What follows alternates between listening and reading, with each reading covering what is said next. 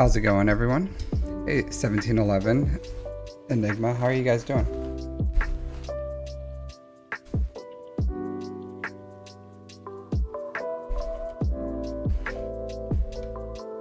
So today is going well. I have this on. Hey, DCU. How are you guys doing today?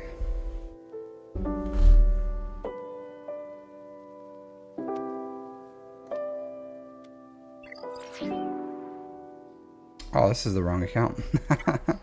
Yeah, I gotta change my account real quick. Like, what is this? What is this?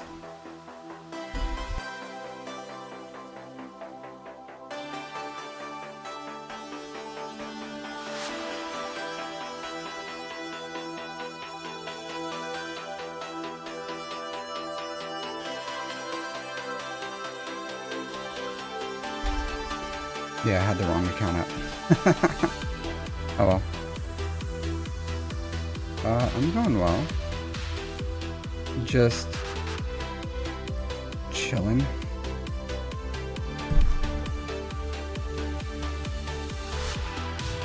Actually, so I have a heat pad on because I have what do you call it? So this week I kind of went too hard exercising. And I have like chest wall inflammation. So my chest wall is just like inflamed. It really sucks. Just makes it a little difficult to breathe and stuff. In the rib areas, my rib meat.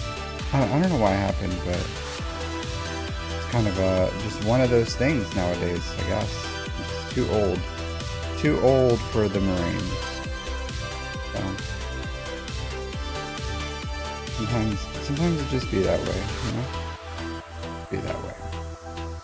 So how are you guys doing? Not the biggest of deals. Hey, music. I'm glad you like it. Yeah, that'd be fun.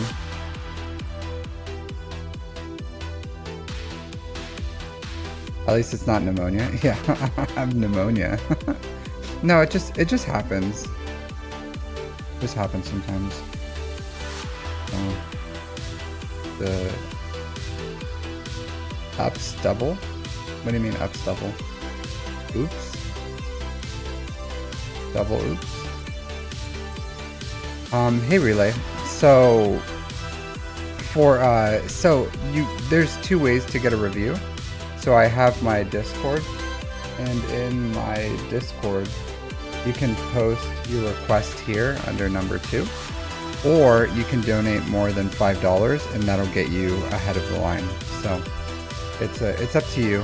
I will say for the free reviews it's random because there's like a huge line. So, but if you're looking just for if you're not pressed for time and you just want a review, then you're more than welcome to submit a free one. Or if you want it expedited and you want to support the stream, then you can absolutely donate if you want to. So I am just using my money or my credits, not my credits, my energy real quick on my free to play, and then I'll jump on the mains. You've got a torn meniscus and MCL. Man, aren't you like ancient? What are you doing, Enigma? You shouldn't be doing those things. You're too old. That's a young man's game, and you're no longer a young man. You know what I mean? You're an old man. Ancient. How can you request for a modding workshop, music? So I have one for next week. Just hit me in the way people do it is you just hit me up in a DM. So it doesn't actually cost anything to do the modding workshop. The way I've decided to do it is so people are welcome to submit for it, and then if they want to donate afterwards because they felt like it was worth something, then they can do that. But that's how BJs are fun. I know BJs are fun, Enigma, but you don't have to be so vigorous while giving them. You know, you're not young anymore. Those legs can't handle the stress that you were able to handle earlier. So it's gotta, you know, less vigorous. Maybe softer padding on the floor, or knee pads. Knee pads. I hear knee pads are pretty good.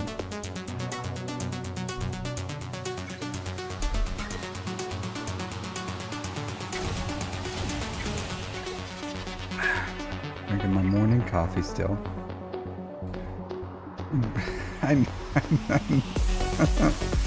Yeah, I know. I get it. It was a joke. It was a joke, Enigma. I know what BJJ is. I'm not a big fan of martial arts. I know, and maybe it's because in the Marines I was, maybe because in the Marines I was just kind of like forced to do it. You gotta choke people out. I know. You gotta choke them chickens, right? That's the term, choking the chickens. So I get it. Cantina battles. So, oh yeah, it's too early for this. What do I have to do here? My dailies. Not much. Just everything. Maybe you got lucky. You don't have to be lucky, Music. I don't mind doing it. I've already committed to next week. So if we just have to find a time that works, Music. We're very similar time zones, if not the same. So I'm sure we can work out a time where we can knock it out, Music. So usually I do them on the weekends, but usually Saturdays, depending on my schedule. But yeah, so it's probably here. Let me look at my schedule. So not the 28th, maybe October 5th. I'll have to see when I get closer. But if you're free October 5th, then we can knock it out around that time, Music. All right, so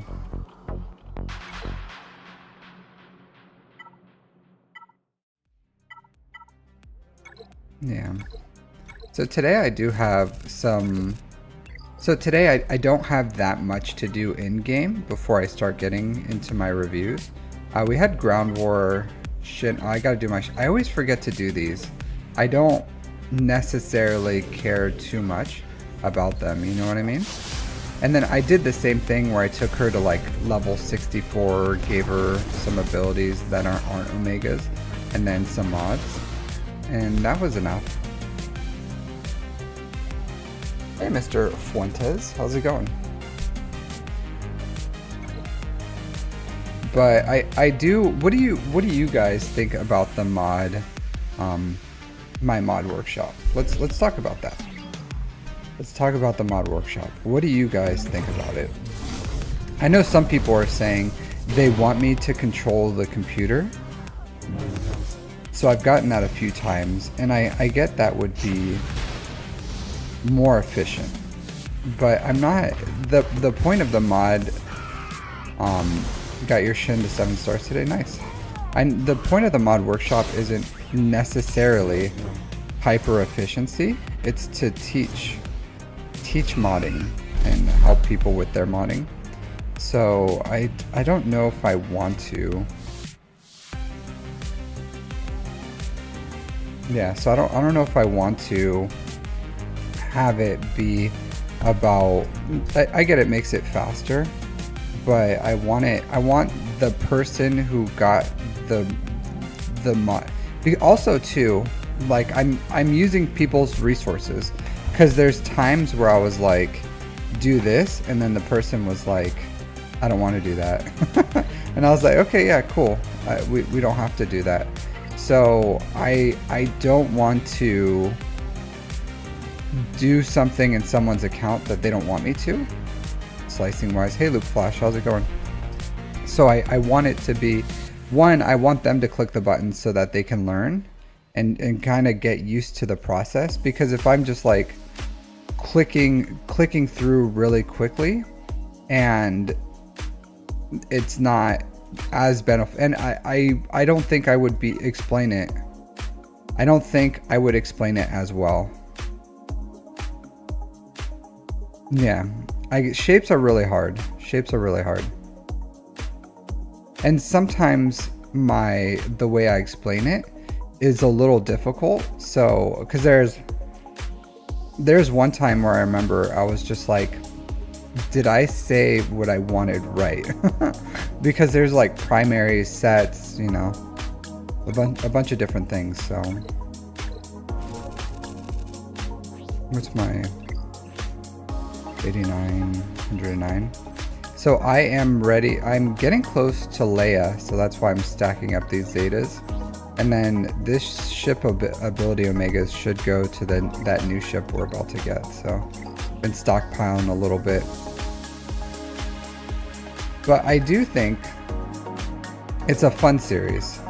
I do. I have fun with it.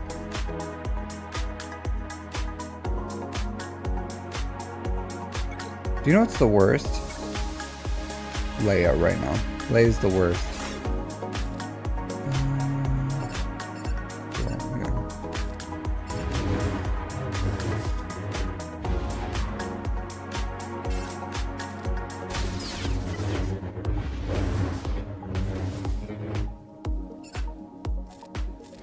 See if I can get to ult before she kills me. Is a maybe. Yeah, sure. Nope.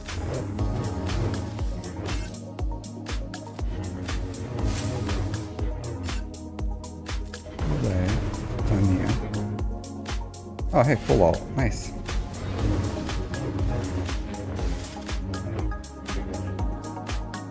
Cool, let's kill you.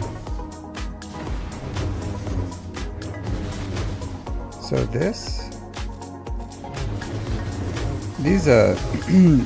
these arena matches have been so annoying lately. Yeah, let's just put it on you and then throw it on auto. You just left me a note in the Discord?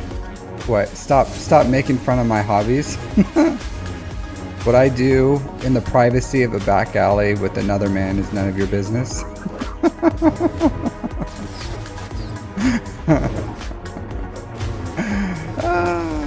I crack myself up. Ah, man. I am hilarious.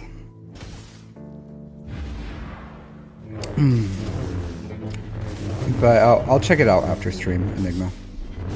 After stream.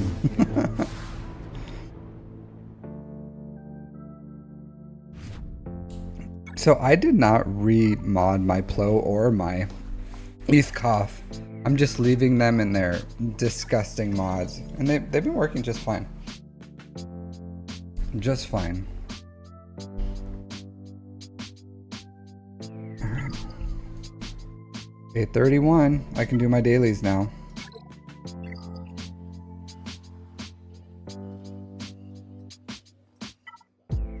So I do think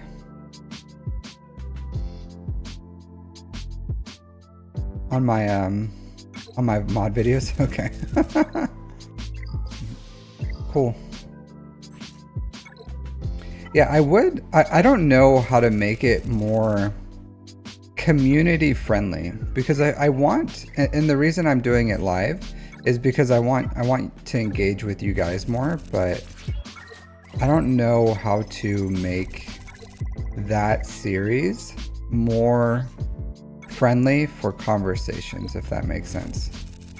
So, and I know I mentioned it before, and DCU said that, I don't know, maybe people don't feel like their mod knowledge is the same as mine, so they don't want to like comment. Maybe they're scared of like getting dunked on. They're like, maybe you should do this, and then they're scared I'm just gonna immediately dunk on their recommendation or something. I don't know. Which is fair. That's a fair thing. I'm not saying I wouldn't do that, because knowing me, have more than one person on live. Hey Guppy, what do you mean? Like a community? Like we're just sitting here chatting away?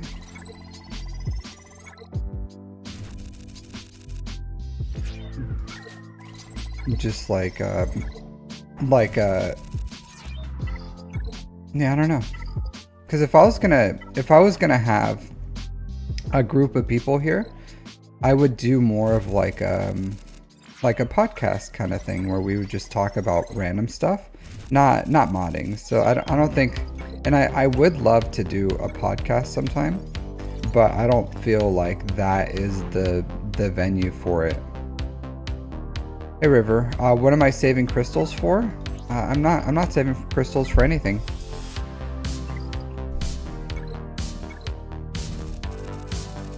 Hey Blackhammer, thanks. How are you doing, dude? More friendly? Maybe. That's a good suggestion. Enigma. It is. See, that's my that's the curse I bear. The cross I hold is I just dunk on people all the time. Inadvertently. I'm not it's not a main, it's not a purposeful dunking. It's an inadvertent dunking. Yeah, actually this is pretty low for me, the hoarding.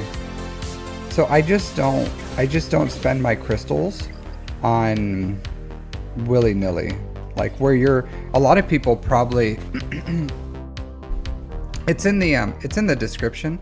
No relay, the donation. Pretty sure it's in the description, right? In the video.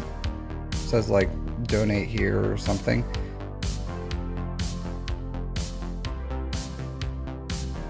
Oh. That's pretty funny here. This is what Enigma sent. Yelling at them, the square. That's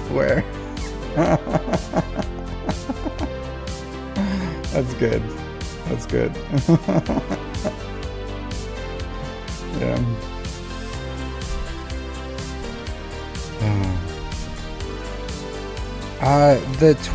It's on the 25th, so it's too early to start hoarding right now. So it's way too early because it's what, the 25th? So that's 3 days away. So at earliest I would probably start hoarding tomorrow. But generally for stuff like that, I don't know how good it's gonna be, so I'll probably hoard. I'll think about it. I'll think if I want to start tomorrow or if I'm going to start hoarding the day after. But I don't know.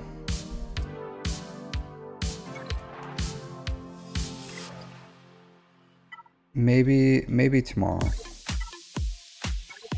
Is it even worth it? I don't know. The possibilities of what we can get may be worth it. Cause watch, I'll show you. Was it data mined? Or was it at news? So the possibility, here, let me hide my face. The possibility of what we can get is very good. So both types of Chirotech, Zetas and Omegas. So is that worth hoarding for? Like, yeah, absolutely. Do we know for the drop rate if it was worth hoarding for? We don't know until the event starts. So like the materials themselves, yes, 100%. In the past, the drop rates have been really generous for Zetas, and it was like 100% worth it to do it. But we've also had drop rates for free Zetas events where it was like absolute garbage. So, but it's free, you know, like it's just for energy. So you can hoard, you can not hoard. It's up to you. What I do is I'll do everything normally, and then the day before I'll do all my refreshes, maybe even up to like 100, like the double refreshes, like 100 refreshes for the energies, and then we'll do that. But I still don't have I think it was like Calcestis shard farmed yet, so I still have like a bunch of shards I have to get on Calcestis. I don't know which one his one is. I think it was just like one of the Chirotechs. Yeah. Mark 7, I think that's the shark, or it may be battle computers. Mark 9, no. So I can't get the shock prods because I have to farm enough Calcestis shards. So I'll just take the free Calcestis shards.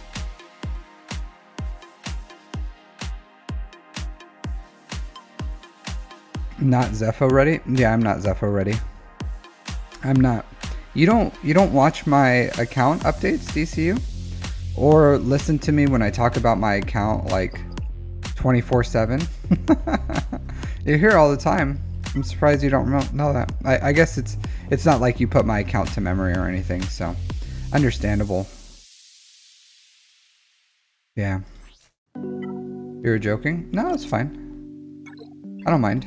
You can make fun of my account. My decisions, not a big deal.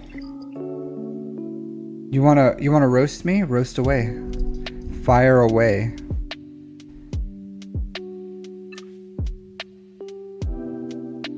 I started my Leia journey though, so I'm working on the CLS team. Got 3PO and Jupijupi. He's gonna be R7 here pretty soon. Just need a little bit of, I'm stuck to the signals they are. So one thing I did change. So I changed what I'm buying. So I am, because before I would only buy the Conquest Pass Plus. So now I'm committing to buy that $10 pack on Mondays, and I'll probably buy that like $5 or $7 pack that comes weekly. So I'll buy, so I am going to accelerate that way. I don't necessarily recommend players to do that. The only reason I'm doing that is the level of income I make from streaming makes it worth it for me to be able to like accelerate my account so I can get, because my goal is to get all the GLs. I already have all the GL ships, but my goal is to get all the GLs so I can start making content on like things that encompass more of the game. So it's more of like I'm trying to accelerate those bottlenecks in an affordable manner that is realistic with how much I make for streaming, and just reinvesting that money back into the game so that I can make better content and have like greater insight into the game pretty much. So yeah, so I've decided that I'm gonna start like, it's not dolphining. I don't even know if that's like a dolphin, but like probably, what is that, like 80? So it's like what, $40 plus, I think it's like $7 now for those. So 28, 68. So like less $100 a month. Less than about $100 a month. Maybe less. Maybe I'll just buy the pass instead of the pass plus. So it'll be like $80-ish for so I'll probably do like $80 a month for this game, which is not a lot, right? But I think my income for this game has gotten to the point where that's like encompasses it. Hey, thanks No Relay for the donation. So I'll get you first.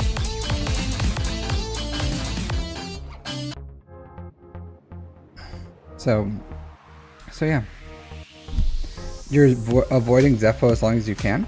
Really? I hear it's like a pretty difficult mission, but as long as you have, if you have JML, you're pretty safe to farm Jedi Knight Calcestis, or if you have like Rey or Star Killer, then the farm's worth it just for Baby Cal, because Baby Cal's really good. So a lot of times I wish I had that Seer Unaligned Force user team, because the Baby Cal here really does elevate Star Killer. He elevates Rey, so he's a really good character. Like just overall, like his kit and everything, really strong. So I think it's worth it.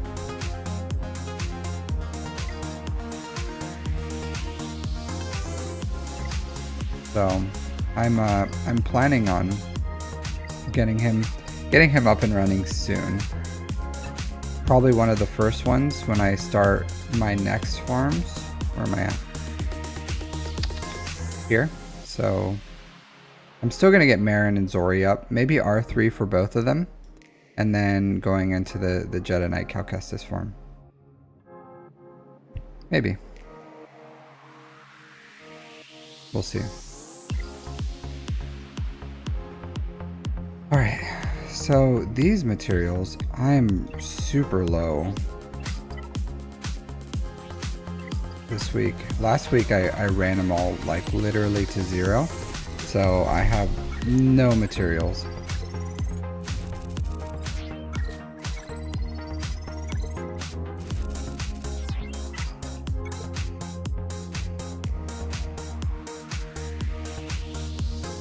You finished Malakos. I failed to see where Malakos helps you for your Jabba farm.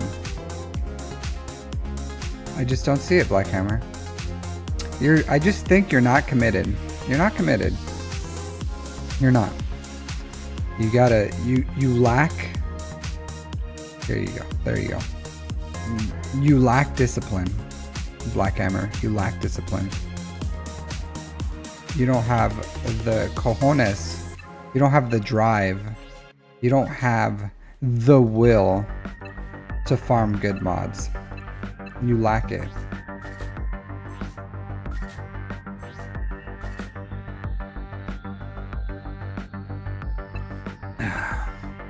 Let's see if there's anything in here worth.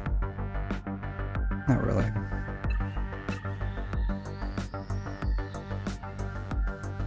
I just ran out of get 3. I wants it. I needs it. So I finally have enough Chirotech.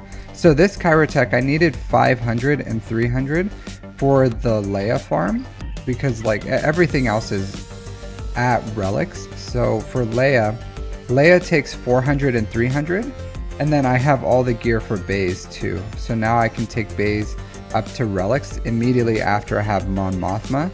I'm sorry, immediately after I have Leia. I have enough. I just need the 100 Chirotechs, which I have. So all the extra Chirotechs I start getting, I'm gonna start putting it into this Jedi Knight Cal Kestis. So I'll take like Marin up and running first, and then we'll move on to the rest.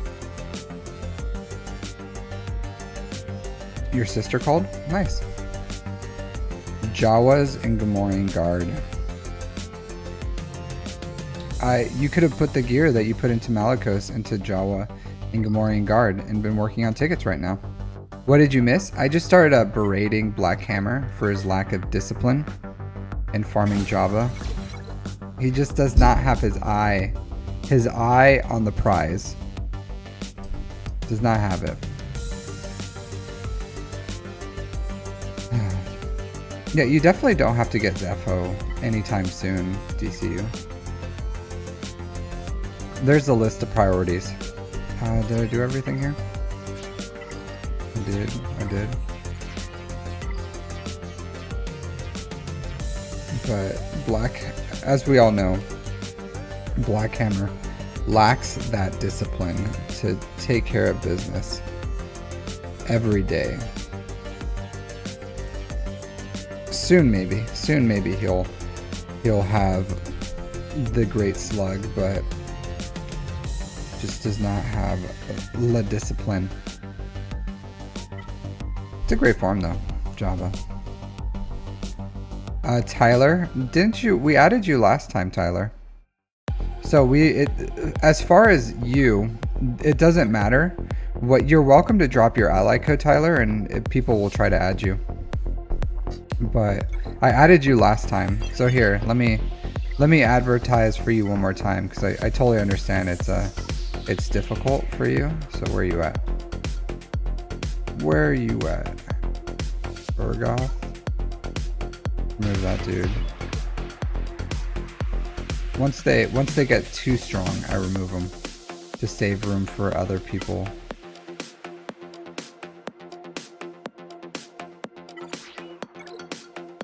Is this you, Tyler? Darth Tyler?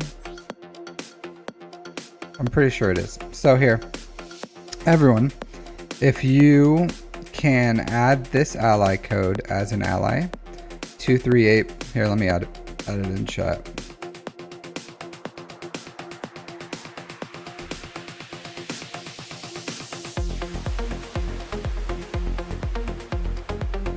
Here you go. And add in this dude so that he can help him progress through the game, because he's but a wee babe. No ships, very little character GP. He's just struggling through life right now with the level 59 Darth Vader. How long have you been playing? Because I would say you are spreading your resources way too thin, Tyler. So I understand at this point you have a lot of credits, but you should be saving your credits, because you don't have the credits to be able to invest in all these people and put all these gears. You're wasting your time. So you should be working on 2 teams at most. One, the Phoenix team here. So you can go Phoenix. So you would go, not Ezra, so stop investing in Ezra. So you go Hera, Kanan, Chopper, Sabine, Rex. So you invest in this team right here, and that's your core Phoenix. After that, and that, like, you put all your resources into this team, you can build up Rex the most, like he should be your most geared character. After that, for dark side, you can probably go Empire is what I'm thinking, just initially. So you can go like Darth Vader, Moff Gideon, Dark Trooper, TIE Fighter pilot, you need him. You can gear up Moff Gideon, so, and maybe Moff Tarkin or something but at this point you should be pretty close for the Phoenix if you have all 5 stars. So 1, 2, 3, 4, 5. So at this point you can unlock Emperor Palpatine and Thrawn. So go unlock Emperor Palpatine and Thrawn, and then you're gonna go Emperor Palpatine, Thrawn, Darth Vader, TIE Fighter pilot, and you can go like Grand Moff Tarkin or Moff Gideon or something as your Empire, as your dark side team, and that's what you're going to use as your dark side. So invest in those teams until you start getting access to like bounty hunters, and then you're going to go for the Executor as your main farm. So go here into your journey guide and then highlight this one, the Executor, and follow these. So if any of these are here, then you can fully invest in them. And then you're gonna have to start side farming the shards for, where is it at? So this is the ones I was talking about, Thrawn and Palpatine. You can unlock them right now at 5 stars. And then once you get Phoenix all to 7 stars, you can unlock them to 7 stars.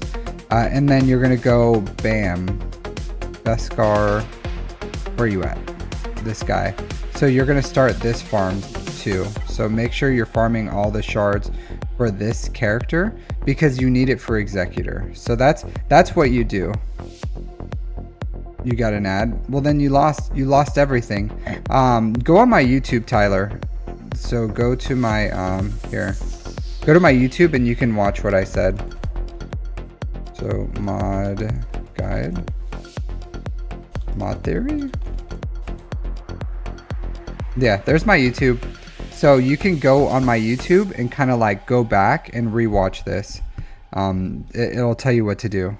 So do that. So start shard farming for BAM. Start building towards Executor, and then make an Empire team and a Phoenix team, and that'll be your light side, your dark side, and then start investing in those bounty hunters. So that's what you can do early game. There you go, a free little roster review. So I just happen to be doing the same exact thing right now, so it's really easy for me to tell you what to do, because, you know, surprise, surprise, that's that's what I'm doing. Yeah, there's a bunch of guides on there too for my YouTube. So if you wanna subscribe, you're free to subscribe, Tyler. And then go check out my guides. It'll help you with all my stuff.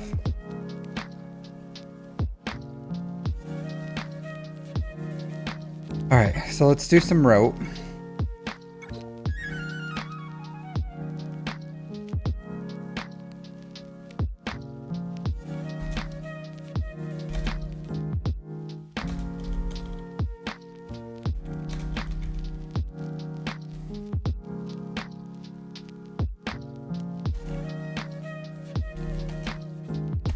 So this should be like super quick, just because I don't have the characters to actually do any of the battles. So what I can do is just 2 fleet battles and then I'll deploy. So I'll knock this out super quick.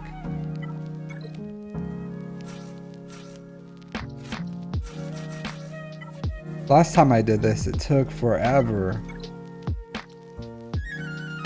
Yeah, sure. Took forever.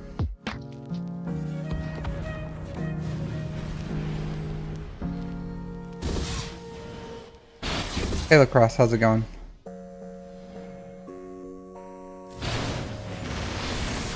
So you may not know this about me, Lacrosse, but I have an immaculate memory.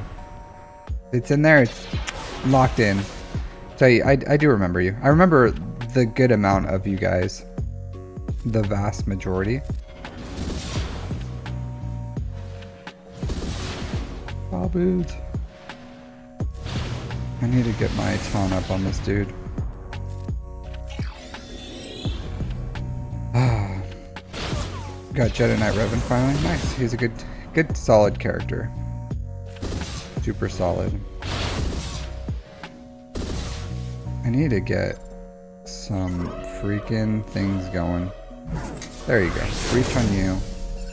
I don't want to breach you. I can breach you. There you go.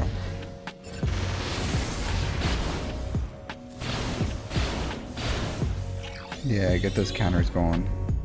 Counter, baby.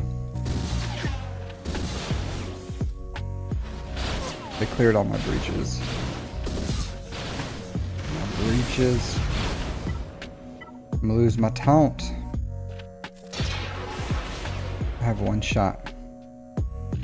No, I'm not. I'm gonna lose my taunt. Can you lose your taunt? Oh no, I'm not gonna lose my taunt. Yes. Okay, sweet. Hey, Rawingen. Excellent. It can go smoothly now. Yeah, whatever.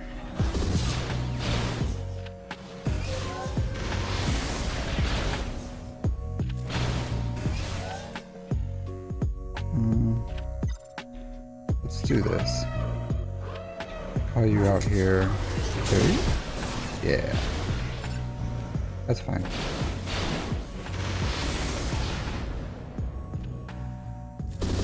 A southern accent. I am but a southern belle, which I understand is a lady. Yeah. No, I don't have a southern accent.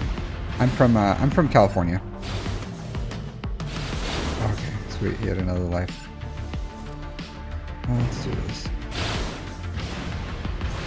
Much faster when everyone survives.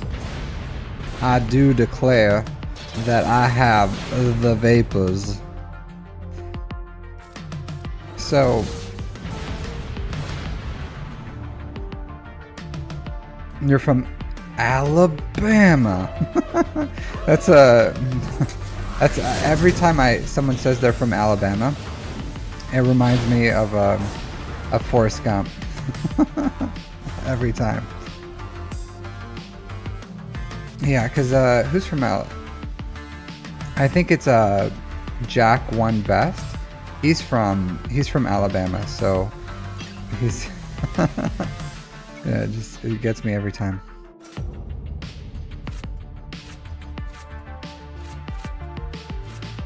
So for this one, these guys. What am I doing here? Sure. You work with people remotely from Alabama? Nice. I don't work generally. I don't know why. Not a lot of people from Alabama join the Marines, so I do not meet with a lot. Maybe they join the Army or something. I don't know.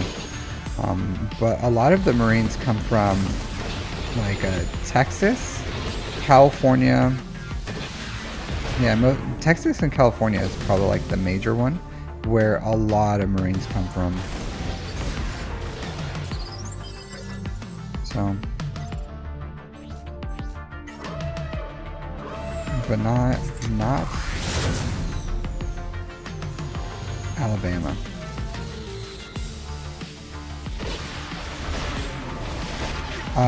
Well, relative, right? Pancake. So you may have known a couple people that have joined from Alabama, or because you're from Alabama. But I'm in the Marines. The vast majority of people I know. Let's do this.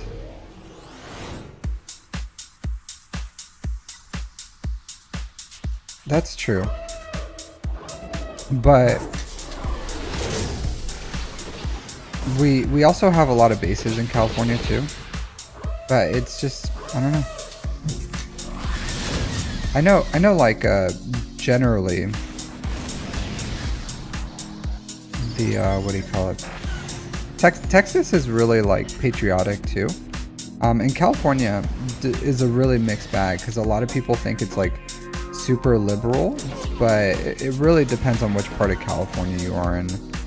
Because I'm like from California. I joined the Marines, so a lot of it's just yeah, it is just like a huge state. So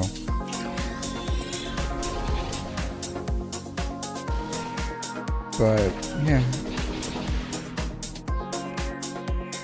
New York too, kind of. Florida, New York, all big states, but there's not like the center of America. Just not a lot of people join the Marines. All right, I don't know which one I want to do.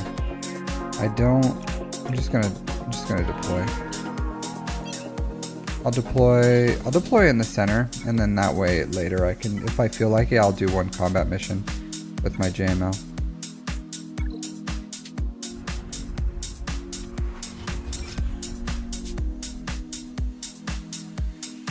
Yeah, so because California, I don't know if this statistic is still true, but California grows like some 60% of the produce in the US because they have like this valley. They have a valley. What are the conditions for the roster review? So the conditions. So there's two ways to get a roster review. I should like type this out so I can just like copy and paste it or something. But for a free roster review, you're welcome to submit here in my Discord for free roster reviews. If you would like to skip the line, you're welcome to donate in the description, and then it gives you a premium review, which allows you to get your review today. But if you want a free one, you're welcome to submit in the Discord for a free roster review. So those are the conditions for a roster review.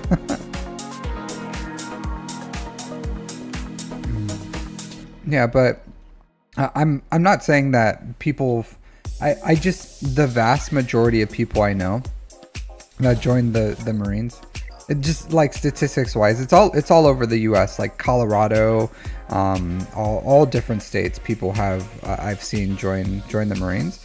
It's just like the volume of people, and it probably does have to do with populations because Texas and California are like absolutely huge. But also the recruiting effort in California and Texas are very huge. And it's like, because I was a recruiter, I recruited in New Jersey, a big state, still nowhere near the amount of people that get recruited from like California and Texas compared to like New York, New Jersey. So it's just like a totally different amount of people. So most of the people, or a lot of the people I know, again, all over the US, even different places. Like we recruit in all different countries, like people in Palau, a country, or like the Philippines, or other US Guam, like a lot of different countries can join the US military as well, like very, very low amounts. But we do recruit in some countries where we provide defense for them because they don't have a military. We have options where they can join the US military. So it's you'd be surprised. Puerto Rico, a US territory, like we have people join out of there. Guam, people join out of. So it's not just like the continental US that we recruit out of. It's kind of like, believe it or not, all over the world. So they join to gain citizenship. That's not true. So a lot of people join for different reasons, because some of them, or some people, choose to not get citizenship. So I recruited a guy, and he was a Korean citizen, and he had a residency in the UK and also in the US, and he joined the Marines. He just wanted to serve. He just wanted to be a Marine. And he did not choose to get US citizenship. Like, he maintained his Korean citizenship and residency in the UK and the US. So some people just join. There's a million different reasons to join the US military. He didn't even want the financial benefits. Like, he just wanted to serve. He felt like it was important as a man, is what he said, to serve in the military. So it was like an important part of his culture and how he felt.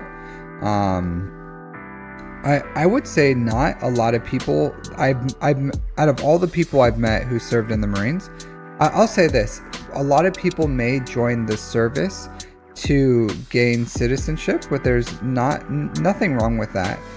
But most people who join the Marines do it because they have something that they want to improve on. Usually, like, they want to improve as a person. Like, the Marines are known for it to be like tough. Like, it's a difficult lifestyle. It's not fun. It's very uncomfortable, but that adversity is going to make you a stronger person. So people may join the military for whatever personal reasons, but a lot of people who also join the Marines do it not for like financial benefits, but they do it because they want to be a better, stronger person. Because that's a lot of what we promise, is like, hey, we don't promise you a good time. We don't promise you anything, except that we'll give you the opportunity to become a Marine. And a lot of people know that when they do that, at the end, they're going to be a much stronger person for it. So yeah, just in my experience, I haven't met anyone who is like, oh, I just wanted, like, it's almost like a, and I don't want to like make it this analogy, but it's almost like a car accident. So what's the major reasons for car accidents? Usually it's like a bunch of different factors all playing together that causes it, like dangerous road conditions, like low visibility, distractions, that maybe something happened in the car, maybe they're on their phone or something. So it's always like a bunch of different factors coming in together. And I think joining the military is something like that, where it's not just like one solid reason why they want to do it. It's probably like a bunch of different reasons that lead to them making, because it's such a huge decision for people to make, that I don't think there may be like one main driving force, but it's usually like a bunch of different things coming together that just aligns with. And some people, believe it or not, they just get approached by a recruiter and they're like, I got nothing else going on, and then they go join. Like, I talked to people who did that. They're just like, yeah, I just talked to a recruiter and then here I am. Like, I don't know what happened. It was a whirlwind of things that happened, and then now I'm in Japan. So sometimes it's like that. Yeah.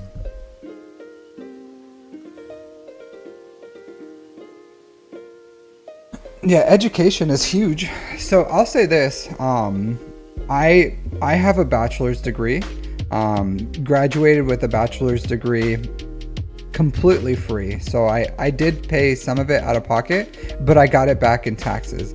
So I have a bachelor's degree. I have zero debt. I have a scholarship that's worth hundreds of thousands of dollars.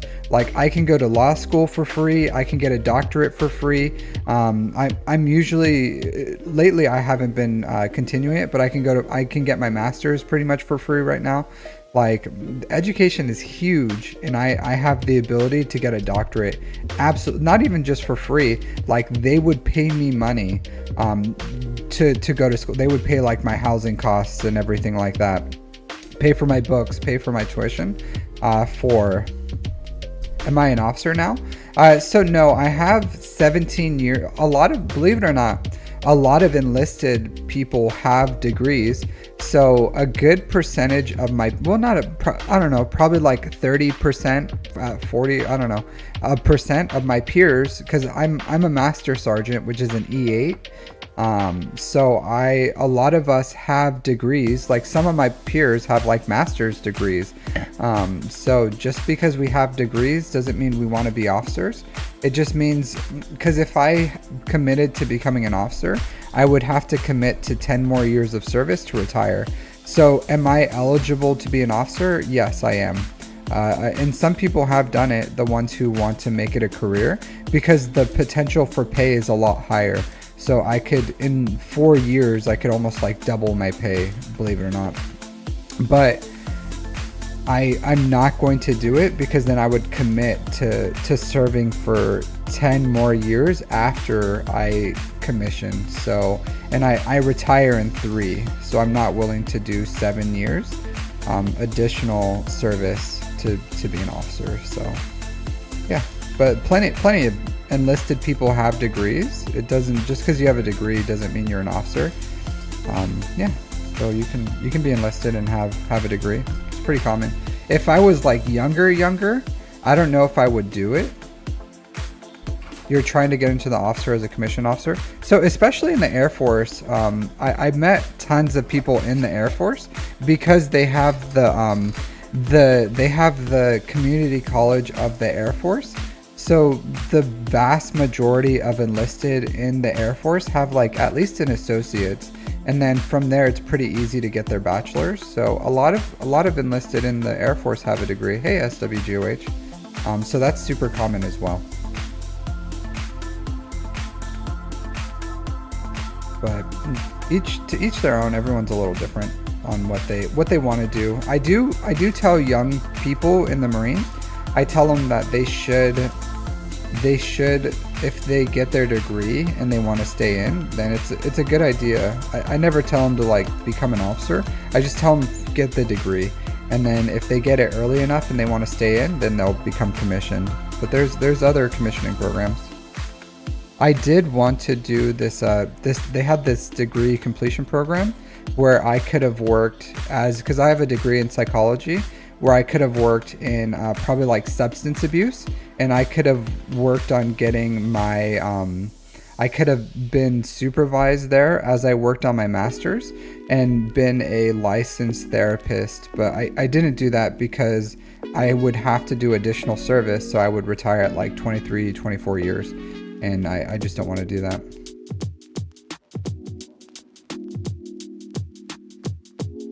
Oh, that sucks, Pancake. Yeah, sometimes that happens. People die in the military. It's good that they're using his memory for something. There's a lot of good scholarships out there for those. There was a scholarship I looked at where I could have used it in service, and the commitment is if I take that scholarship money, I would be committing to do health services for veterans or for the military. So I would pretty much say they would pay for my I forgot what it was, but they would pay a good chunk of my fees for graduate school, and then afterwards I would be committing to working for not as in the military, but being a counselor for the military. I thought about doing that, but I can't. So when you're trying to become a licensed therapist, you have to pretty much be in the States because you have to be supervised in person, and I'm in Japan, so I had to stop my my education to be a licensed therapist just because I'm out here. So that's the one thing that did kind of suck, was I was hoping to finish my master's by the time I retired, but I ended up deciding to get a master's in business because I don't have to do a practicum for that. All right, so let's start working on my mods.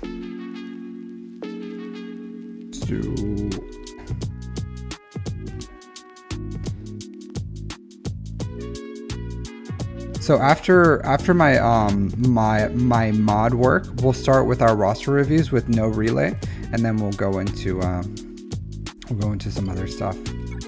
Just roster reviews from there. All right, so we'll sell.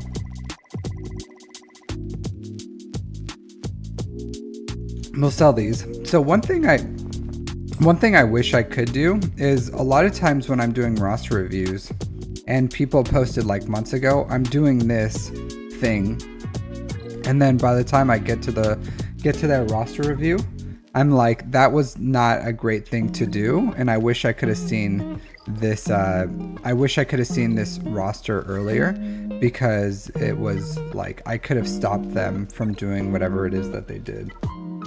So that's the one thing that kind of sucks with like just not having the time to do these in a timely manner. But there's too much. I literally can't do it all. So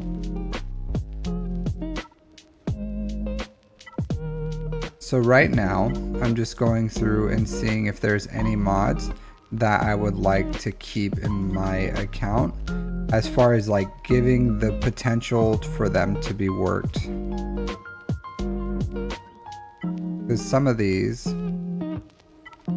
are worth slicing, and some of them, and especially if it's like offense with offense percent, or I need the more protection and health primaries with speed, not necessarily arrows, but the other ones. So I'm looking for things like that. I also do need more of these like squares and stuff like that. So that's what I'm looking for. So anything with like good primaries and sets with offense percent 2, always like a keep, even though it has like flat defense, like offense percent offense, if it hits speed. And all I can do is play the odds, right? So maybe it'll be good, maybe it'll be bad, I don't know. But if you are, the chances are of them hitting, and then crit damage is always like a must keep. Offense percent main, usually a keep. You hope the wheel lands on you this time. Good luck, dude. Good luck. I need health primaries. Offense with offense. So that's primarily what I'm looking for. I do need some of these health ones for R2D2. Even though the stats aren't perfect, but. And this does save some money, even though it seems like I'm clicking on a lot of them, because I am, but.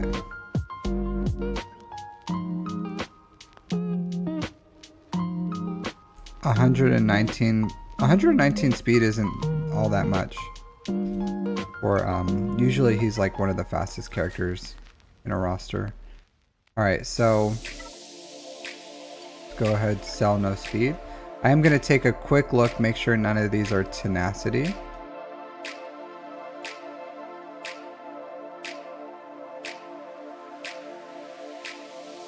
This one,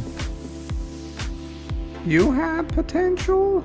So this is actually perfect. Or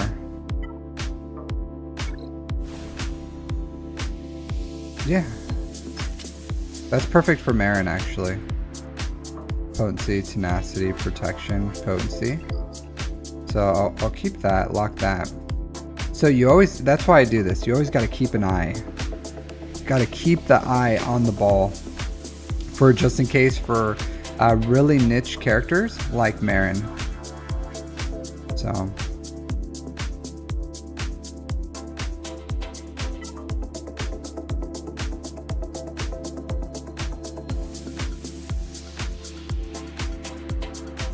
So when that happens, DCU, you gotta message them, and you gotta be like, brosif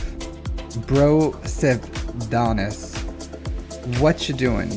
Why did you do that? But be cool about it. You can't be like, you dirty MFer, what is wrong with you? You just be like,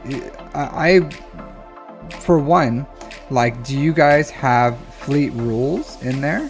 So if you don't have fleet rules, then, because if you look here, like my shard has like rules. Like it's a very plain Discord, but it's like, here's the rules. These are what we, when you join the Discord, this is what you're committing to. So if you just have a Discord where you can talk to, but you don't have rules set up, then that's kind of like your fault. So you have to have rules of how you're going to do it. So I'll leave this here. You can look at it. But this is the rules that we have.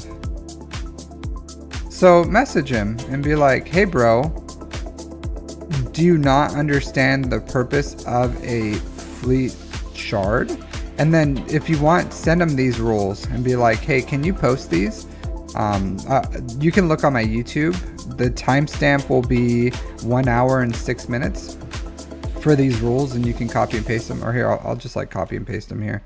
If you want to like, there you go. So yeah, just you can use whatever rules you want, but those rules keep us pretty healthy.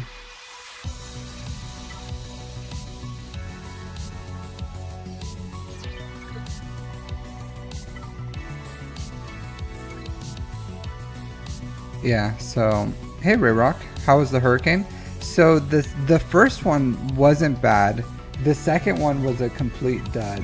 So, or no, the first one was pretty much like a complete dud, and then the second one wasn't bad at all. So the second one didn't fully form.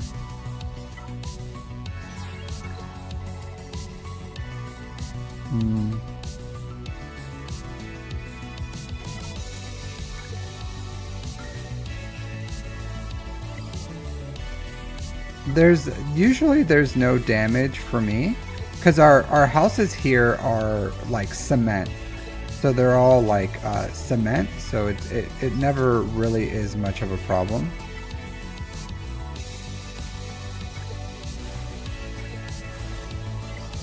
And take all these up to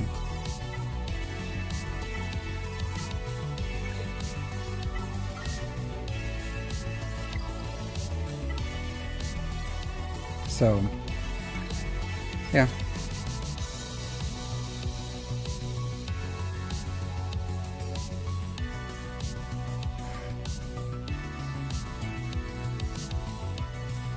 Are you saying my response to a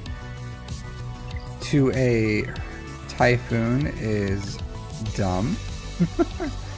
Are you calling me dumb, DCU?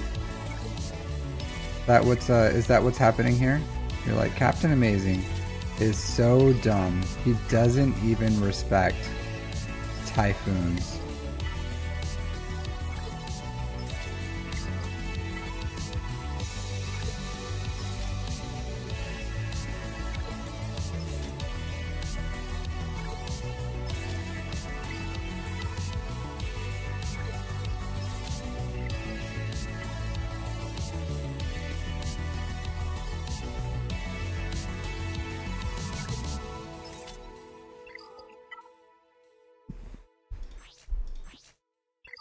Man, running out of 8.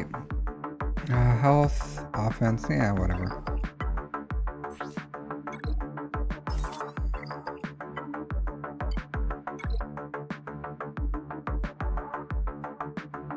Oh, okay. Yeah, so a lot of people, I don't know, a lot of people always think it's not going to affect them for weather.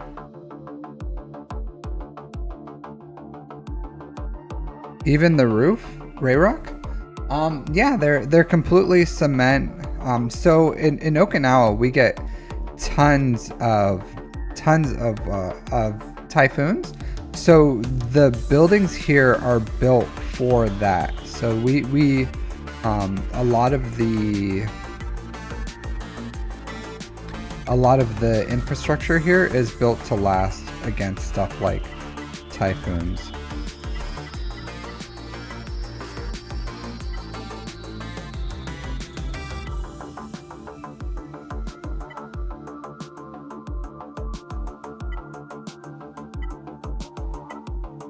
So not a big deal, but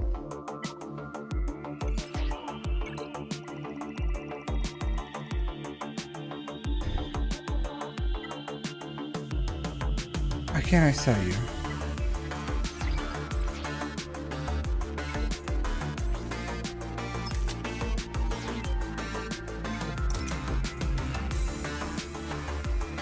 Assigned to a loadout? What? Alright, I gotta figure that out. No, Rayrock. I wouldn't say it's a bunker, but it's just a, you know, like you can't tell, but they're just like built to last.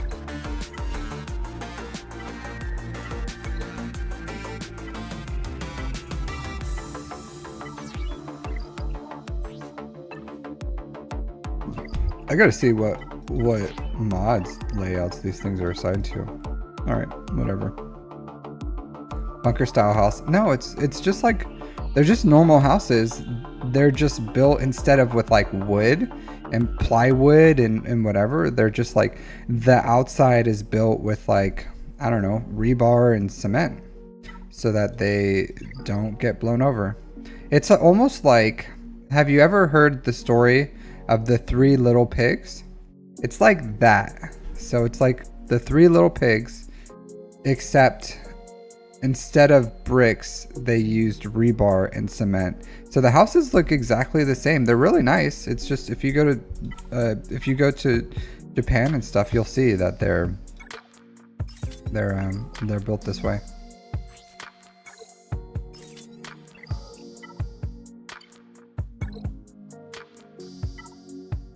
So, yeah.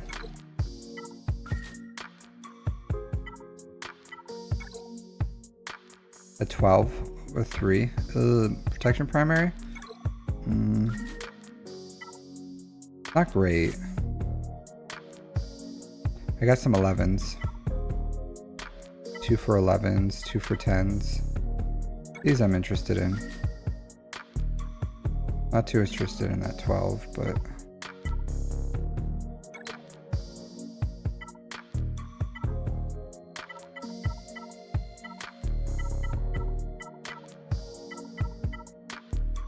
Let's sell all these 5s.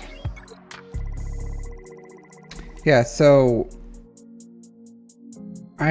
the point of shards are to be like to work together so that you all get your payment. I will say I have a dude in my shard who just like complains if anyone attacks him anytime near his payout. And it's like, bro, that's the point, isn't to never get attacked. It's like, it's so that you don't get attacked within the hour of your payout. So that is a little annoying. Is like he expects no one to attack him like ever, but it's like that's not the purpose of a shard. The purpose of the shard is to protect the payout for everyone, but you can't expect no one to attack you like ever. So that like gets a little annoying. But guy, he's just like a complainer, always complaining. Yeah. Even second place is important too, like first and second, or even third, because there's a lot of some shards have like 4 with 15. I don't know about that one. I can probably still work it. 13s, yeah.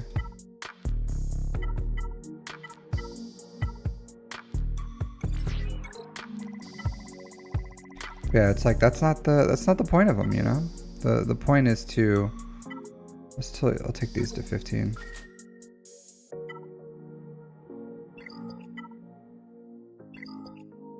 Like the purpose is to have everyone working together. This is super shit. A 20. I'll still use it because it's a 20 speed mod, but it would be the worst. A 20 mod's a 20 mod, right? A 20 mod's a 20 mod, but still, like these rolls, man, these rolls. Come on, you know. It's not a pilot mod. It's 20 speed mod. You're saying a 20 speed mod is a pilot mod? It's still like decent. No, it's not a pilot mod. That mod's going on 20 speeds, 20 speed.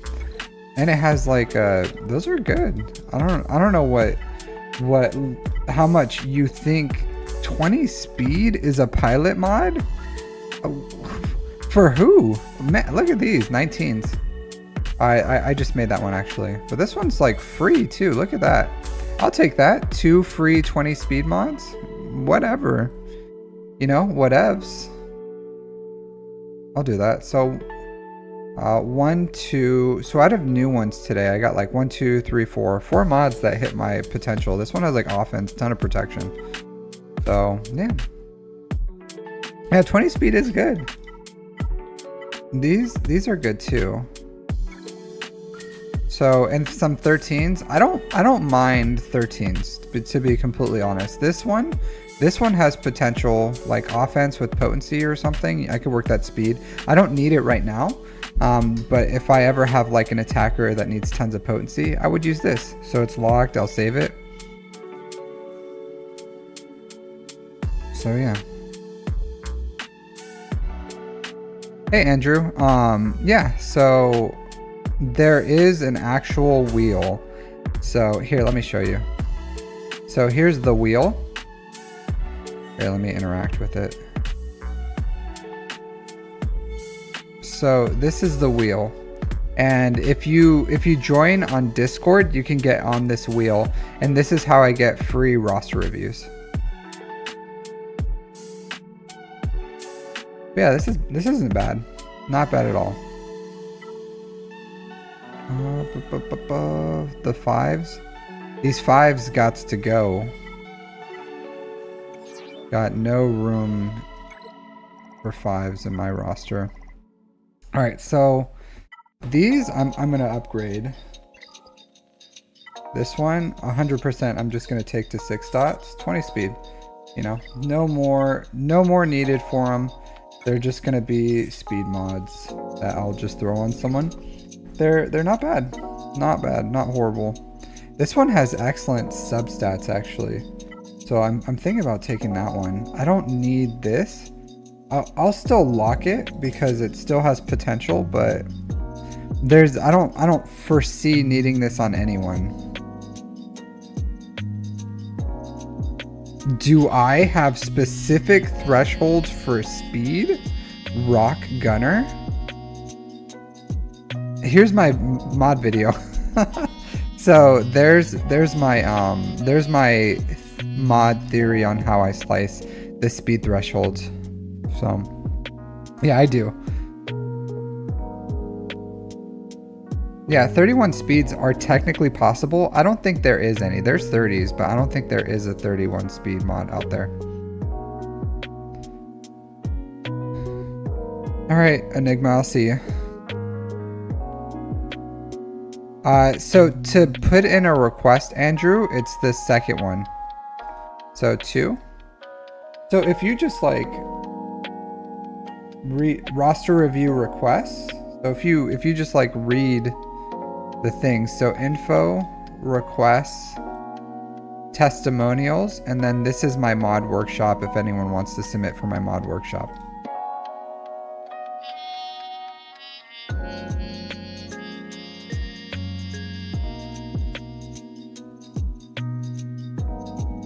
Yeah, that's hilarious. Rock Gunner, so funny.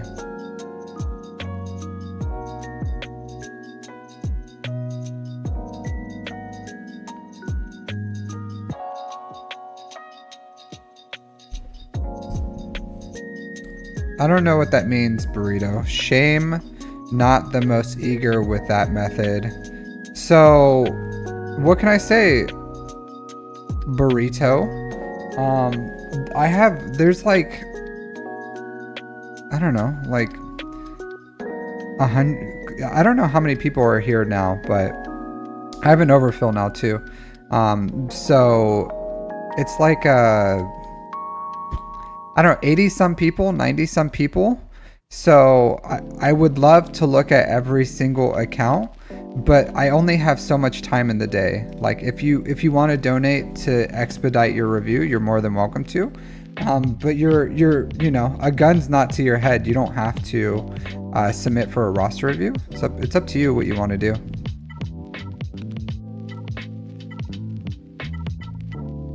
All right, so let's go not unassigned mods, filter these. Sort by speed. See what I got. So this is still good. I don't care to do that right now. This one's good, but this character isn't 6 dots. Protection 18. Not in a huge rush. How much to donate? Any donations over $5 will get you a premium review. Potency. The speeds aren't great. I do like to work the 3. Like this, 3 with 16s, 3 with 17s are really good for me. 4 with 16, not too interested in that. 3 with 15, I'm not too crazy about those secondary stats. These are okay. Honestly, maybe I'll save my stuff for next time. I do have a bunch of 6 dots I want to work. So I can do that. I have like a ton of 6 dots I need to work. That's crap. Alright, let's sort by speed. I have a ton of these that need working. So this one, let's work the ones we have. Because we have some slicing material that I haven't had in a while. Alright, so let's calibrate this. Tenacity or flat offense? I'm gonna calibrate this flat offense. Because if it hits tenacity, then it gives me an extra chance for speed. And it hits speed, so there you go. 21. Yeah, I'll keep that. I'll keep that in the bank. Alright, let's slice this. See if I can hit speed. Tenacity. There you go. So now I have 33% chance with 1 calibration and 1 slice to be able to try to hit this. These are always heartbreakers, right? So I don't expect it to be hitting speed. There you go. And then I'll try to calibrate this. If it doesn't hit, it doesn't hit. But this is as good of a chance as I'm ever going to get to hit speed and protection. So there you go. Heartbreakers. At least it's a better slice, so it's still 21, so this mod's done, unfortunately. So let's work this one. Potency. So same thing. I'm definitely gonna calibrate out this potency one. Come on, speed, offense. I'll keep that. 6%, that's good. And then let's calibrate this potency again. Defense. I'm not going to do that. So it's a discard. Believe it or not, I'm thinking about, 6% offense is still really good, but maybe some other time I'll look at that. Not too interested in it right now. I got other things I need to work on first. All right, so speed. These suck.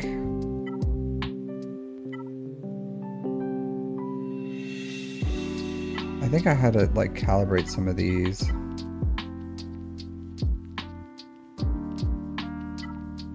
All right, let's go back to working some 6As.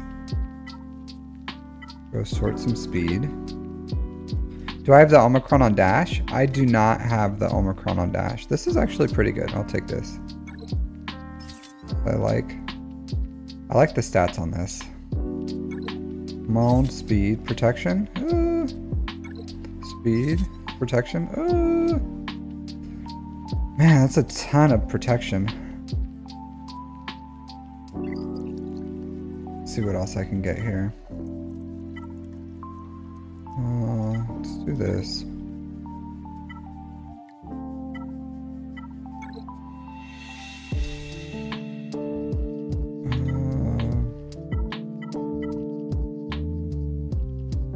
$18, $19. Technically has the potential to be. I'm out of slicing materials though. All right. Work 6A, work 6 dots. I'm okay with leaving the mod work that I did here. Oh yeah, I do want to. I had some blue. That's what I had to work on. I had some blues that had the potential to be like plus 25s. That's not bad, believe it or not. So let's slice it again. There you go. 26 health.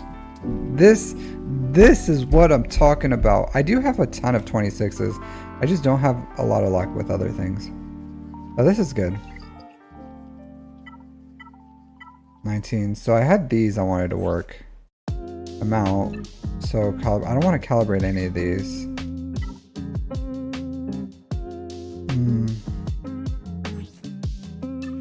I can calibrate this defense, see if I can hit some speed. Defense. I got you, Andrew. Flat defense? Yeah, I'll keep that. Why not? Alright, now I'm out of materials, like, completely. I'll still slice these later, but I'm just out. I'm out. I'm done, guys. I'm done. Not bad week, though. Not bad.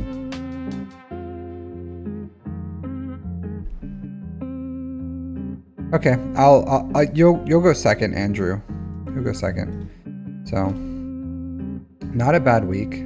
So we have no relay. So no relay. Can you drop your ally code again for me, please, just in chat? Andrew.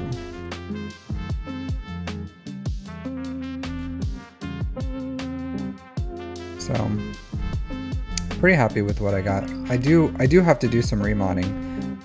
So because I got some decent ones. So I can use these. This is like, I don't know what I would use this on. Ton of protection though. It's a shame the speed didn't hit.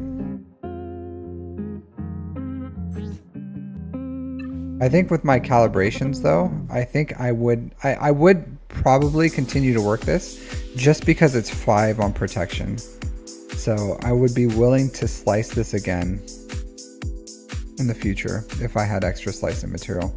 So we'll see where it goes, but like these 3 are good. I got that one. I think it was on Padme. I'm probably gonna steal that Padme one for like Leia or something. But not bad. Not bad at all. 1% protection. I already have a really high protection diamond for JML, so I know you guys are like, use this for JML, but I have a few diamonds that are just like really good. Yeah, see, JML is already like 10% protection, higher speed with potency, with flat protection. So I have a better JML one than this one. And then even on my, I have another one that's really good too. I think it's on Bosk. Where are you at, Bosk? Bosk, yeah. This one has 11.32% protection with speed, 27 speed. So this one's really good too. So I have a few of these just really high protection diamonds.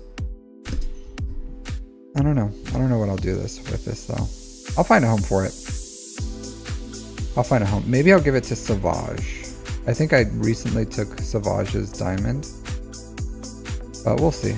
Because the speed is like not super great, where I'm like, I love the speed on this, but I don't know. I'm thinking this would be good for Savage. A little bit of offense, a lot of protection, so survivability. And the speed on Savage isn't too important. So the fact that it's a 15 speed isn't yeah, see? So I'll give it to Savage. More than likely. All right, so no relay, are you here? So if you are here, I always give people the option of going or talking to me live on Discord during your review. So if you're here, let me know, and then we'll do your review live.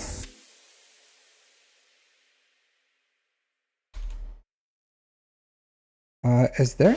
Okay, I was about to say, is there no music? But I think it was like changing in between songs because I just put on my headset. Like, there's no music. Here, let me log in to this real quick so I can read your donation.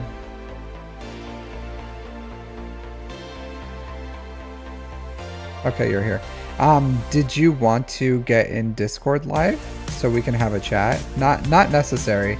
I just give people the option if they're live whenever we do our stuff.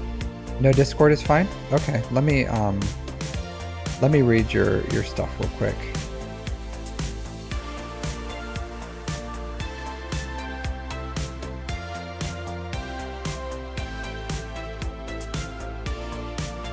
Alright, so looking for guidance on where to go and what to farm. Okay. Gotcha. So I will timestamp your review.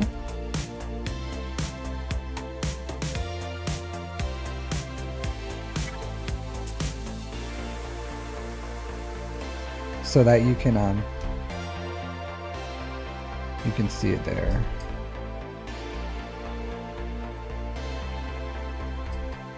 So on YouTube, if you ever want to like refer back to your review, it will be timestamped. Okay. Let's look at where you are. The Minnesotan tribe. I can't get that Minnesotan accent.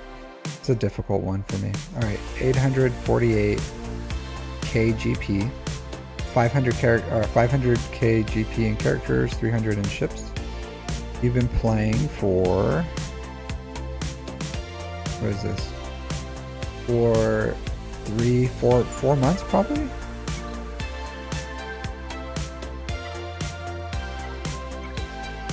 All right, so your first relic should be Darth Vader. So that Mark II that you get in your raids, you should start using for that 15, 8, 19. Okay, so if you haven't seen my mod videos, you should watch the playlist, but here's my guide on speed thresholds. So I would watch that because like this one is good, and you just watched me work my mods. Like this one has good potential. It has potency, flat health, flat protection, speed with an offense primary because it's a square, so it's good. This one is good. It has the potential to be a plus 26. Same thing, all percent stats. Like tenacity is kind of useless for Darth Vader, but the health defense is good. Protection primary is good. So this one's good. But this one is not good. See how it was only 7 speed? So I wouldn't have taken this past a slice of green. So when it was like 4 speed maybe, or 3 speed, I don't know what it started out as, I would have sliced it one time, but I wouldn't have sliced it again. So this is what we in the biz call a pilot mod. So I wouldn't work it ever again. You can leave it on Darth Vader for now. So I would say watch my mod videos. So I didn't fully explain what I'm doing right now. I just worked my mods. So it was very like wave tops. So it's good that you saw me work them live, but I don't know if you were able to like fully absorb what I was explaining, because I didn't really explain myself, because the assumption of when I'm working my mods is that people have watched my mod videos so that they understand what I'm doing. So sometimes I explain things that's not specifically in my guide, or if I do something that's different than the norm, then I'll explain it. Like if I'm slicing like 9s on blue or something, which doesn't have the most potential, they're still okay, but it's not like dripping with potential.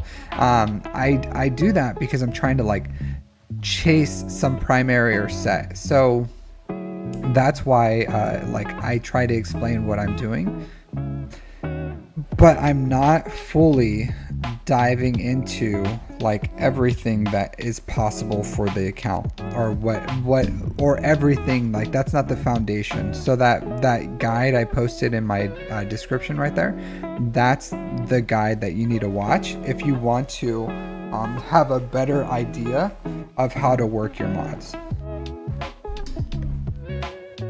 It's fine. You haven't been playing that long.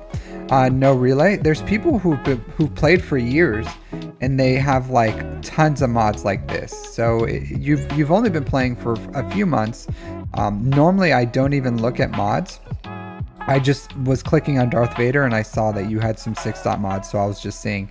My guides also explain how to work 6-dot mods. So I did work some 6-dot mods and showed you what I was doing, but my guides will explain it further of what I'm trying to do with them. So yeah. So I would say just watch my mod guides. Your first relic should be Darth Vader though. Emperor Palpatine's a good one. You can continue to work on Phoenix. Phoenix are really good.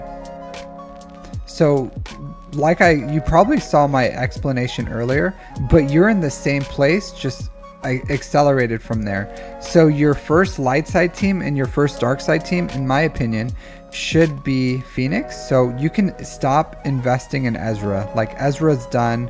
It looks like you already have. You invested more than I would say is necessary.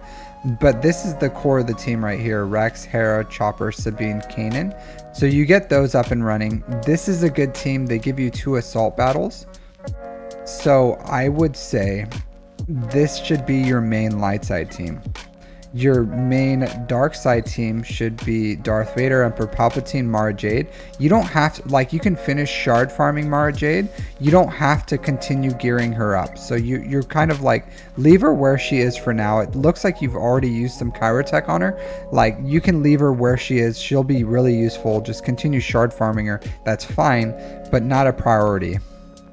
What you should be going for is the Executor overall. So that means you should start working on these bounty hunters. So like Bosk, Boba Fett, Grief, Mandalorian, Cad Bane, Dengar should be what you get up and running. Also, you need to get your Scoundrels for BAM. IG-11, Queel, not Canderous, Grief, Mandalorian, and then where's she at? You don't have her.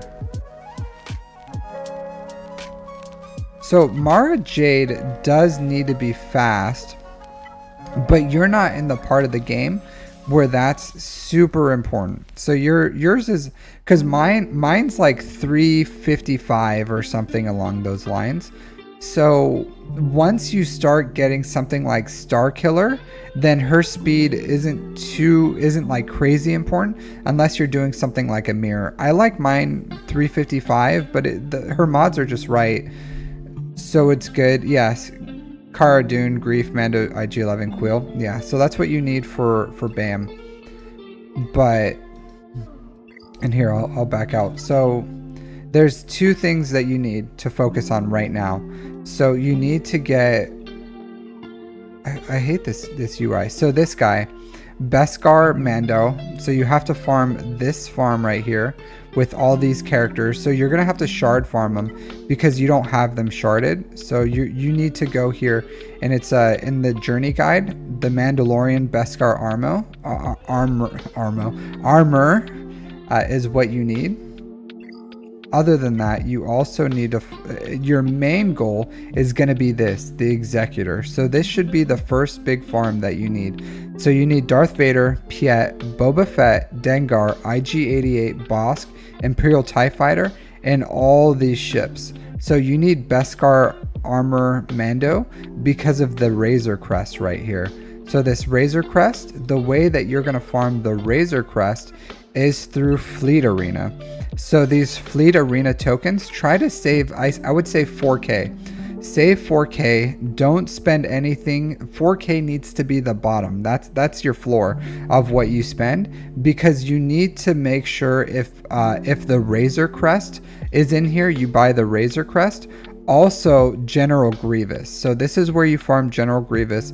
This is where you farm the Razor Crest. So those 2, you should save 4,000 of these Fleet Arena tokens, so then you can buy them out here. Do not buy General Grievous out of the Shard Shop store. So that's a waste. It's 100% not good. It's kind of like a trap. This currency is really important. So you need to watch my amazing guides. So if you go to here in my Discord, so here in my Discord, I have my guides at the top here. So here's that mod guide that I linked you. Here's my whole mod playlist. But here's my amazing guides as well. So I would recommend watching my amazing guides, and my amazing guides are going to explain how you farm relic materials, like how you gear your characters from gear 1 level 1 all the way up to relic 9 is in this amazing guides. And it's I can't explain it right now because there's tons of different currencies. There's raid currencies, there's get currencies, there's mark currencies, there's all different types of shipments, and there's certain ways that you need to farm in the game to be efficient. So I explain it in my amazing guides how to be efficient and build sustainable systems that you can do. Like they're all in my playlist. So if you watch those guides, the amazing guides, it's going to explain how you can farm efficiently in this game.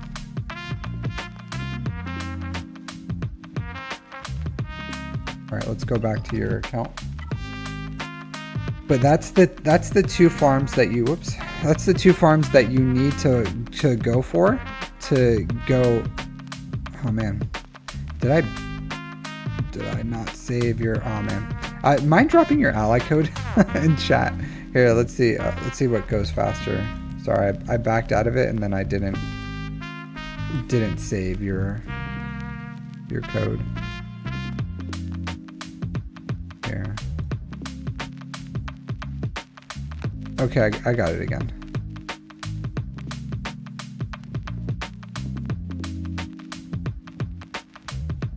Let me save it just in case I need to back out again.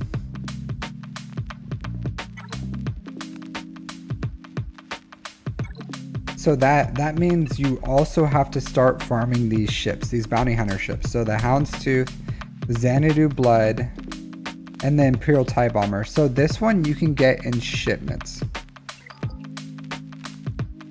It looks like you have enough here to have the Zeta event. Yeah, you should.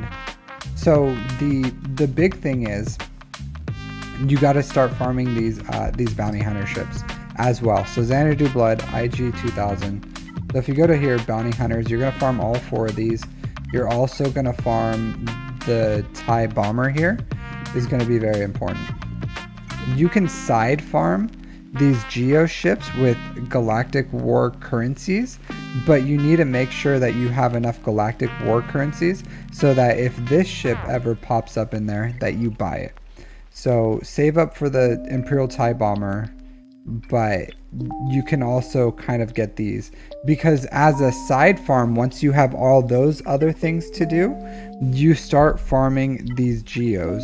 These geos are important because you need to find a guild that is getting good Watt shards. And even if you want to, you can prioritize this farm first, get into a guild that's doing dark side TB with good Watt shards.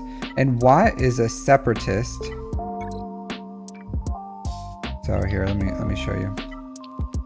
Watt is a separatist, and the best time to farm him, Wat Tambor, is in the early game. So this character is a good character. You do want him in your account, but you want to do it as soon as you can. And there's a certain limit where it's too prohibitive not to do it, not to do the latest territory battles, which is where you farm him. So you want to find a guild that has good Watt shards in it. And then where you can do that is here in the SWGOH recruitment Discord. So this is where you can find a guild, and then you can come in here and try to find a guild that is getting good Watt shards. So let me give you the link to this.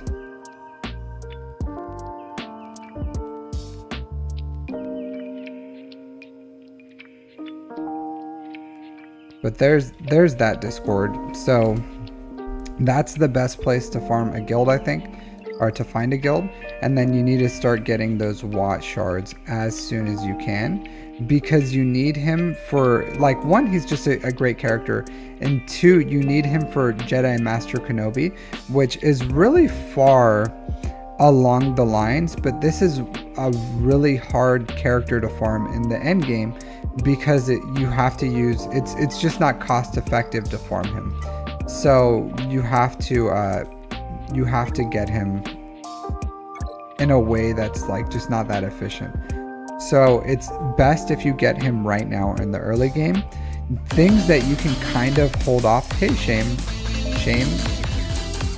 Shamey or Shame? It's kind of sounds like Shame. Thank you for the donation. I'll get to your review here shortly. So yeah, so the Empire team side farm Geonosians, get this Phoenix up and running, and farm those ships for your bounty hunters. Your priority for energy needs to be these ships. Like, they take a long time to farm. So it's going to take you probably like 5-ish months to get these ships all up and running. So the priority needs to be your bounty hunter ships, and then getting the characters for Beskar Armamento, and also like you need to get through events. So start getting like Darth Vader up to relics. Captain Rex should probably be your second relic. And then from there, start working on like the executor farms. If you do Geonosians because you get into a guild and you commit to that, right now you should be farming. The Geo Brood Alpha, and that's going to be the leader for this. You put 1 Zeta on him for his the Summon the Brute. You don't need the leadership Zeta, and then you get this team all to gear 12, level 85 gear 12. And that's the most that you need for this team. Other than that, that's pretty much what you need to do. This is your priority. So yeah, watch those guides, learn the game. And just know these things that I explained, it's gonna take a while, like for you to like farm your geos, farm your ships, get executor. But once you do all that, you can request for another Rust review of where to go from there. But that's the best way to go for an early game account. Bosk is also really good. So your ship problems is going to be fixed by this Houndstooth. So you're probably struggling through fleet battles. Houndstooth is how you fix all that. So if you use this in the starting and you get your Bosk up and running too, like, you're just going to dominate those fleet battles, because this character, this guy is amazing. So you're going to want to get him up and running. You can use him with the bounty hunters. You can use him in pretty much any fleet. He's a plug and play character. So yeah, very good character. That's all I got for you. You can hold off on like the Royal Guard. You don't need him. Thrawn, you can gear him up a little bit if you want to. He's pretty cheap to gear. But that Empire team, I would probably start working on your bounty hunters as your main team. Get the Empire that you need. But Darth Vader, even the Emperor Palpatine, Mara Jade right now, pretty much a fully functional team. You don't have to, even just throwing Thrawn in there, fully functional team. Darth Vader, once you... So that's kind of like the splits, early game splits for these. Yeah, no problem, Mr. Relay.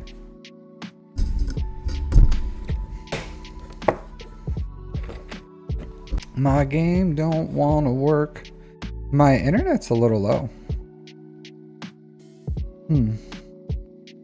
I'm back now, but my connection kind of dropped there for a bit. No, it's me. It's not just you. It seems to be me.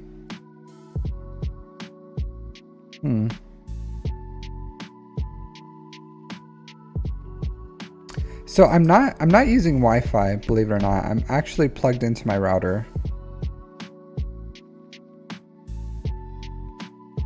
Let me do this.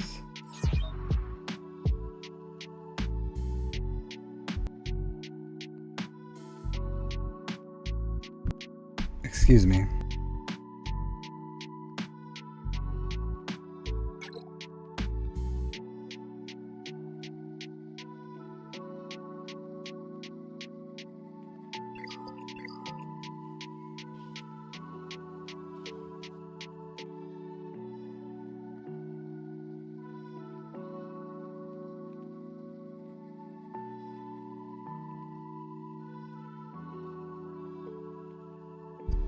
Sorry.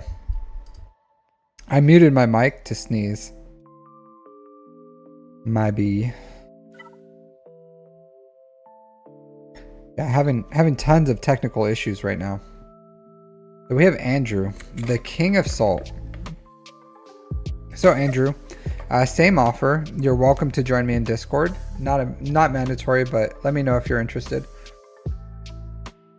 If not, just let me know if there's anything specific that you would like me to look at. Otherwise, I'm just gonna start jumping into this review. So the king, 0F salt. You're here. Did you? So just jump into my Discord. I'll shoot you a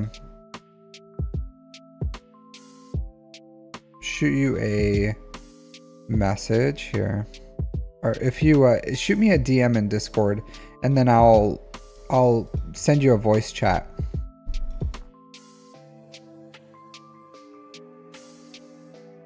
Yeah, we can do that, DCU. You're more than welcome to.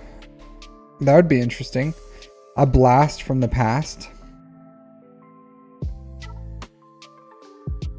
Alright, so 9.4 million GP. You're getting up there, Andrew. With the Senate Lum. 5.5 million in characters, 3.9 in ships. 11,000 galactic war battles sent. Methinks you spending some money. I didn't get any. Oh, there you go. Here.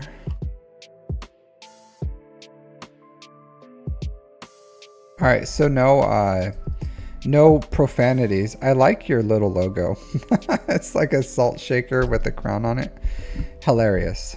All right, here, let me start a voice call. It looks like you're a fan of Arnold, Rabid Beaver, and myself. How's it going? It's going well. How are you? I'm doing well. I had to mute the YouTube, or that probably would have been weird hearing myself. Yeah, no problem. Here, let me share my. Are you able to see my screen, or do you want me to share it? I can. I have you on my second monitor. Okay, cool. So how are you doing today? We're alive, so that's always a plus. Yeah. So I am barely alive today. I've been there. Yeah. No, I just have some chest wall inflammation, I think. So, yeah, it's just like I don't know why. Just I think it's once it happens once, it's like prone to happen again.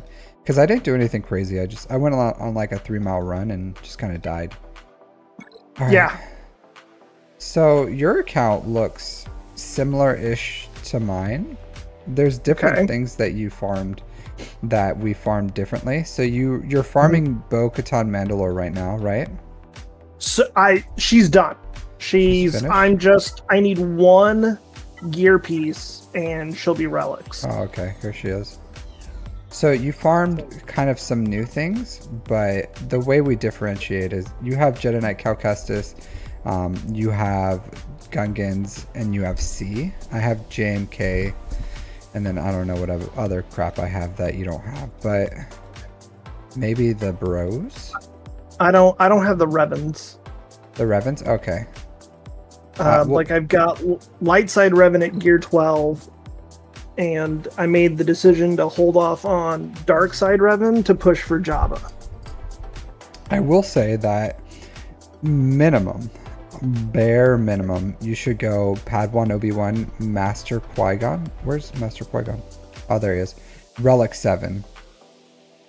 Yep, and the event is happening in 3 days. Trace days. So like because the Relic 7, it's a lot of, it's like 5 million credits a month. So essentially another credit heist for taking these two to Relic 7. I also forget. That was actually something that I was curious about. Was it worth taking those two up towards 7 Yeah, 100%. I would say that's like a main priority. I don't think you could do it in 3 days because it takes me about like 3 days to farm the signal data for these guys to take one character to about like to relic 7. It's about like 3 days if you do the 300 refreshes. Well, I've been squirreling away signal data to get ready for bow. So I would try to, before their event, if you can, take them up to relic 7. Okay. Yeah. I think I'd fall short of blue signal data. If you have if you have a 75. if you have a little bit of credit or a little bit of crystals, I don't know if it's worth it, but in 3 days, I think you can do it. I think by the time the event comes by, I would just like fully commit to it, just dive right in. I would take Padawan Obi-Wan up to relic 7 first, and then Master Qui-Gon. But they're both good. You don't have to increase Queen Amidala. I stopped at relic 7 for Quadme, relic 9 for Padawan Obi-Wan, and relic 9 for Master Qui-Gon. No regrets there. But you don't have to if you don't want to. I do think if you were going to look at return of investment, you should have, if you would have, instead of done like these guys to relic 7, you probably could have used the same amount of like material and signal data of taking Padawan Obi-Wan Master Qui-Gon to like 9 and Queen Amidala to 7, and then that would have been better than taking all the Gungans to 7 and leaving them at 5. But okay, because they're only 3 characters compared to like these guys are 5 characters. But you already did it, so there's nothing wrong with that. I want to say you probably don't need more raid participation. You're probably where you need to be. Yeah, I'm over what the guild average is. Okay, so you can leave Quadme at 5. I took her to 7 just because I believe strong characters that are like core strong like premier characters should be relic 7 in my account, and I would classify her as one of those because her tank is based off her stats. I don't go with offense with her. I don't know why you have offense potency. It's a really weird set. That's somebody said that you can I looked at a guide for modding the Sith and Newt trio team.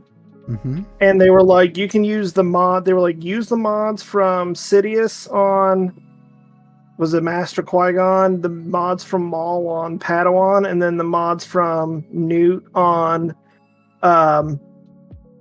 Newt for the Queen. And I just haven't put her regular mods back on, which I might have actually put the wrong mods on her for that last raid that I did today. So these are not her normal mods. The mods that are on them are not their normal mods.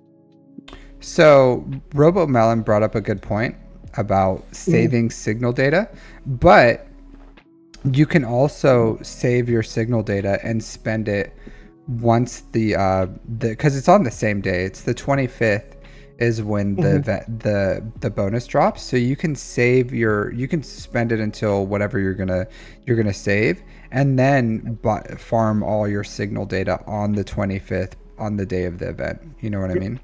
So that you can still hoard if you want to. Yeah, I was planning on that. Yeah, but so these aren't her normal mods?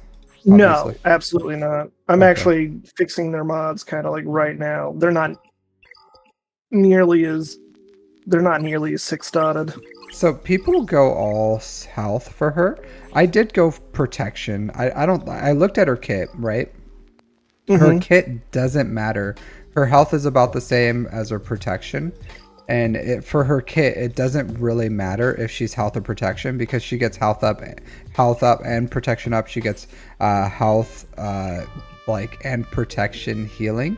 So I think they're pretty interchangeable. I just went with protection because that's the mods I had. So you can do a mix. You can do all health. It doesn't matter. Yeah, I have health speed with health primaries on the that's fine. Triangle and cross, which I just switched back. DC, that would be one counter that could help with, but the Night Sister, like Quadme and the Night Sister, like I don't think anyone's going to be using the Night Sisters on offense and because they're going to be on defense, and I don't think anyone on defense. I don't think anyone's going to be using Quad Mate against the Night Sisters as a counter, because especially with their Datacron, there's only very specific counters that can beat that new Night Sister team. So it's like SOKR, I don't know what else, like maybe Leia and Jane K or something. So the very, very few counters. Yeah. But yeah, the mods on this guy is a little. Well, he's only Relic 5, but he's a little slow. A little slow for my liking. Who are you looking at right now? Because Oh, my stream's a little behind. You're still looking at a Queen. Pad 1 Queen Obi-Wan. Amidala. Pad 1 Okay. Obi-Wan. I would. He's a little slow. I would. Yeah, I don't know if I would go with an offense primary here. Like, offense primary is nice to get him some more damage, but if you have a speed arrow that has like decent offense percent secondaries, that would probably be better. I do like him fast, because if you can get like a support cron on this team, like the good level 6, he just like deletes people. Even where he is Relic 5 right now, he would delete everyone. Like, he could pretty much one-shot a Jabba team, so it would need very specific counters to beat this. I think his normal set, he has a speed arrow. Okay. But that's good. I would say if you want to, save your signal data for that, but I would try to get them both, like, use your relic materials that you have right now to take them as close to Relic 7, save your signal data, and then on the 25th try to unlock, or try to get the signal data you need to get them where they need to be, and then you can still get the bonus drops. Right. Okay. So after that, obviously, Bo-Katan Mandalore. You're taking her and her team to Relic 7, right? For Mandalore. Yes. That's hope. Well, yeah. Are you going? Well, I've debated. Well, so my guild isn't pushing for Mandalore right now. We're trying to get Zepho consistent. So my thought was actually to take Bo-Katan to 5 and then blitz down Leia's Rex, and then use Sabine, because I don't really use Phoenix. I would not recommend that. Okay. So it only takes 25 people, and the Bo-Katan Mandalore event is actually pretty easy, much easier than Zepho. So I would say, I don't know how good your guild is, but if you get Mandalore ready, and you have Jedi Knight Cal Kestis, right? I do. So you're Zepho ready. I don't know. Is your guild a really good guild? Like, are you planning on staying with them? Yeah, I'm planning on staying with them. We had a little bit of a hiccup where we lost quite a few people, but we had a merger that kind of brought us back. But we're still kind of finding our stride with the new team.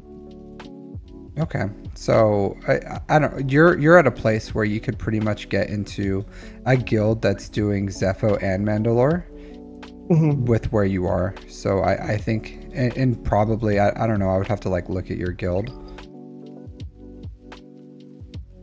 So here, I'll look at your guild real quick and see, because I don't want to like, even you may be like, well, it doesn't matter, I'm just going to stay with them, because some people are like that, but I do want to look at this real quick, because the guilds are so huge.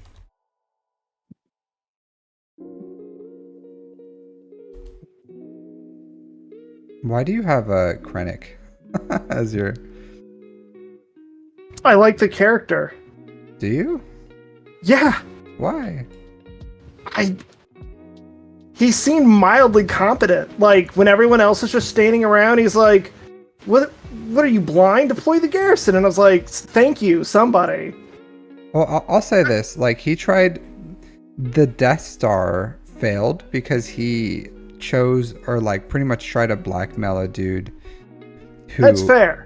You know what I mean? Like, and that level of incompetence of like not having extreme oversight over everything, and not having like additional engineers like double checking and triple checking and quadruple. You know what I mean? Like, absolutely.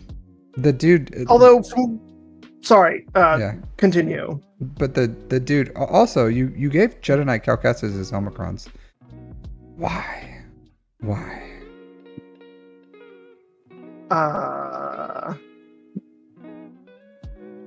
In hindsight, I don't know. So not just because characters are good doesn't mean you need their Omicrons. So I would say that. I'll say this too. So your guild is 474 million.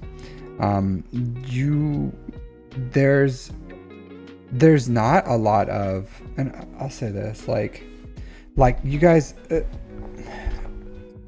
I think it's really weird that you guys don't have like 50 executors and 30 profundities, 28 leviathans. Like leviathan's okay, but like these two, and then how low your GLs are is not a good sign.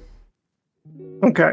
So that in itself is not great if you think about it, like, because you have what, like 5 GLs, so kind of 5-ish.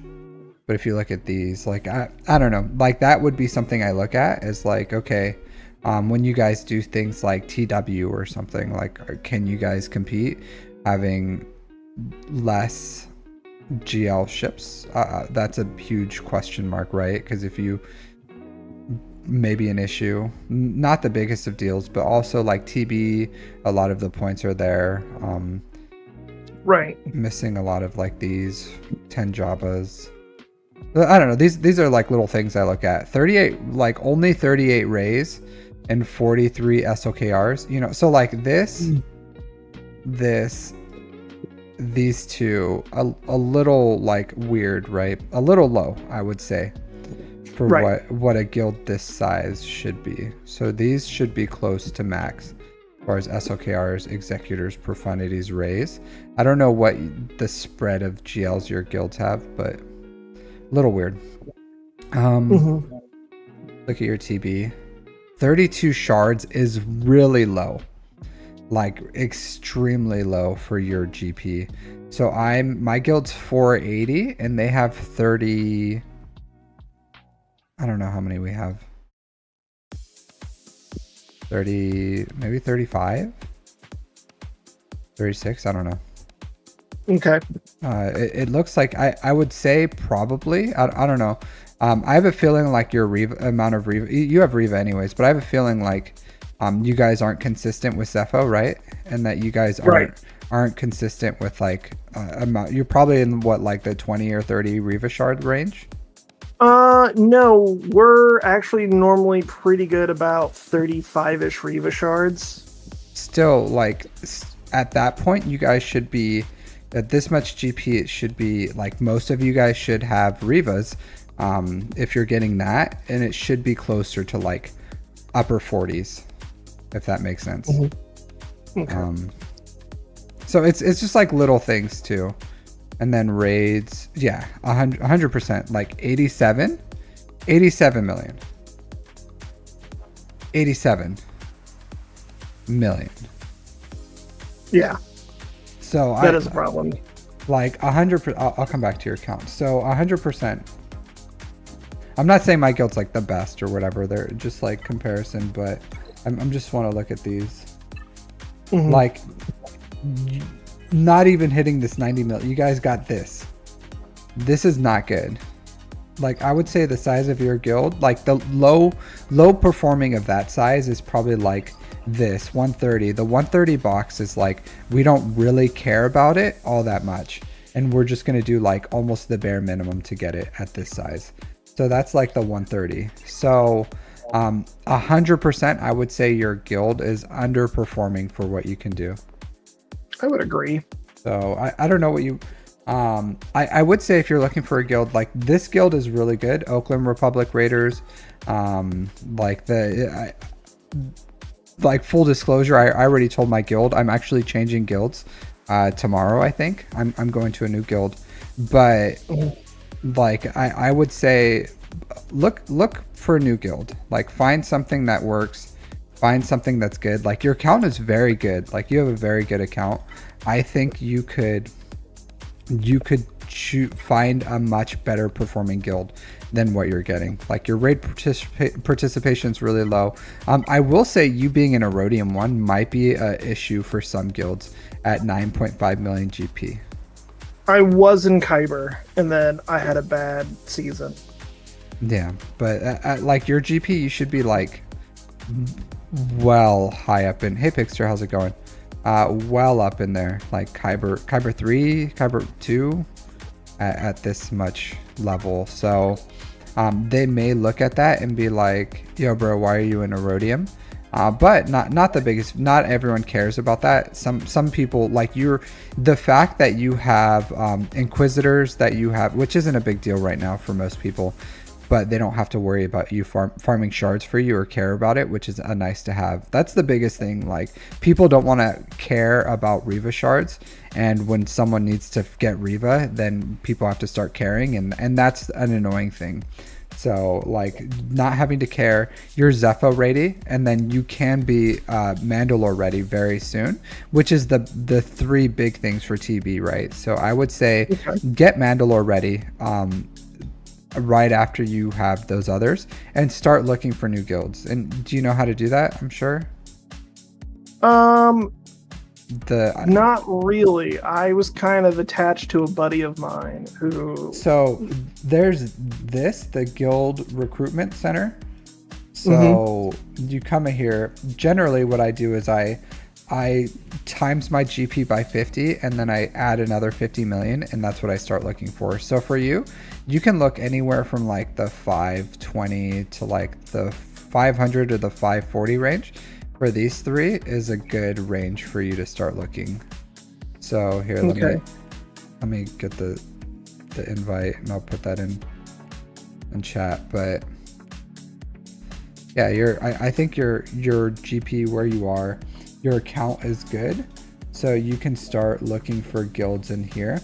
And what I look for is like, what you're looking for is like, see these are like, here, let's look here. So 9 million GP, good mod score, 2 mil plus, like 37 stars, whatever, like that, 130 mil crate. So, and this is like the first one, better than your guild, right? Like this is literally the first one I looked at. So like, just come in here. When you do this, I do go in here and kind of like check out their .gg. And then obviously I don't care about this one, but see how little more consistent with the guild, the stuff, like little more consistent range with GLs, not a lot of Lord Vaders, which is normal, a lot of Leias, which is good. So you look at their TB, okay, 37 stars consistently, raids always well above 130, and they continue to grow, which is a good sign. So, and then I also look at their TW. So for me, I wouldn't join this one because their win rate is a little low than what I like. I would be comfortable with it. At least like 75% ish is what I look for. And the reason is I think it's important to have good guild officers, and a high win rate in TW shows that those officers are good to go. Like they know what they're doing, they're on the meta, they're really organized as a guild, they're probably focused on what they do, and that transfers into everything else in this game. So if you look at the TW rates and they're super low, that means the officers are just like either not performing well compared to other TW officers, they don't care about the event, which is this is still a good event for rewards, or they're just like, they just don't care about it. So that's why I look at this and say like, I try to find guilds with good guild officers, because even if you lose some players or whatever, it's fine, because if you have a good core of officers, like they're gonna recruit well, they're gonna do TB to the max, they're gonna focus on getting players that can be focused on their farms so that we all can get important rewards. So finding a guild that is important, and then like 47 members, a little concerning to me of why they don't have some members, because most good guilds even have like alts that they fill in with. So if they lose members like this, then they'll have like old members that quit that they still have their access, or they have alts, and they'll just like fill in with those alts just to get the tickets or whatever. So I would say, you know, those are the things I look at when I find a guild, and when I look at it. So make sure you check the .gg, confirm what they're saying. Don't, if they say something like, we just lost a bunch of members, you know, we're trying to fill like a bunch of, you know, whatever, then probably not the best thing to join. And even if you're like not exactly what they're looking for, but they are what you want to join for, like they have what you want, then go ahead and shoot your shot. You'd be surprised, especially if you say like, hey, I'm Zepho ready, I have Inquisitors, and I'm going to be Mandalore ready here very shortly because I have Bow Mando, then I promise you that has a lot of pull. So you just come in here, try to find something. I would say like 500 mil plus is more than comfortable for what you can aim for. So somewhere here or here, especially with what you have. All right. So before we stop, do you mind if we just go over my plan, the farming plan a little bit before we? Oh, we're not done yet. We're just these engines are just, you know, I just turned on the car, you know.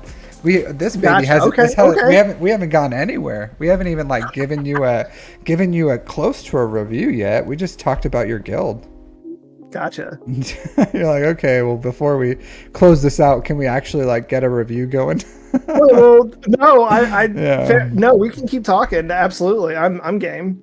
Yeah, someone did point out this ad rad. So this is a very sad ad rad. I don't know what you're doing here, but Rogue One is a good ad team. rad for profundity to unlock it, but I was building for like Inquisitors, and I just needed Zetas and Omicrons everywhere else but Rogue One. Yeah, and so yeah, sad rad. Yeah. So it is a sad rad. I would say after you're done with Bo-Katan Mandalore, just get this team what they need. Zeta, his Omicron, whatever else that the team needs to be functional. Give them a tank. I went with a K2SO. So you already have him gear 12. Like Baze is a good one, but I'm gonna use Baze for Leia. So I'm gearing him up right now. You can do Baze, you can do KTSO, you can do Scarif Rebel Pathfinder if you want to, but K2SO is really, really good. So as far as like, I just like him because of all of his counters. He has a innate retribution. He has a a taunt that keeps popping up, so you can't just like dispel it and it's gone. It's just like gonna keep on coming back. So I would say like K2 is good as the tank, and I always in threes I still use like Radis, Jin, K2. So really good. You're gonna need it for forever because it still deals with like DTMGs. It deals with Idens, so I still see them all the time. K2SO Zeta is a luxury. I don't have it. I don't need it. It ramps his protection, but you don't need it. It's just a luxury. So like you need Radises, you need Jins, and that's pretty much what the team needs. Even Cassian's. I don't think I have a Zeta on Cassian. Okay. So Zeta and Ami, Adrad, and Jin. Yeah, and then to get that team going. Yeah, and you only really need to mod Radis really well. So I do have mine in like the 340s, but you don't have to have him that fast. I said the faster the better, but he's still good. Yeah, it's 380s and an Ami. I do think the Ami is good for this team. Like it's just so useful to just be able to delete. Like you can be, if you have and they have a good datachrome right now. Yeah. Yeah, so I would get that up and running. Okay. You definitely overinvested in Darth Bane. I've heard that before. Yeah, this leadership and this malevolent whirlwind, definitely a luxury. So not necessary, nothing we can do for you, but for the future, for other people, like I would not have invested that that you could save. He's only a 2 Zeta, 2 Omicron character. You don't need Malevolent Whirlwind. You don't need his lead Zeta. Okay. Yeah, same thing. Like Jedi Knight Cowl kind of like wasted these Omicrons. So territory battle ones, they're not necessary. Yeah. All right, so for your farming pathway, we kind of have like your farming pathway down as far as so first is Jedi Bros, Padawan and Master Qui-Gon. Qui-Gon to 7. Yeah, Bo-Katan Mandalore to 7. I would get the Bo-Katan Kryze to 7. Mm-hmm. So, or armor. Would you? Whatever. So my question with that though is, should I prioritize Bo-Katan Kryze to 7, or should I get my Leia Rex? Because I'm so close to Leia, and I've had to put her off like for months now. I would get Mandalore ready. So okay. You already have Beskar, Paz, Grogu. Just get Bo-Katan Mandalore and Bo-Katan Kryze to R7, and I would do that. So okay. Like get Mandalore ready. That's it. Like you are in the business of looking for a guild. The guild that you're going to join one that says they're either they're Mandalore ready, or they're going to be Mandalore ready like very, very, very, very soon. So, and that's going to be important for your guild. Like you may say like right now it's not important, but very shortly it's going to be important. And that's an extra, what, like 100 Kyra attacks every 2 weeks plus, plus all the other currency that you get. So yeah, 100% you're going to want to get this Bo-Katan Mandalore and Bo-Katan Kryze up and running. Okay. And then don't be scared to shoot for the moon on a guild. Like being ready for those two, pretty big. Okay. But 100%, I would do that. And then you could also tell them too, like, hey, I'm like right there for Leia too, so I'm gonna have 6 GLs very shortly. Are you pretty much like relic ready for it? You just have to get the relics up. Mm-hmm. Yeah, so yeah, just tell them you have all the gear ready. You're gonna very shortly be Mandalore ready, and you're very shortly gonna be Bo-Katan. You're gonna be Leia ready very shortly. So and I think that'll be very you'll be exactly what a guild's looking for, pretty much. Okay.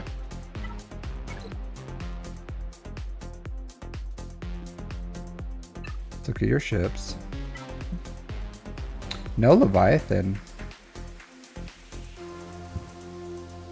I don't have You don't have Malgus? Yes, that's it. Yeah, because you don't have You don't have Malik either, right? So I don't have Malik either, but I am 70 shards away from Malgus. Okay. So and then I would need to get Revan as well for Malik.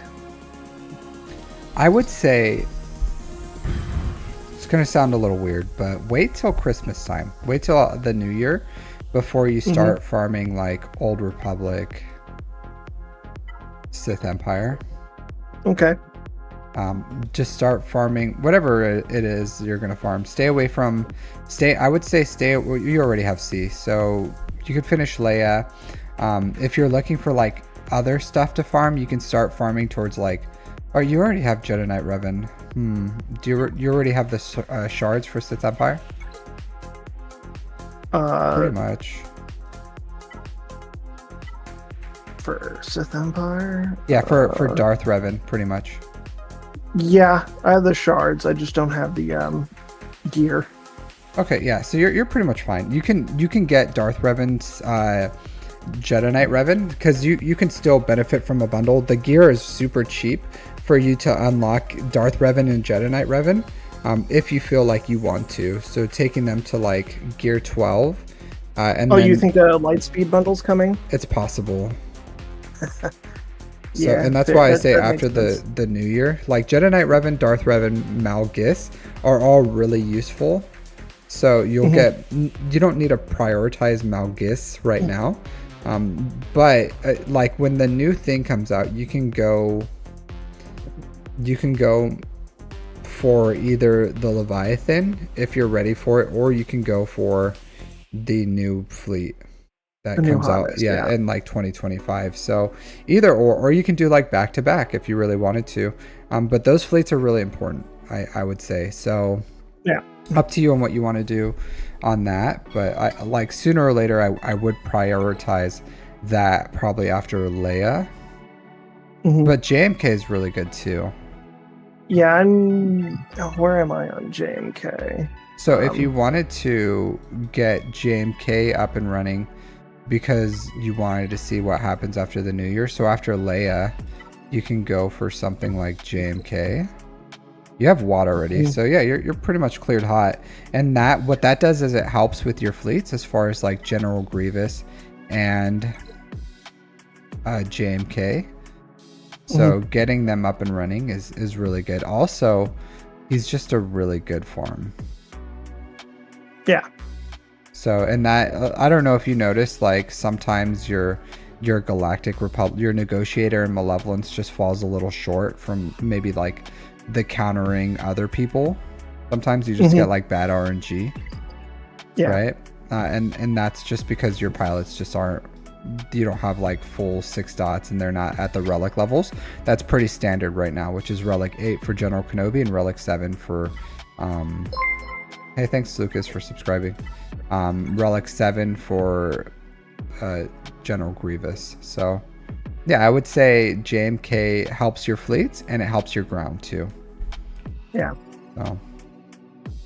So if you want to go Leia JMK while side farming the rest of the stuff that you need for Leviathan, just getting them up and running on the side, because a lot of that stuff doesn't need Chirotech, you can do that.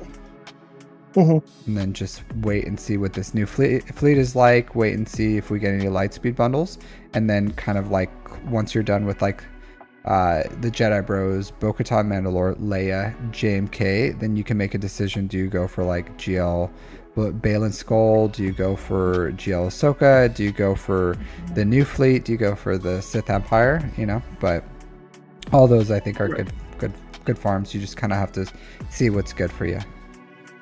Okay. Just judgment calls. All right, let's see. Your SOKR is really slow. Well, not like really slow, but it's like slow. You're not working these to the highest potential. If that makes sense. This is crap. This should go. This should not exist on an SOKR. So, like, his potency doesn't really matter. Like, he does have buff immunity on his basic, which is, like, nice, right? But his potency is, like, it's not a big deal. He has also, like, 140 some percent, 30 some percent potency. So, not the biggest of thing of getting it up and running, if that makes sense.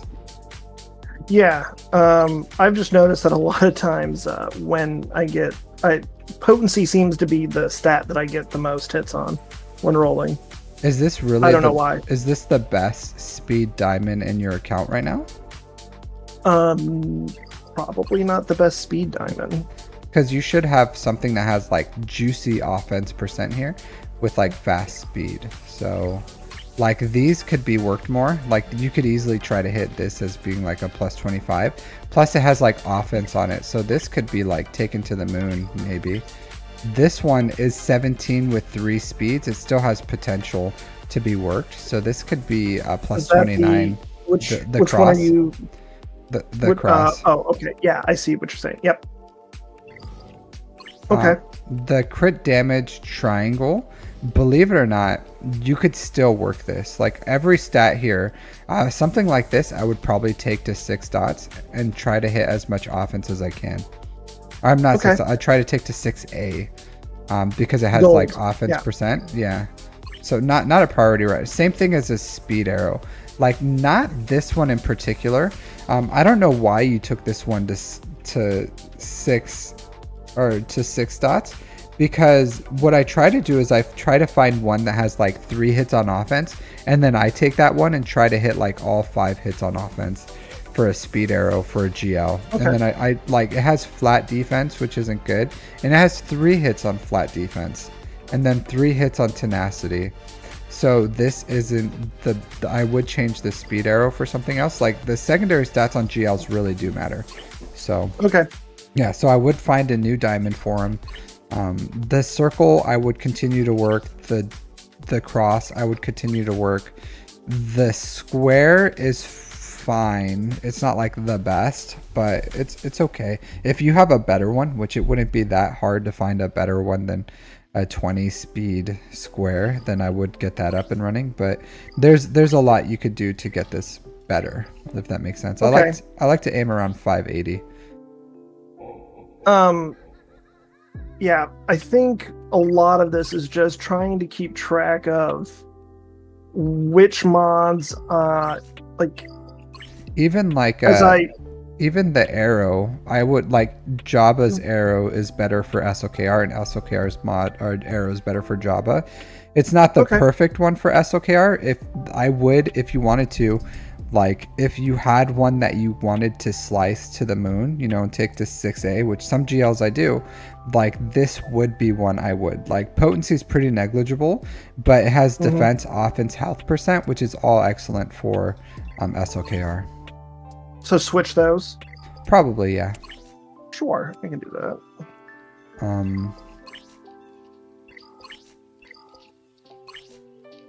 Yeah, so same thing where you're not working these to their full potential, and you have Jabba, so you should have slicing material.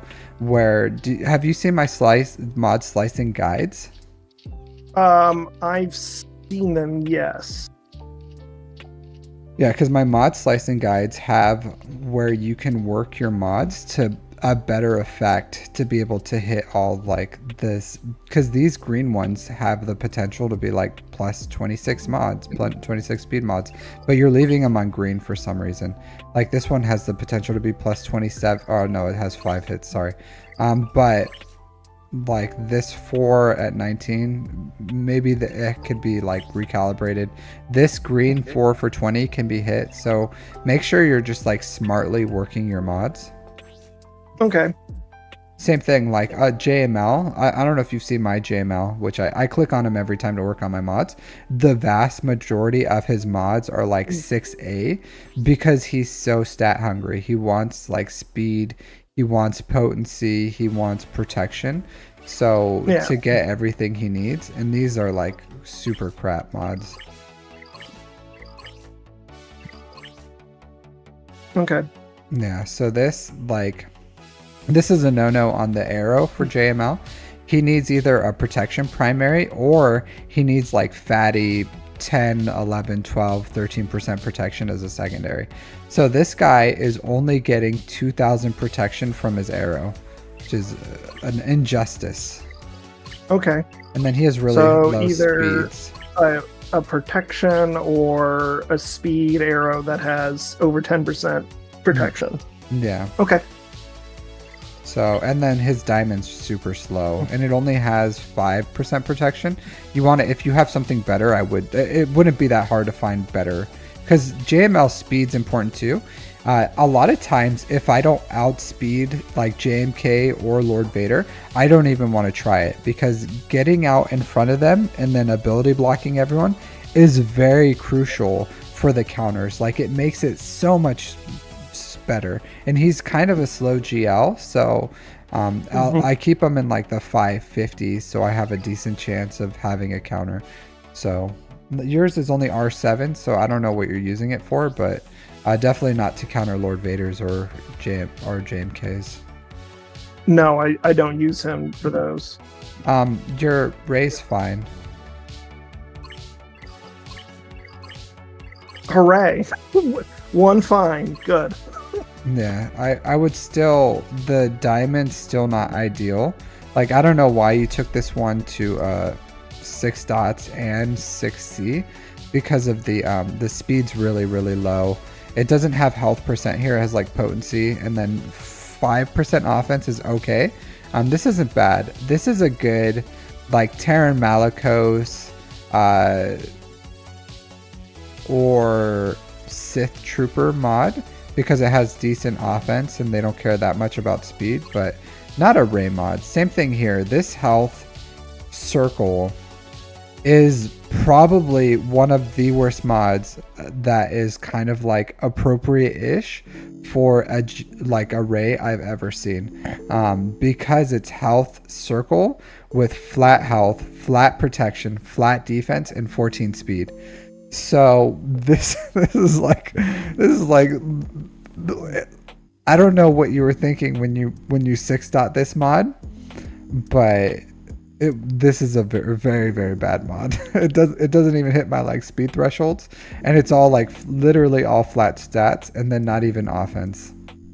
Yeah, a lot of these mods have just are legacies of when I was just trying to get the best I could, and just I haven't had the time to sit down and be like, okay, each character through each mod, because you can spend hours on like one character theoretically, and I just don't have that time a lot. Yeah, and same thing where the health cross, you don't have like any offense percent here. So because like let's look at it.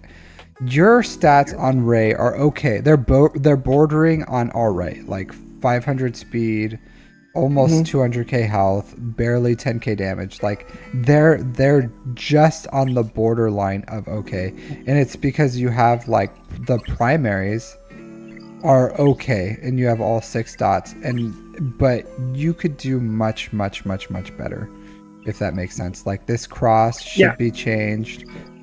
This circle should be changed. This diamond, if you find a better one, should be changed. The square is good. The diamond, okay, yeah. And then the arrow's okay. Like it's not like ideal because it doesn't have health percent. I personally like health percent offense with fatty offense secondaries, but you know, whatever. Like that, it's also good. And then your triangle's decent. It has really high speed, but the offense is a little low on it. But it has flat offense too. But not the worst, right? So yeah, but this cross can go to someone else. Because health with like 15 speed, you can find a home for that somewhere else. But I just calibrated the triangle and got up to like basically 4% offense, so that's nice. Well, you could slice it one more time if you wanted to take it to 6A and then try to hit that offense percent. But you calibrated out flat offense for offense percent. Yep. Yeah, that's still okay, but flat offense isn't the worst either. I would have probably hit it one more time. And then calibrated? Yeah, but you can still hit it one more time, and as long as it's like a 25 calibration, then you can still try to, if it doesn't hit offense percent, you can try to hit that offense percent one more time. And if it hits offense one more time, then I'm sure it's going to be a banger. But yeah, like but you know, you could do a lot better. It's okay. It's not bad, but the potential of betterness is there. Your C is good. C was my first GL, and I think I did all right with him, and I just haven't screwed with him for a while. So your speeds are dropping off fairly quick. Yeah, my 300s stop at. Yeah, because your Piet's really slow, but it looks like you use Gideon probably as your fastest. Mm-hmm. Yeah, but your Leia's like mods are horrible. Leia's an important character. Bush Leia. Mm-hmm. So like hers, I would 6-dot her arrow. Those have decent stats. The cross, that's an excellent one. The diamond is an excellent one to 6 dots. It has offense percent, crit chance, and speed, all good. Mm-hmm. The square sucks. Yeah, that should have never been created. Her triangle is good. Her circle and cross should be replaced. But other than that, like you want her faster. So I like her in the 340s, at least 330s, because she's the offense. Gotcha. So there's characters that like I think speed's important. I think Radis's speed's important. Leia's speed's important. Mara Jade, Moff Gideon. Yeah, Mara Jade is the one I've built the most for speed. Yeah, 344. That's not bad. I wouldn't have I think I've only ran into one Mara Jade faster that I can remember. I will say that my Mara Jade is faster. I don't even have all 6. I haven't ran into you though, Yeah, so I don't even have all 6 dot mods. I have like there's 3. I think mine's in the 350s. But yeah. Why is Aurora so fast? That's a good question. Why is Aurora so fast? I don't know.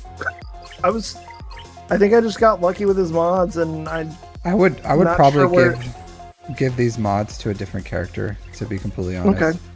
Why do you have Tuscans? What is this? Well, you need for Jabba. Yeah, but the chieftains are 7. Oh, that's a ROTE platoon. Okay, that's fair. Tuscan, I would say if you have this, right? I would if I got Tuscan Chieftain as a platoon, I probably would take Tuscan Warrior up to like relics, at least like relic 3 or something, and then Raider to relic 3, and that's a banger 3's defense. Like Raider, Chieftain, Warrior. And if you're gonna have the ROTE, or if you're gonna have Tuscan Chieftain as a what do you call it? As a ROTE platoon? Yeah, I would just not anytime soon, but whenever you're just like, I want to do a side farm in between a main farm, like, hey, just get Warrior up and running, and then get their stuff, because it is a really good 3's defense. I don't like Tuscans. Like, yeah, I don't like when them they either. when they were like, hey, we need somebody to do Chieftain for ROTE. Look at these mods. These are good effing mods. You're like, I don't like these. There's a 23 speed mod on your shaman. No, I like them. I like Tuscans. I wanted to build them, but other projects just kind of kept and then getting in the way. I would get your Chieftain, like, give your good mods to Chieftain.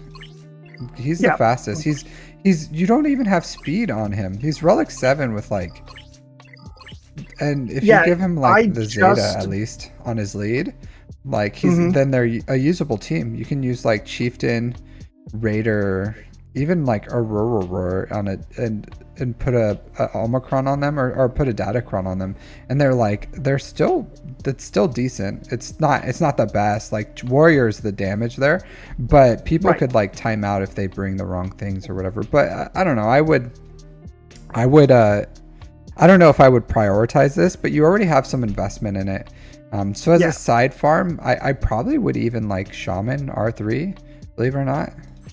I don't know if he's required for anything, but no, right? Yeah. Yeah, I don't know if I would do anything with Shaman, but I probably wouldn't. But you could still use them on offense, like in 5s, and on defense in 3s. Because that, like, if they have like a high turn meter team, if as long as you have the Zeta on Chieftain, and you have some relics on Warriors, you'd be surprised that they might be able to take out something on offense that may surprise you. Like, hey, I'm stuck behind this team. They have turn meter mechanics. Like, this may be a clutch team for you. So if you just take Warrior up to like relic 3, Raider up to relic, I think he's required for something at relic 4 or something. He's required for Lord Vader. Yeah, so if it's not going to hurt to take him to relic 3, and then Warrior to like relic 3, and then just at least give the Zeta for his lead, and then like just as a little side thing, not a main farm, obviously, not after everything we said, but like maybe before JMK or something, while you're just like a little side. That seems all, because I'd have a lot of work to do for JMK. And I do like the Tuscan team. I did want to build it, but then other priorities always. Yeah, but after you have Leia, I think you would be a good place. Just a quick little R3 Raider, R3 Warrior, and then 1 Zeta at least on the lead for the Chieftain, and I think you'd probably be okay for that. Just Okay. as like a super side little farm that is not just a quick little thing. Take him on offense for 5v5, on defense 3v3. What's the British saying? Just a cheeky little side farm. Yeah. You know.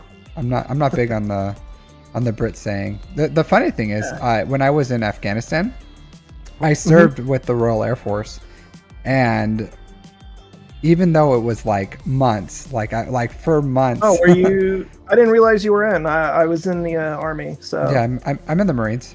So oh, hey. Well, like the dudes, like I had a buddy, and he was like a E9 equivalent for them, and we would always play like ping pong because I work in air control, so we have like a area where we control the aircraft or whatever facility.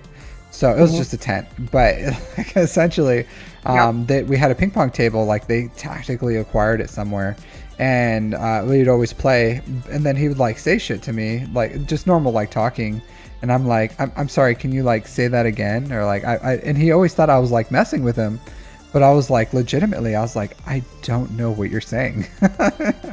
And then he so it was, yeah, very funny dudes. But I do like you have R7 on Bush. Where's Chrysanthemum? my Hut Cartel team is R7 for ROTE. You have them all at R7? Yeah. I took like, I left Skiff Guard Relic 5 because it's like 1, 2, 3, 4, and then I just use a bounty hunter for the R7 nodes. So I use like Django or something. So I use Jabba, Boba, Bush, Chrysanthemum, Django, and then that works just fine.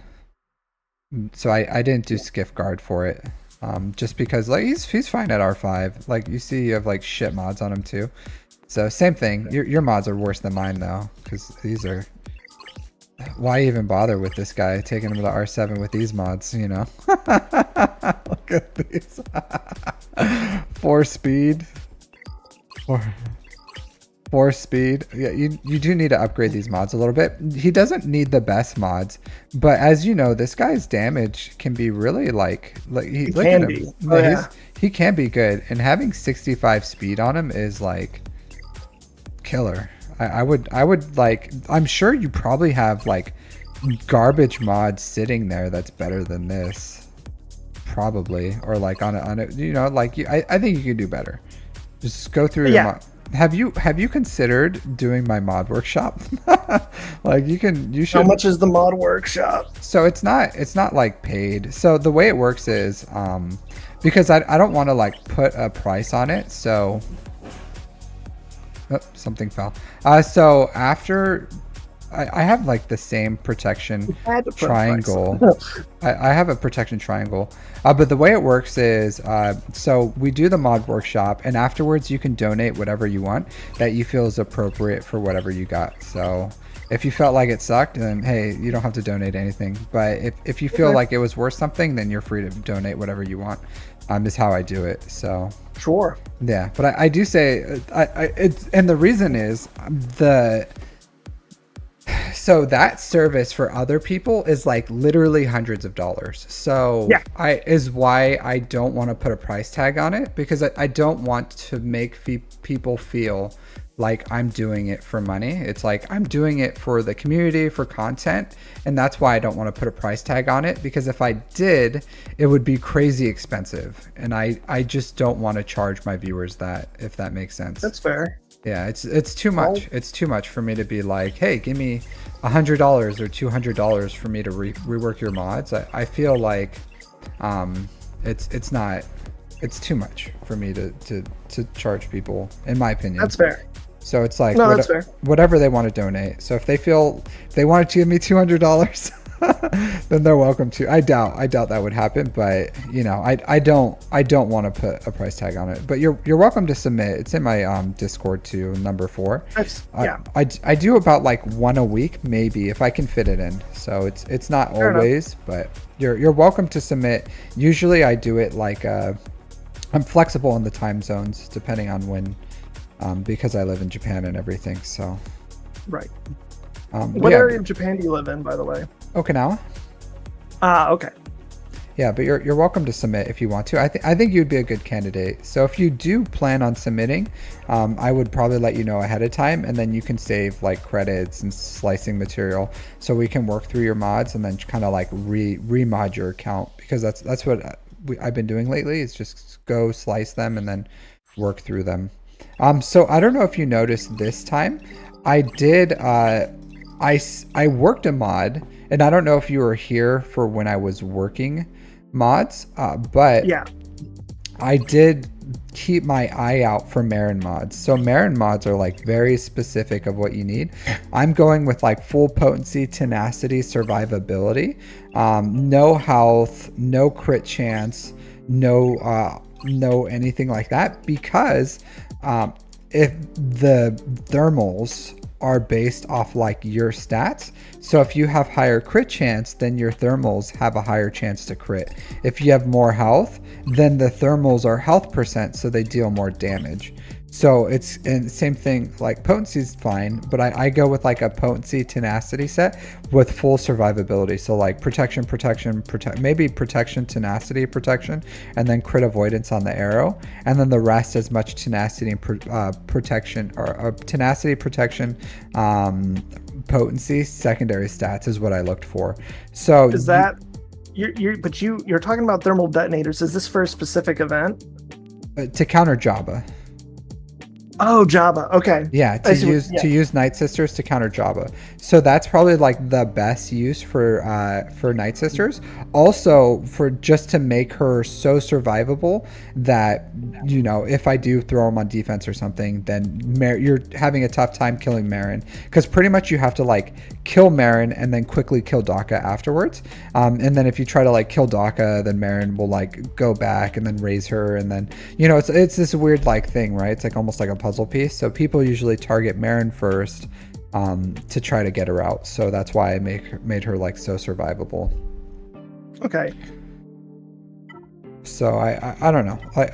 That's just how and that's why I said it's like I don't specifically farm for them, but when I'm working my mods, I take a second to look like for my grays or my tenacity and potency mods that are like purple or gold, and I look and see like, hey, are these like that have no speeds? Or when I'm working my no speeds before I sell them, I go through and I look at my potency and tenacity ones, and I'm like, are these good Marin mods? And if they are, then I'll take them to 12 really quick, and I'll be like, yeah, this is something I'd want to keep, and then I equip it. So I would say over time you can do that. You don't have to like specifically farm mods for her, but as you're working your mods, if you use my filters, like take some time to look at them real quick so that you can see like, hey, is this something I want to continue working on?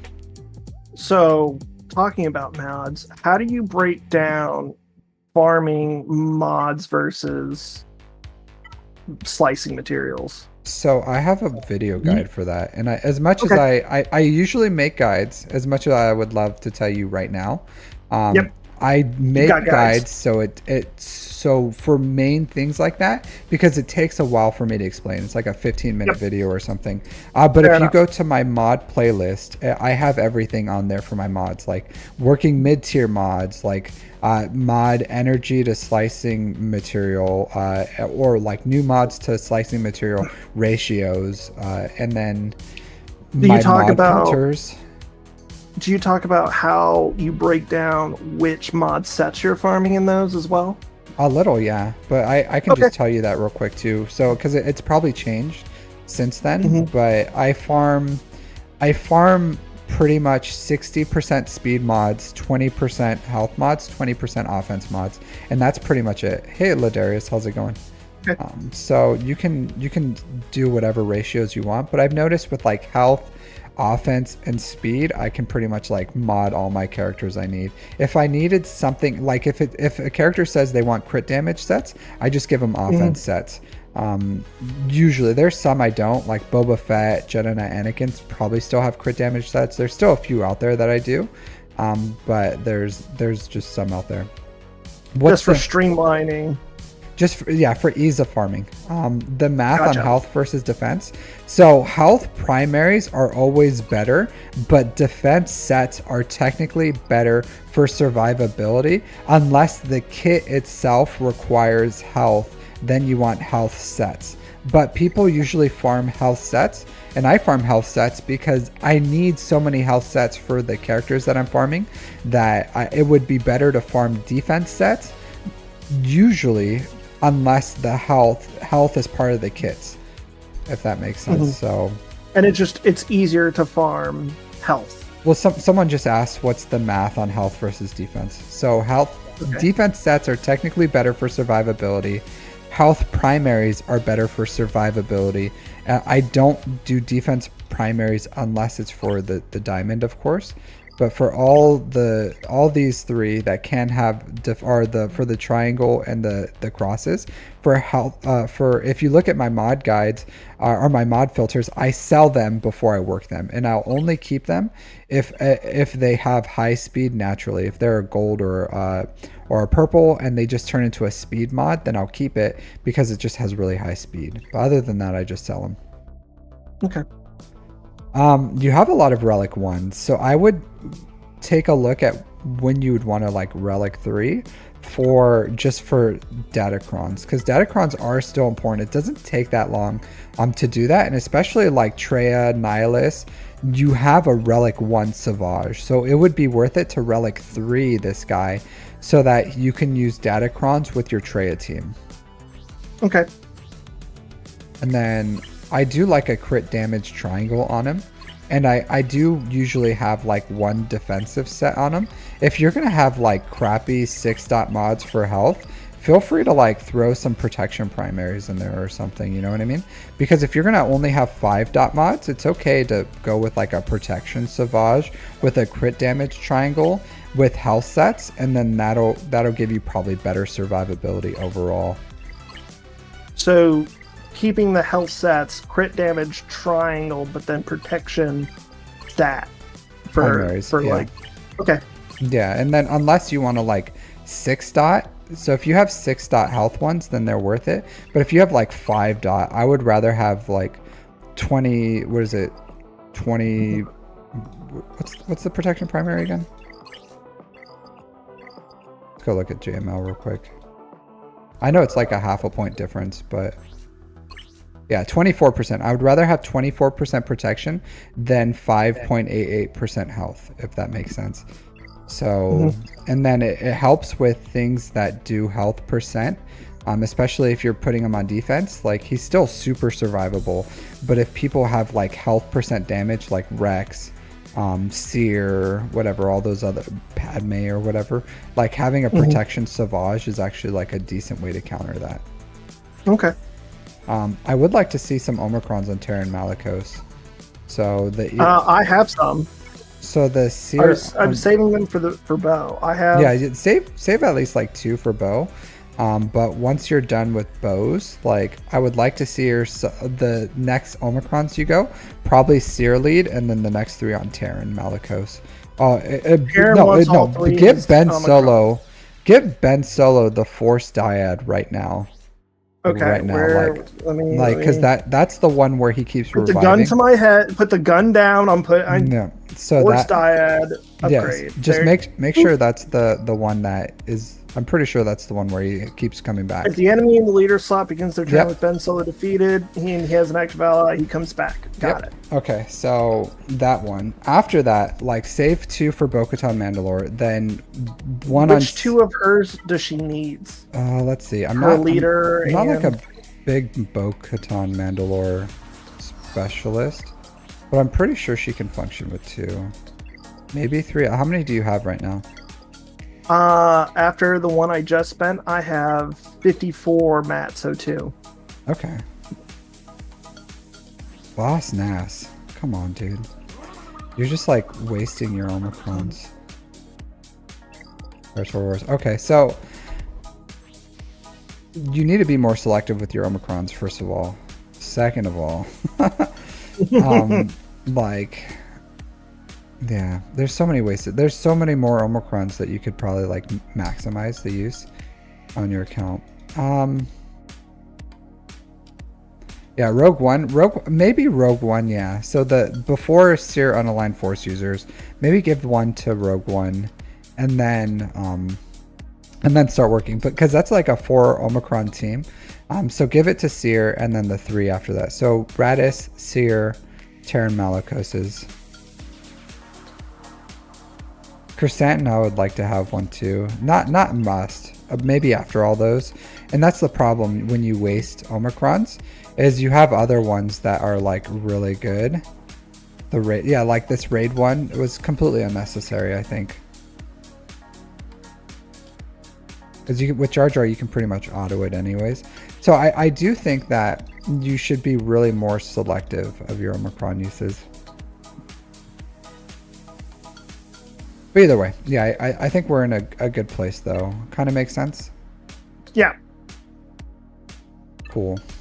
All right. Well, thanks for jumping on chat with me. Sure. I think I will sign up for the mod workshop. Yeah, I think you would benefit from it. All right. But yeah, thanks. I think you have a decent sized account. So just for my brain, because it's dumb.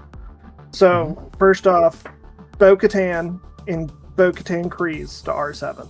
No. No. So the Poncho Bros to R7. Poncho Bros to R7. Yeah, see, this is why I'm doing this. I'm writing it down. Then Bo-Katan to Mandalore ready to R7 with Bo-Katan Kryze and Bo-Katan Mandalore. After that, Leia. Then you can do, if you want to, not mandatory, you can do a little side Tusken thing. Okay. But before you give the Zeta to the Tuskens, make sure you get like your Rogue One up and running. So I would say like Rogue One, Tuskens.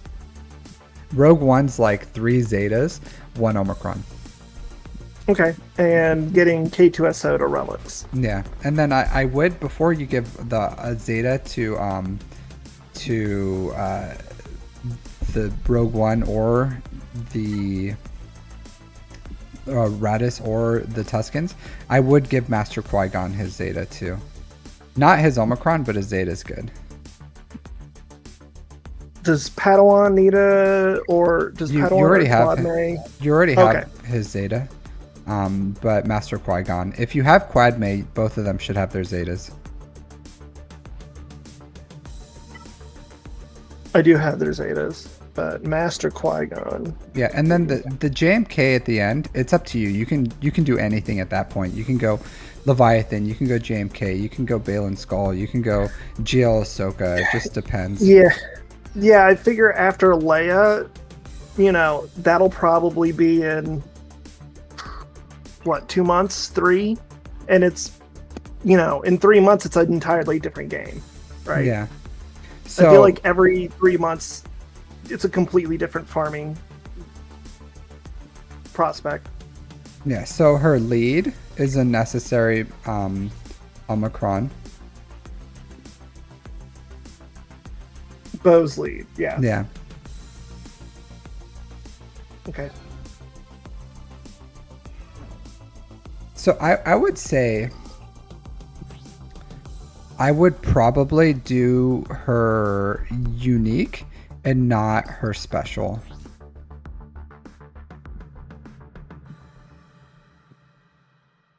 Okay. And her special is not. Okay. So her special is just if they can't assist, they get a bonus turn. Where her unique is if her allies dies, she gains all their stats and they ignore taunts. And she's immune to daze. So I would say I would give her unique and her lead, and then I wouldn't do her I would not do her special. Okay. Yeah, and I'm just in the business of doing 2. That bonus turn is a little specific if using band with her. Yeah, I guess, but I'm just think where luxury Zeta or luxury Omicrons, right? So we're in the world where you gotta be specific. So same thing with Queen Amidala. Like I did do I am Queen Amidala because it does cooldown increases. So those are really important, but the lead is not. This is like a luxury one. So I'm in the business where I'm usually doing 2. Terra Malicos, I think deserves all 3. All 3 of those are really good characters. Same thing, Star Killer 2, Malgus 2. Third Sister I probably should have done 2, but I'm a fool. Darth Bane 2. So I think most characters can survive with 2, and the 1 is a luxury. So Okay. yeah, but all right. Yeah, that's your farming pathway. So thanks for hanging out. Yep. Thank you very much. Yep, I'll see you next time. Take care. All right, so next we have Shame. Shame, are you on here? It's been a while, I do apologize. I am going to timestamp just in case you're not. Noobman, that's you? Okay. Did you want to get on Discord? You're more than welcome to.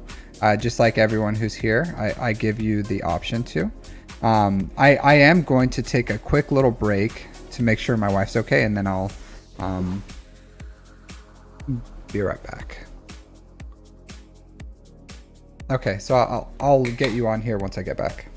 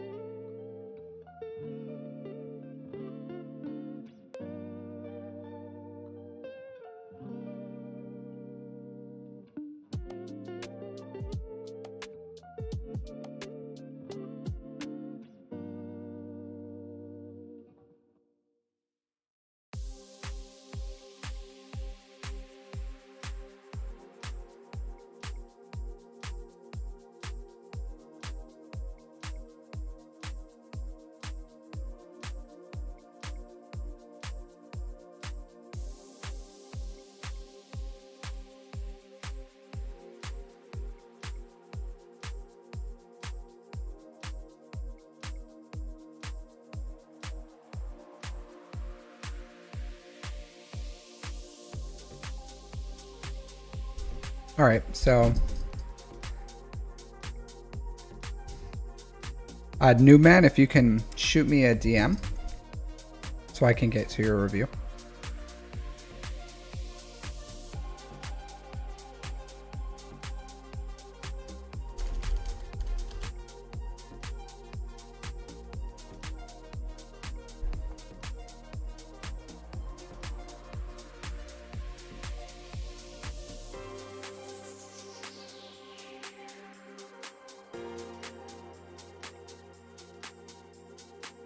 Hey Ryan, on my free-to-play account's coming out. It's pretty good. It's only been a few days.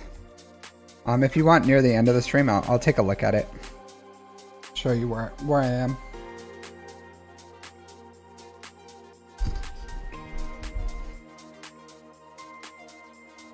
You felt like that last account review had a lot of good info? Yeah. Well, it's nice when people have their core stuff farmed, so I don't have to be like farm the core stuff. So I can like be a little more creative with where they can go, what they can do, how to maximize where they are, because I feel like a lot of times people are like, oh, I kind of know what I need to do with my reviews, but there's not a lot of people requesting in the realm of like where there's a few Zetas missing on this team. But yeah, I feel like not a lot of people are in the realm of where I could really flex my reviewing, I don't know, creativity, if that makes sense. But I do like reviewing these bigger accounts, especially closer to where my main is, because it allows me to be more creative with what they can do and where they can maximize their where they are in the game. Really show off my roster review muscles.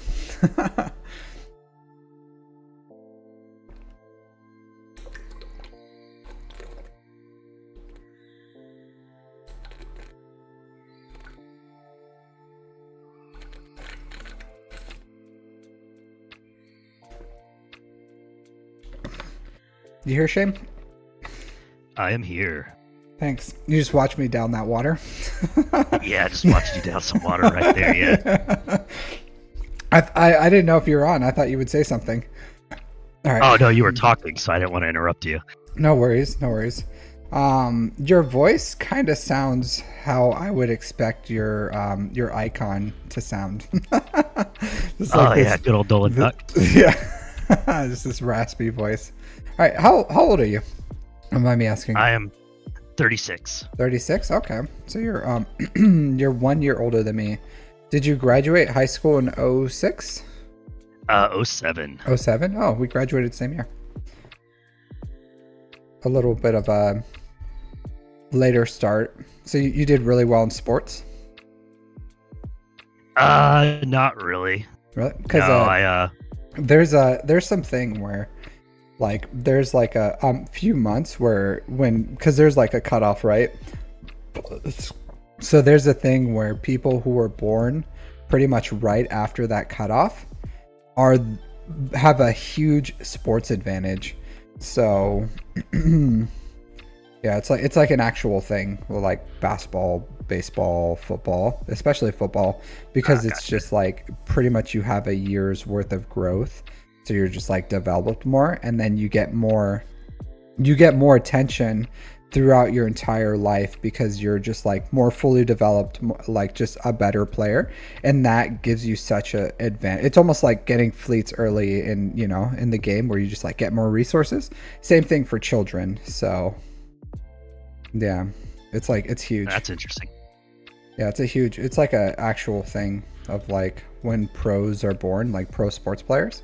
It's like very similar in the months because they just have it's like a tactical advantage. Of course, there's other things, but it's one of those things. All right, so what do you do? What do you do in life, if you don't mind me asking? So I was in the military for a bit, and then I got out, and right now I work at the Federal Reserve up in Seattle. Oh, that's cool. What are you allowed to say what you do with the reserve? Are you an Yeah, administrator? No, I'm a police officer with the Federal Reserve. Oh, okay. So you just like guard the monies?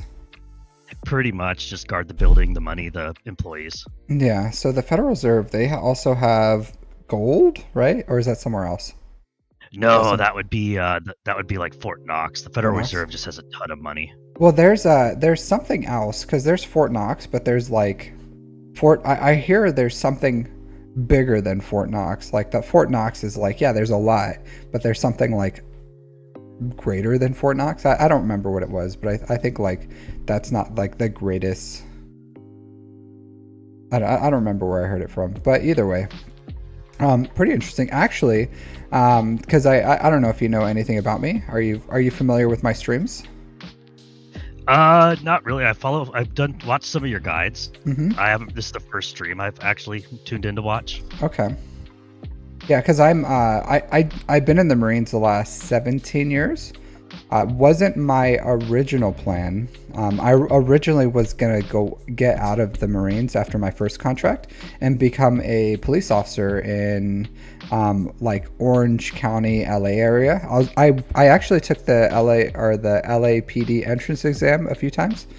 I got accepted. I just never like I never got out, so I never could like fully accept the offer. But I put in for the LAPD, and then I was going to transfer into like a smaller kind of a department in Orange County, just because they don't really do initial entries. They do like lateral moves.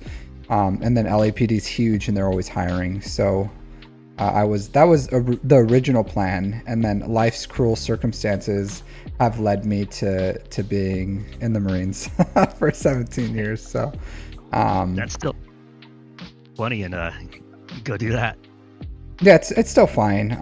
Not a big deal. It ended up working out for me because I was like really successful in this career and was able to finish my degree and everything. So now I'm gonna retire in Okinawa because my wife is Okinawan, and then from there I don't know. We'll see what I'll do. Very flexible. Nice. But yeah, a lot of military people end up becoming police officers. Pretty good thing to do. Yeah. So are you considered a federal agent, right? Technically? Yeah, it's a federal police position, so yeah. Yeah. I'd have the federal commission. So enforce federal laws. do you guys use GS pay grades, or do you have something different? No, so the only actual federal arm of the BIG is the Board of Governors in DC. Every other district is its own separate company, so it's like a private business that is able to employ federal law enforcement. Oh, okay. So you work for a private company that employs federal law enforcement. So yes, I would technically be working for the Federal Reserve Bank of San Francisco, which runs the whole West Coast.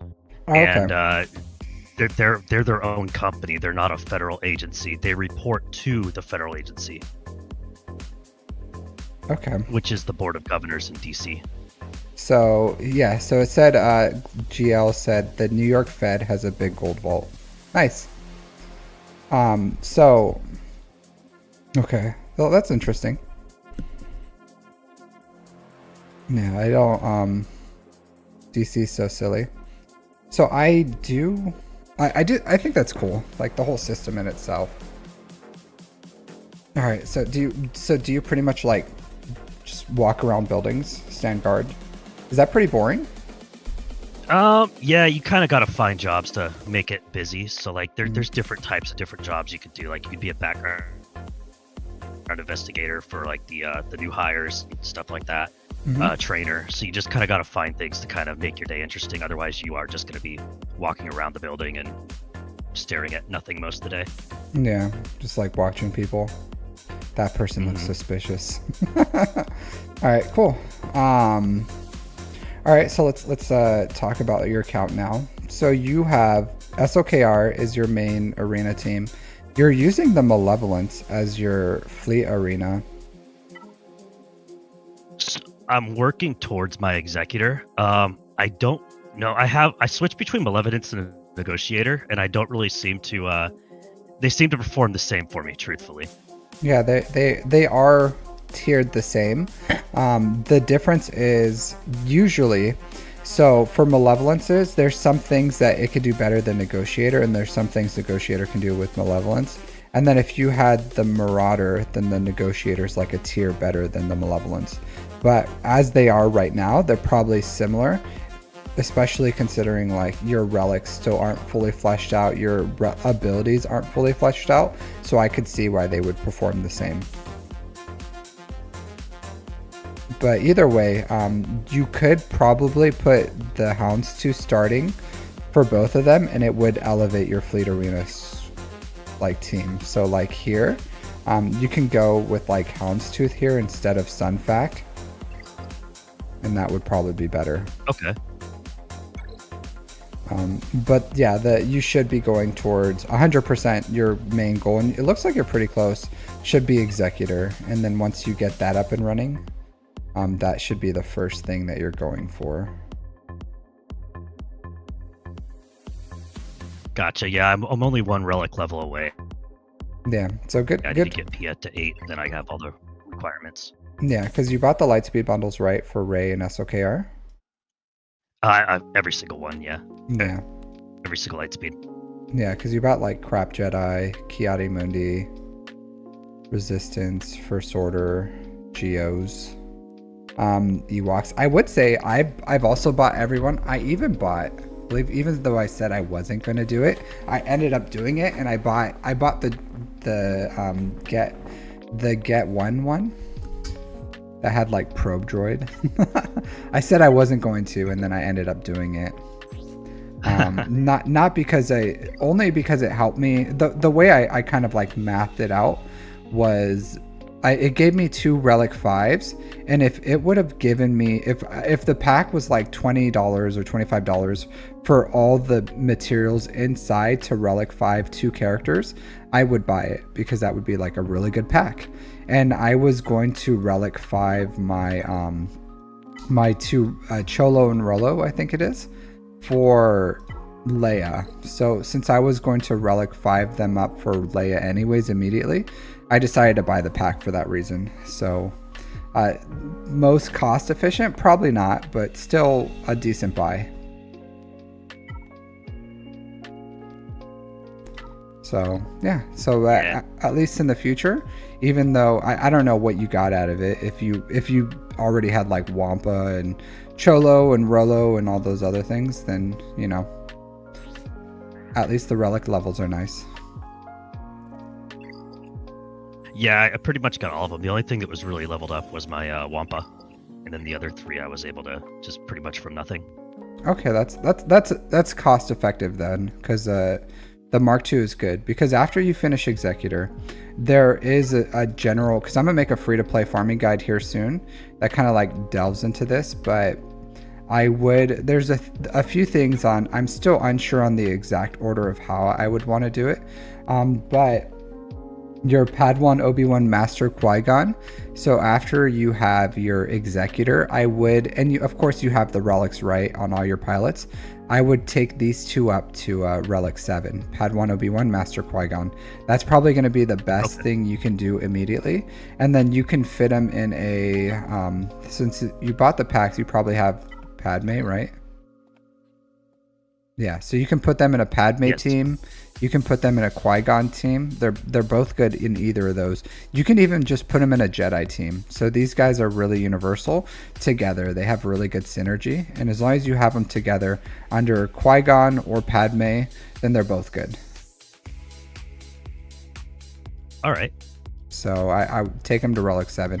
And then their assault battle at Relic 7, still really good. It's going to help with your credits. So after I took them to Relic 9, your character isn't as developed. So that's why I don't say Relic 9 for people. Like if you were at like 9 or 10 million or something, had a few more GLs and GL ships, I would say Relic 9 them. But since you only have 2 GLs, you're going to have your first GL ship. I would say Relic 7 is perfectly fine. All right, easy enough. Yeah, so do you see how you have like gear 12 plus pieces equipped on your characters? Yes. So you should stop doing that. So these pieces are kind of hard to get. And even the left side pieces, believe it or not, like med packs, Nubian scanners, those are a bottleneck, and you're gonna hit them. I don't know if you're hitting them now. Hey, Commander Lex, how's it going? So I would say those are still worth like the bonus that you get from them, because sometimes you still need them for the right side pieces. And once you, I don't know what you're getting for your raids, but if your raids should cover the right side pretty easily, so that left side pieces are important. So the only time you should be applying gear 12 plus pieces is when you can hit this upgrade button that's right here. That's the only time. Otherwise, just like have them sitting in your account, because as you like pivot to new farms, like now you have like Captain Rex, Grandmaster Yoda, Basilisk Shan, Zalbar, Chewbacca just sitting there, and they're kind of like, those pieces could have been used to like relic another character, if that makes sense. Yeah, it makes sense. Yeah, and the individual pieces themselves aren't worth equipping compared to when you have relic pieces. Like relics are where you get the biggest boost from characters. So I would say just kind of like slow your roll on those kind of things, and just make sure that you're whenever you equip them, just hit that upgrade button, and that's when you should do it. All right, got it. So after that, you can do. I would get your Imperial Troopers to just Dark Trooper to Relic 5. Other than that, that's all you need. You might even be at the point where you could still do the assault battles at CT3, but it would be very, very, very, very hard. Have you done it? The Rebel one, you need this suborbital strike Zeta, so that you can put days on bays. Sounds weird. So you can daze bays, and then you can kill them. So if you want to do the one where you're using Imperial Troopers against Rebels, then putting the second Zeta also increases the speed on Executor, so it's not bad. So I like, you put the second Zeta on Piet, and then you take Dark Trooper to Relic 5. You don't need to increase the relics on Veers, Stark, Range Trooper, or any of these other ones. They're perfectly fine where they are. Yeah, you can Robomelon, but yeah, it's horrible, the RNG to do it. It's almost impossible. Yeah, especially low gear. Yeah, so that's all right. That's what I would say. Other than that, I would start doing you have Hermit Yoda, that's good. So once you finish that, you finish off, where's your CLS Rebels? That's actually what I've been working on recently. Okay. Well, I've been farming the relic mats. I've been also farming stuff to do. So I would Jake Dale. I would put a little pin on that, right? So because here's the thing. So your Imperial Troopers don't need any Zetas. So your Qui-Gon Jinn, Padawan Obi-Wan, Master Qui-Gon, Padawan Obi-Wan don't need any Zetas. So you can get those two teams up and running, and then you can do CLS Rebels after that, and then you can do Jedi Knight Luke, and then once you have Jedi Knight Luke, you're right there for Jabba. So I would say that would be the best, and then that gets you 4 assault battles. So it gives you the Duel of Fates, it gives you the 2 Imperial Troopers, it gives you the Rebels one, it gives you the Jedi one as well. So that's 5 assault battles at CT3. The Duel of Fates is like the second last tier. It doesn't have real challenge tiers, but yeah, so that's the best way. And then after you have all those, your income is going to increase dramatically as far as like how much stuff you're getting passively in the game. All right. So, and then you can, if you want to, little side farm, get Phoenix up and running. I would probably wait until after you have Jabba, and then you can do Phoenix, give them their Zetas, and get Rex up to like Relic 3 or 5 or whatever you're going to do. That team's really good too. So I would recommend the Zetas on like Sabine. Captain Rex doesn't need Master Marksman, so that's a luxury, but Kanan, Sabine's, Rex, Hera's are all good. Chopper doesn't have a Zeta. And then that's the team. Sabine's is really, really important. So Sabine Zeta, the team is borderline not functional without her Zeta, because once she gets her Zeta, then she can stagger the whole team, and then you just like keep taking turns without that team enemy taking turns. So it really is critical. All right. Yeah, after that you can go JML. So after you have Jabba, JML is like 3 weeks later, like usually, because if you bought the Rebel bundle, you're gonna feel like when you're farming for Jabba, you're gonna be like, well, Captain Amazing, I'm like super close to JML. Should I get JML? And I'm gonna say, shame. No, you shouldn't. Because the JML is, while he's good, and he is good in Conquest for cheesing some feats, like to really get the most out of him, you have to R9 him. You have to give him, I think it takes 600 Kyrotex for him, all his Zetas, and then you have to like round out his team. So you have to like increase the relics on all these characters. And then you have to get Mon Mothma up and running, who's 500 Kyrotex by herself. So I would say finish Jabba and then do JML after. And then JML is like a super quick farm after that. All right. Yeah, and at that point, you can farm Profundity, and it's gonna be, you'll have 2 GLs, 2 GL or 4 GLs, 2 GL ships, and at that point, believe it or not, you would be at the point where you can go for Inquisitors. So, and then you can get these guys up and running. So it may seem like a lot because I just gave you like a year's worth of farming, but that's probably like the most efficient way that you can knock out all your assault battles. You're gonna get you're gonna have 4 GLs, 2 GL ships, and your account at that point, once you have your Inquisitors, you're going to be able to, at that point, you should be close to getting Reva. If not have Reva, you should be close to having your Scythe, TIE Interceptor fully up. So you'll have a Leviathan counter, you'll have Executor Profundity, and then you'll have 4 GLs, 2 good offensive GLs, 2 good defensive GLs. So overall, like, it's a really well-rounded out account. And then all the assault battles are going to give you tons of income.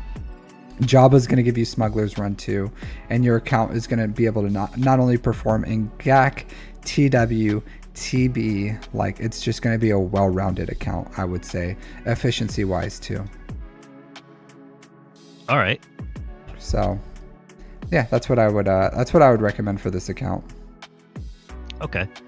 You said earlier to relic up CLS. What would you take them to? So the good thing about CLS is you can take them to, even Relic 3 is fine. You take the entire team to Relic 3, they can use Datacrons. And the good thing about the CLS team is as you start acquiring GLs, you're gonna increase their Zetas, or you're gonna increase their relics. So once you start farming Jabba, you're gonna have an R8 Han Solo and an R7 C3PO. And then you farm Leia, you'll have an R7 CLS and an R7 3PO and Chewpio. And then when you farm JML, you'll have an R6 Chewbacca. So at the end, you'll have R7 CLS, C3PO, Chewpio, R8 Han Solo, R6 Chewbacca. But you can take them to R3 initially, give them their Zeta. So all 3 on Luke, 1 on C3PO for oh my goodness, Han shoots first, Loyal Friend for Chewbacca, and then Chewie's Rage, and then that's all they need, and they're pretty much like 99% functional. All right. Yeah, so, but you take them to R3 for Datacrons so that they could use all the Datacrons.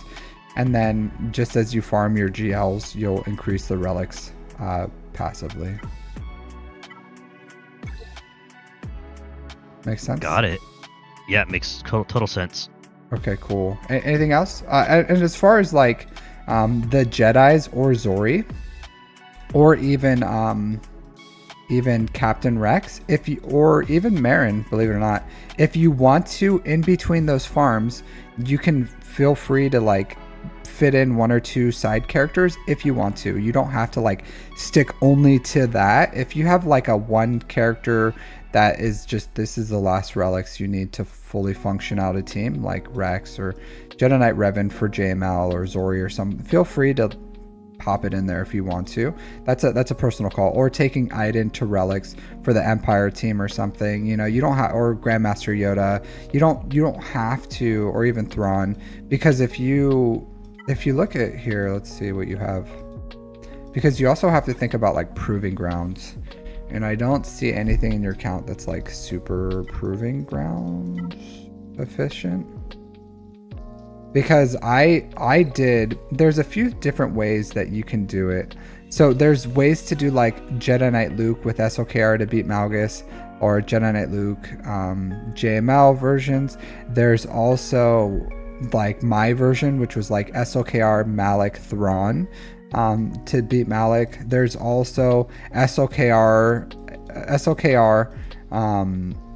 Night Sisters, so Marin, Daka, Zombie, and then Nihilus. So there's different things out there that you can use to beat the Malgus proving ground. So you just have to make a decision, because you're at the point where like you're wasting your time with not getting all these proving grounds, because every month that you don't do it is another month that you don't get it. So yeah, I did the Malak one. Malak one's kind of expensive. You can, if you want to, you can do the Night Sister zombie one, or Night Sisters is a pretty cheap one because you have Night Sisters already, right? Yes. So you would have to like put a Zeta on old Daka, and then she doesn't need a Zeta. You just give her Omicrons, I think it is, or not Omicron, the Omegas. She should have her Omegas on that anyways, on this. But yeah, you could do that. And then you just need your Nihilus at Relic 3, and that can start doing it. So, and that's a 3-star. So you just have to do it once. So, and then if you do that, you should, as a side farm, you should take up Treya, Nihilus, Savage to gear up gear 12 immediately, and then give them their Omicrons. So Omicron on Treya, Omicron on Savage. Even at gear 12, they're super effective. I do like a Relic Savage. So again, you can fit them in whatever, but you don't have to Relic him. You can just gear 12. Or if you want, you can go like Treya, Nihilus, R3, Savage R3 as a little side farm. And then you can use that for your proving ground team as far as like Treya, SOKR, Nihilus, and then you can fit the other two like Daka Zombie or something. Also a 3-star way. So you just have to keep in mind that like you need proving grounds. Like SOKR himself can do like 95% of them. It's just the Malgus one, believe it or not, with just his requirements, he can do the Malgus proving grounds, but it is, the RNG is so bad that it would take you like hours and hours and hours to have it land perfectly. And your mods aren't good enough for that. So while we're here, let's look at mods. So your SOKR mods need a lot of help. Unsurprisingly, right? So all right, so this is really good. The 5 on 23. So this is good. So you can leave that there. This could be worked, but not for SOKR, the circle, because it doesn't have offense percent here.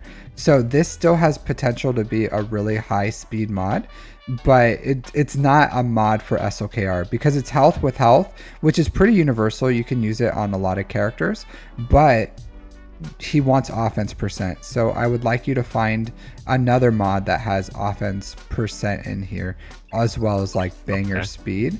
It's okay to have a health primary for the cross, but he needs banger offense secondaries. So I do have one where it's like health primary on the cross, as well as like really good speed and offense percent. But I also have like a defense set on them because mine has like high health, defense, offense, and really high speed. It's kind of like a jack of all trades, but it's really hard to get the mods right if you do something like that. Same thing like this health with health. Really good mod, just not for SOKR. So this one you could take to 6 dots. It would be 3 with 16. It has offense percent, defense percent, and health primaries. So this is a banger mod for someone who wants like health, just not SOKR. So the even find a crit damage triangle immediately makes your SOKR better, even if it has less speed. So get your best crit damage triangle, put it on SOKR. Ideally, you want offense percent and banger health, but you know, like you got to do what you got to do. Do not do this with the arrow. So you want so there are some characters where you want different primaries, but like 9 for arrows, unless it's like really 6 dot and like 20 speed plus, you never want to equip it on a character that also wants speed. So immediately replace this one with just like a normal speed arrow, like a speed primary, and then you want what you're looking for with speed primaries. Just because we have so many of them, try to find one that has the most offense. So the most percent offense, like 3, 4, 5 hits, whatever you have. And then you take that one to 6 dots, and you, of course, if it has other banger stats, that's great. Like he loves health percent, he loves defense percent, he loves offense percent or flat offense. So all those are great.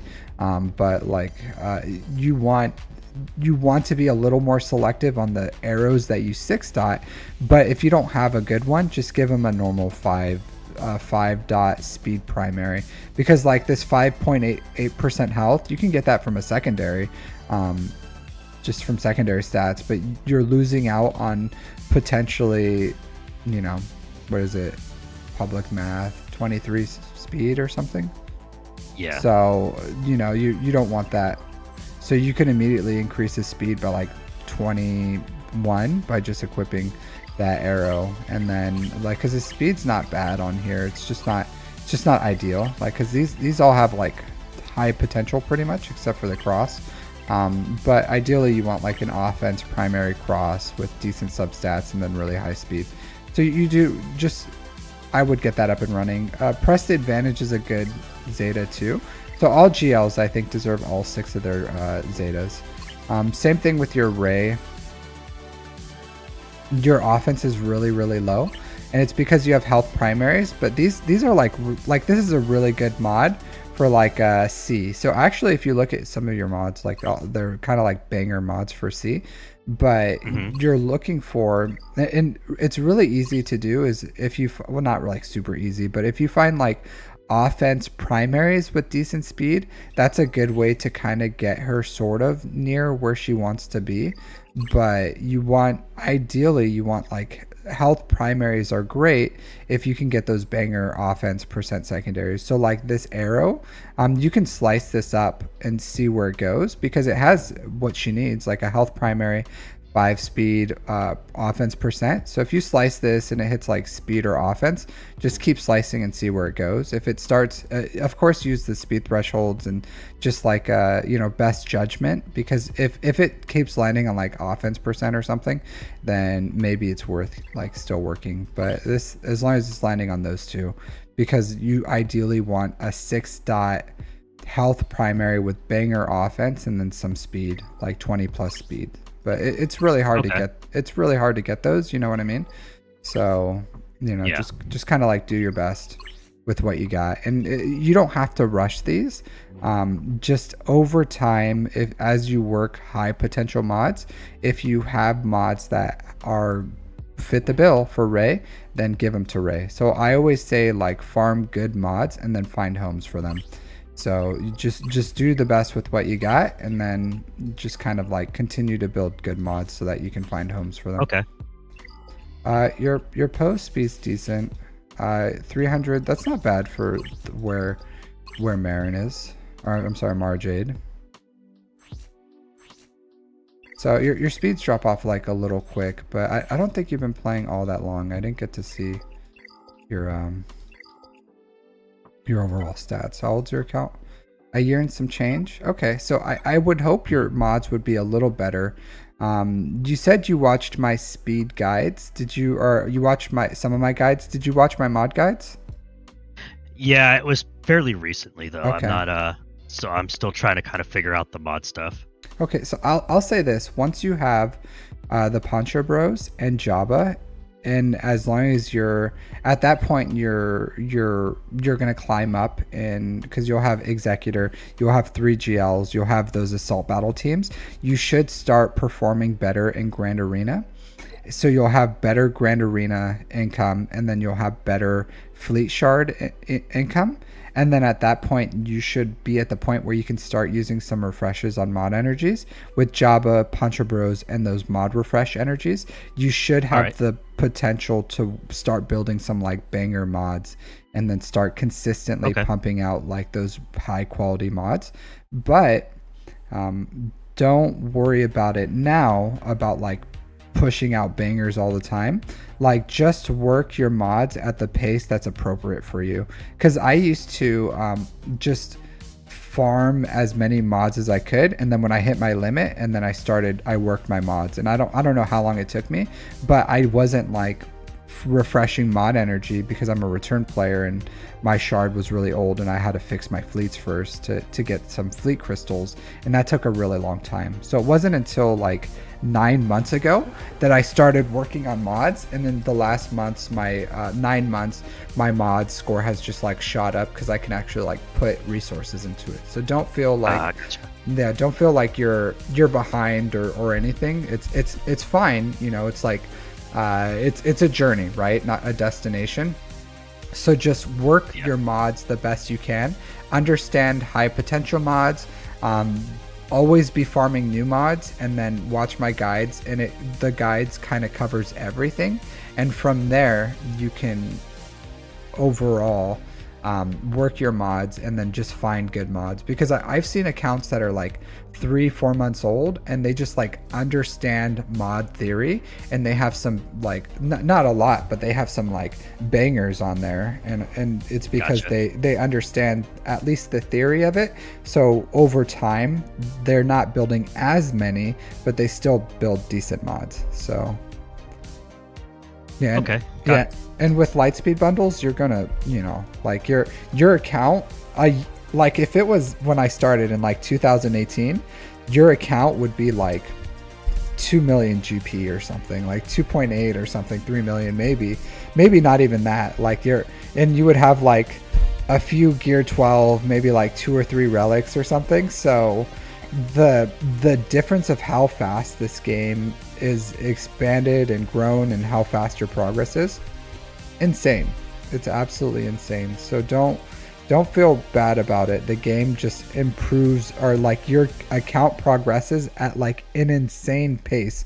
Like when I came back, players that have been playing for like 5 years, 6 years were at like 8-9 million GP. So you're where you are is like comparable kind of to that level, and you've only been playing for like 1. So you're that amount of progress. You're just like it's Lightspeed bundles, you know, your account's going at light speed. So you know, like it's gonna take a long time, and you may feel like you're always gonna be hurting on omegas, you're always going to be hurting on zetas, you're always going to be hurting on mods, and sooner or later you're going to get to a point where, as long as you like, if you continue the path that I told you, you're going to start getting some of this stuff passively.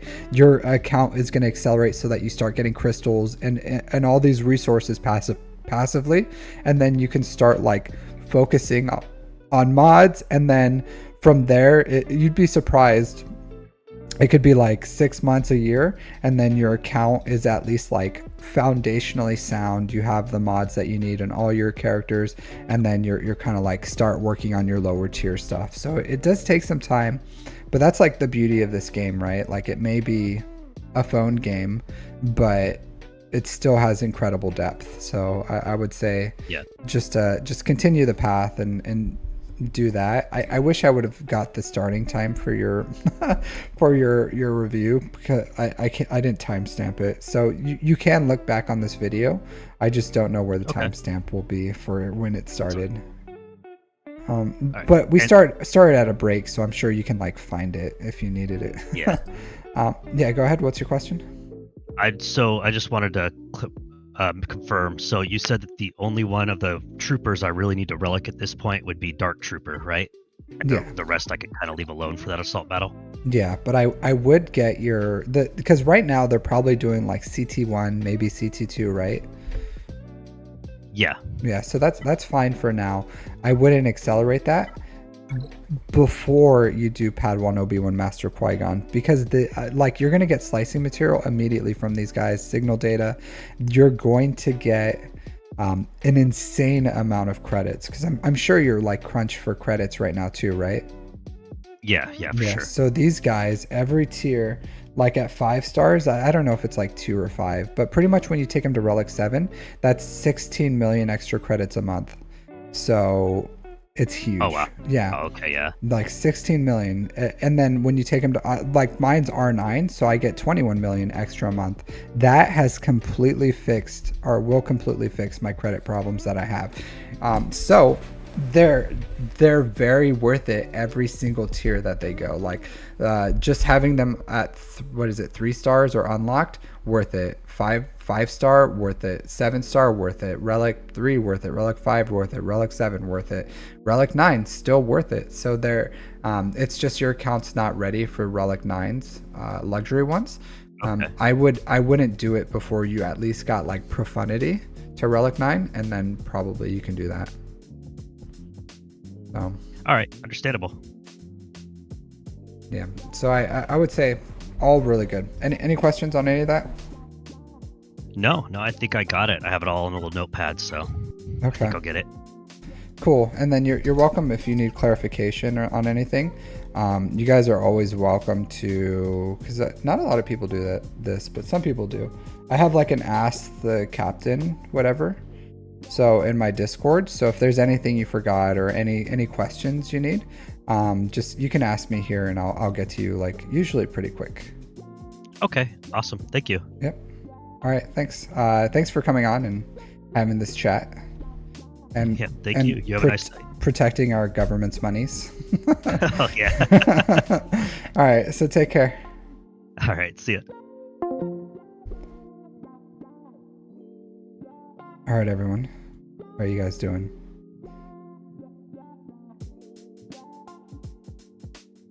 Dadalorian.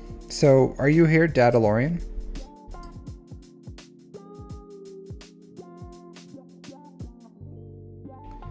If you are, so you guys only have to, because you just requested, so you only have to request once for the free roster review on here. So if you start requesting like multiple times, it's really annoying for me, because then I have to like check, because I do screen sometimes just to make sure that you guys aren't like double requesting, because there's a lot of people on here, and I don't want to like give people, and I do like drop it into an Excel document and make sure there's no like duplicates or anything. So I just ask that you guys don't, if you are on my list, you can see from number 1, just make sure you're not like double requesting, because then it gets like really hard to keep track, especially as this list just goes like up and up. It just takes like additional time from me from doing stuff like that. So please hold off on that. Yeah, I can show you some Excel things. I do have to do some things for work, so no, I'm not like an accountant level, but I did use it for statistics, so working knowledge. So yeah, please I gotta delete that. So only submit once.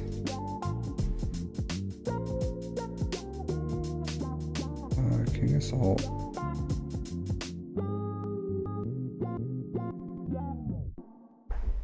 Alright, so I got to update this stuff.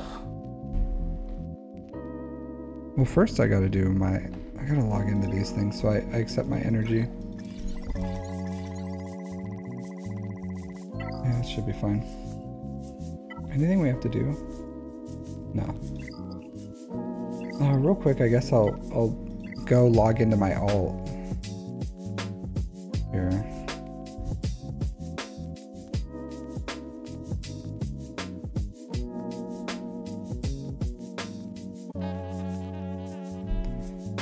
internet for some reason is inconsistent.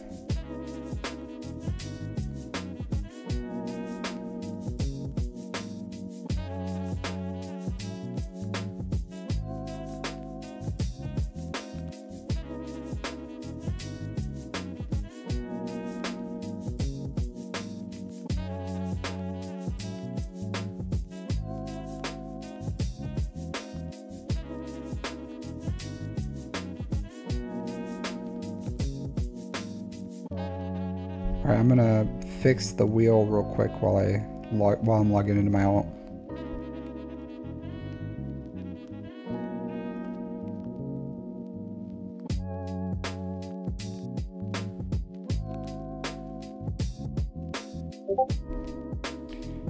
All right, so this is my alt. It's only a few days old, but he's 76k, level 58. Do any Marines go through the Naval Academy? Yeah, a lot of our officers do. It's not a lot. It's something like 5% or less of the graduates. So I got my first raid currency. Pretty huge. That's huge. So, and I've only been playing, I don't know what, 14? So 6 days? 14, 6, 8. It took me 8 days to get my first raid participation from start. Huge. So, and I did start my I did start with a guild. Like, this guild does not know who I am. The 501st Shiny Corps, they do not know who I am at all. Like, I did not use any connections from streaming whatsoever to get into this guild. It's not huge. It's like 46 million GP. I just found a guild that was doing stuff that was a size appropriate for me. And then I was able, because pretty much the biggest thing I need starting out is raid participation. So they give me roster advice. Believe it or not, I gave them roster advice.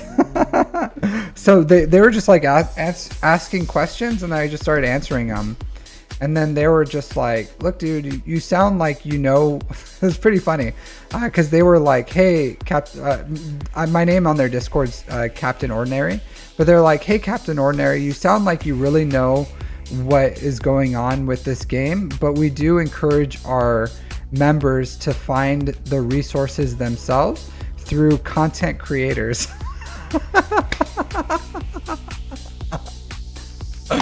Hilarious if you think about it. So I was just like, you got it. You got it.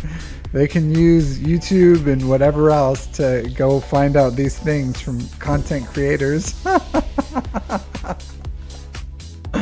So they just don't know who I am. So I just joined as Captain Ordinary. I'm just some random level 58 dude. So yeah. So I did not give them any recommendations of my guides or anything like that, but yeah, I thought it was pretty funny. So I don't, I had a good laugh when I saw that. I was like, man, that is hilarious. So I did not blow my spot up.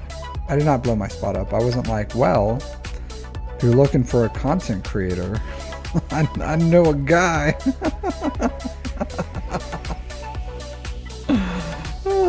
The joys of early game. So yeah. Yeah, so I had a lot of fun with that. I did. It was good. It was good. I enjoyed it. I really did. So these I should just do this real quick.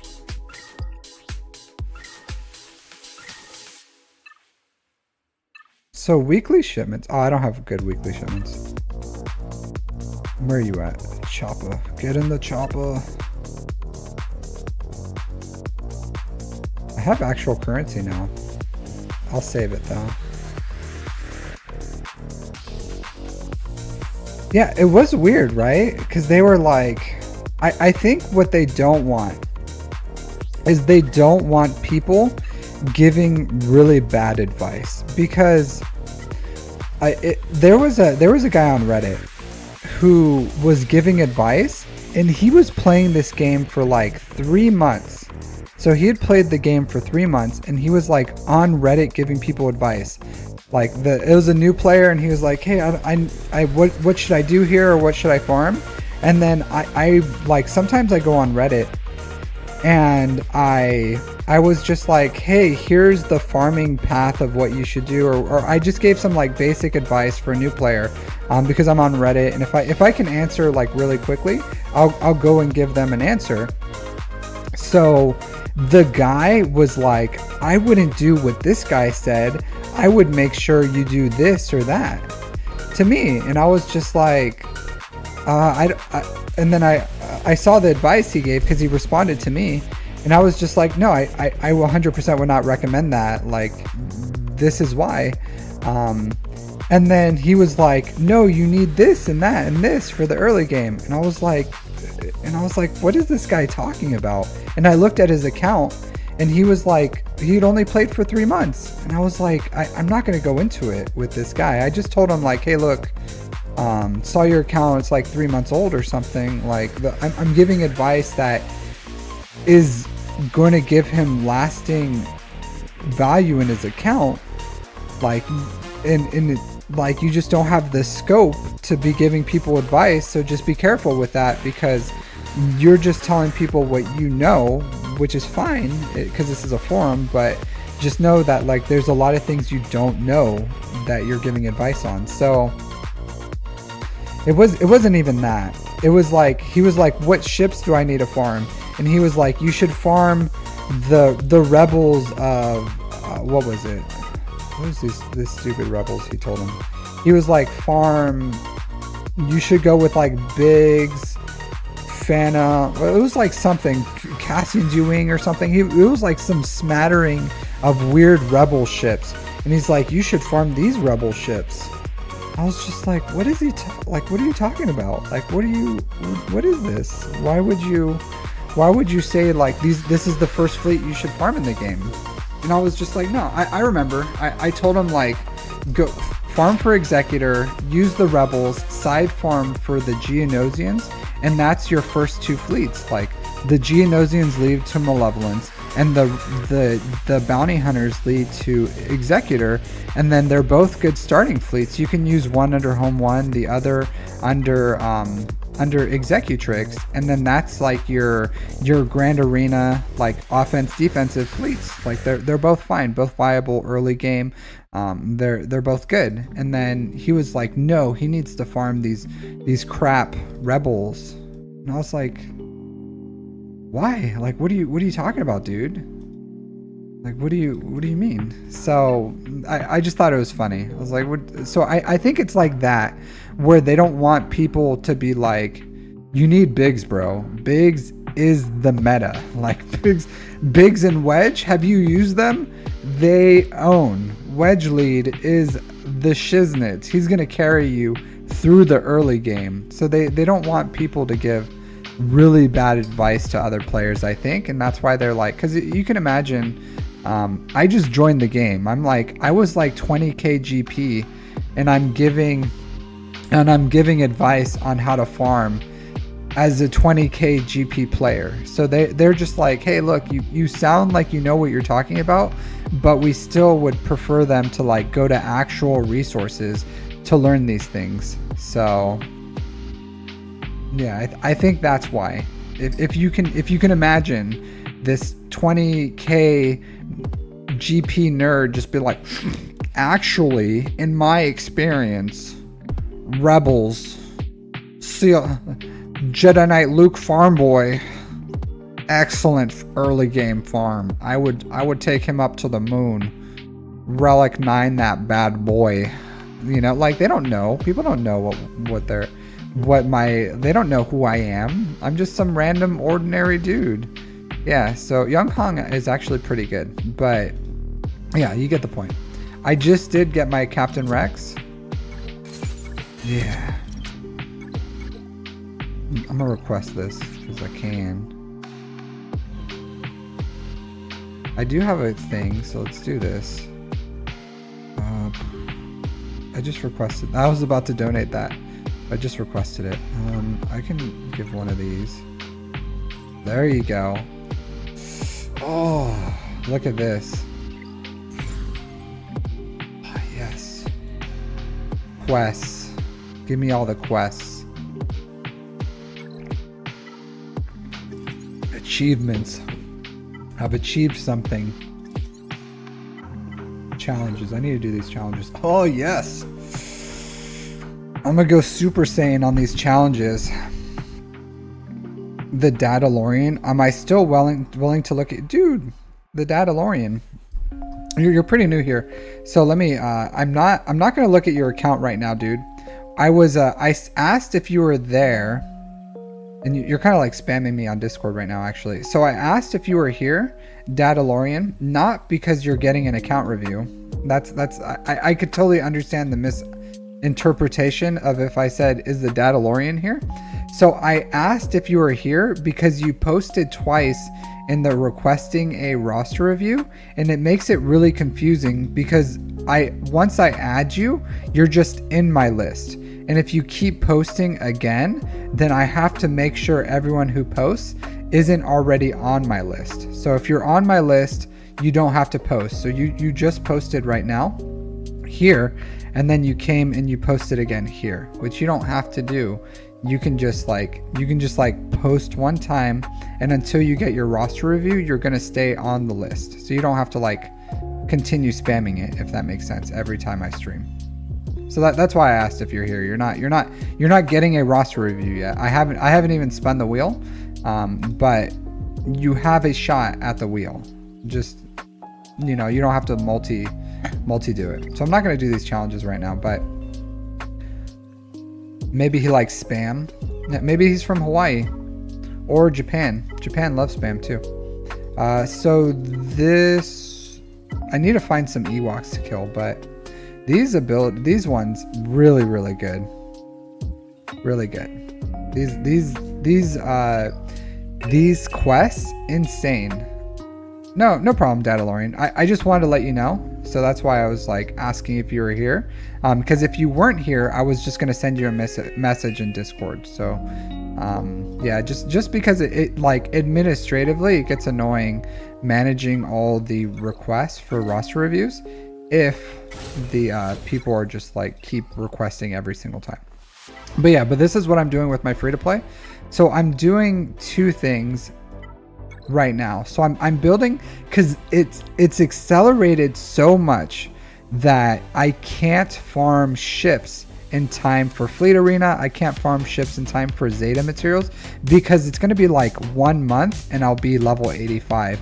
So I am going with Phoenix because they have long-term viability. They'll give me 2 assault battles really early. This team right here, absolute bangers. Watch here, let me show you like how good they are. I've been able to beat Galactic War every single time. So you're gone, you're gone, you're in.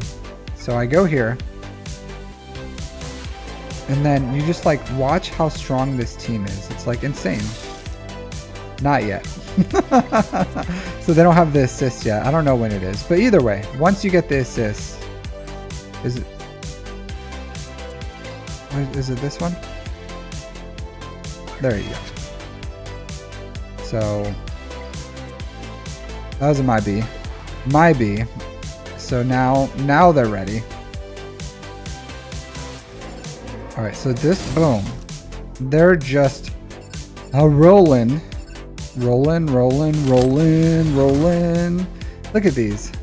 Oh yeah, just face destroying.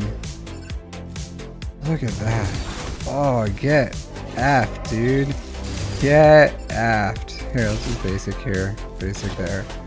Basic there. There you go. Like, this team destroys now. Even 2 stars. So that's why. And I've only been playing for like 8 days. Free to play. Free to play. So I'm destroying the Galactic War. I'm doing this so I can understand the free to play, so I can make a guide, because I'm gonna make a free to play guide here pretty soon, and then we'll see how it goes. I need to do this too, so let's do this. Take you out, put you in, start rolling these noobs. All right, who do I want to kill first? Probably you. So I have her because, believe it or not, armor shred's really important for killing crew. So kill you. That's fine. Nerds. Do that. Okay. Let's continue to start rolling these guys. Do that. Take your stuff off. Get off my face. Shred you. Okay. This crit hit immunity is pretty annoying, but I'll live. I'll live. Alright, now I'm going to take you out. No! That's fine. I'll survive. Big Daddy's still here. I may get stuck on crew now, believe it or not, because I don't know if I'm going to have the damage to push through, because he's still, like, she was pretty important for killing crew. So I may, I don't know, he's pretty low there. Let's see. Let's see how this goes. This is super annoying. Looks like it's doing alright. He does decent damage. Okay. Now I'll just put it on auto, see how it goes. But this team is really good. Yeah, there you go. So I really, really like this team. Really effective early game. Really easy to farm. They give you the shards now too. So I'm going to go ahead and make this free to play guide. I'm going to give as much gear to Rex as possible. Keep him as healthy. Probably Sabine too. Probably my priorities. For my dark side, I'm doing a combination of, like, I'm using, as you can see, I have a lot of Kylo Ren shards, and it's because I need to take this ship to 5 stars as quick as possible. It's already at 4 stars, almost 5, and then they're going to give me some other ships that are pretty much take me to 5 stars immediately for the Zeta event. And then I'm going to go with an Empire team. So Darth Vader, TIE Fighter Pilot, Moff Gideon, Dark Trooper, maybe Moff Tarkin, Emperor Palpatine, Thrawn when I get them. Once I get my all five stars Phoenix, and that's gonna help me with Empire. Will be my dark side. I used to say go Imperial Troopers, but we don't have enough time right now to really build a good Imperial Troopers. So I'm gonna go Phoenix, Empire.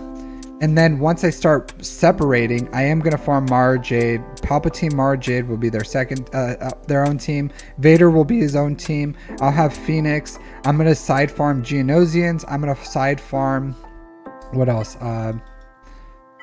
Side farm bounty hunters, and also the requirements for BAM. So I'll have this weird scoundrel team. I'll have a bounty hunter team because I need to go for that, and then I'm going to start building from there. So that's what my guide's pretty much going to, the core of it right now, I'm thinking, is what I'm going to do. And I've all the Cantina energy I've been pouring into Kylo Ren, I probably will still do once I have all that Cantina energy to have that 5-star ship. I'm going to unlock, believe it or not, Padawan Obi-Wan, Master Qui-Gon, and I'm going to probably take them to 7 stars for their credits.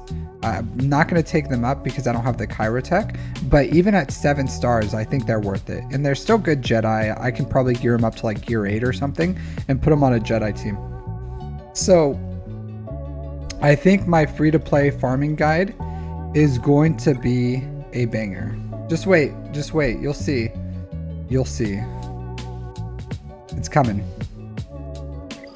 That's the free to play. That's where I'm at. All right. Let's I guess I can leave it here while I continue to do reviews.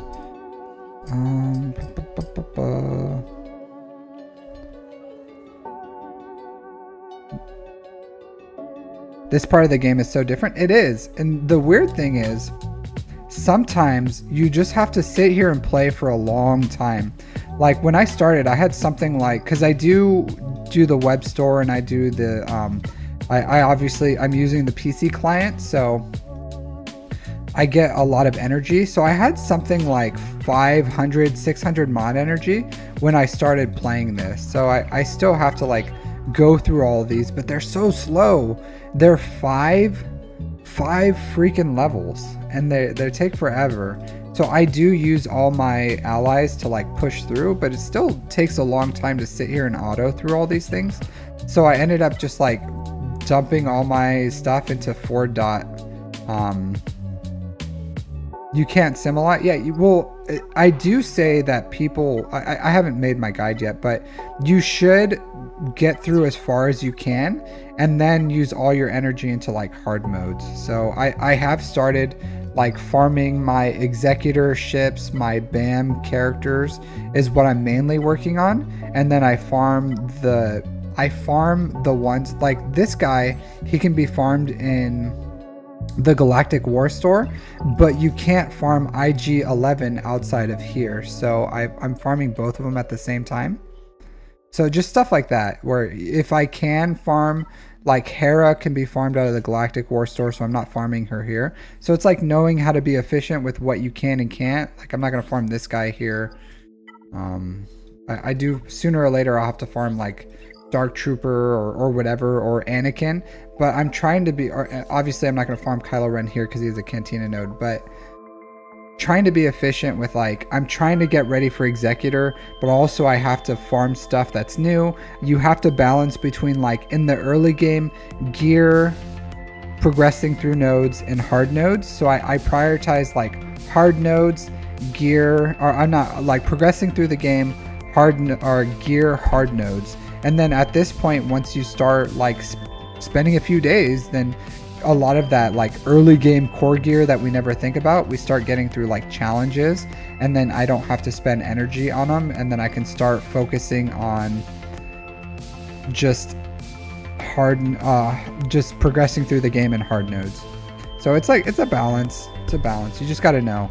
I think I'll cover all this in my, and this is what's good is for me playing this free to play, is understanding what problems or what people don't know, because I've looked at some free-to-play characters or stuff, and I'm like, they're very unfocused. And do you remember how I told that guy, like, see how all these are like level 1? Like I have some like 29, 30, 40, 30, because I had to get to level 30, you know, like you have to invest some things into characters. But that guy had like every single thing upgraded as much as he could. He's probably still here, maybe. It was like Tyler or something. And that's why I say he has to be choosy on what he does, because you can't just upgrade everything. You run out of money. And while I have some cash right now, that's going to go away super quick once I start going to the higher gear and I'm trying to like relic up, or I'm trying to 85 characters that are like 2 teams worth of characters, because like I'm gonna level up my Phoenix as I go, and I'll level up my Empire as I go, and then I have to start working on bounty hunters, and then I have to start working on other things. So you know, like a balance. And the grief Karga and all the BAM requirements, because they're like low gear, you can get them, and they're a good team actually, believe it or not. The BAM stuff, like those characters are all like good characters, so you can make a decent GAC early team with them. All right, so let's get this let's get the wheel ready.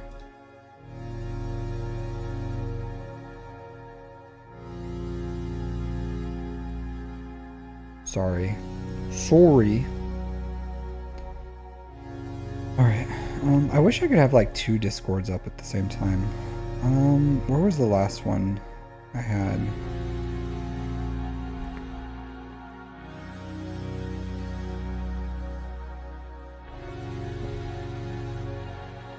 Alright, so let's update the wheel, and we'll do some spins, depending on how much time I have.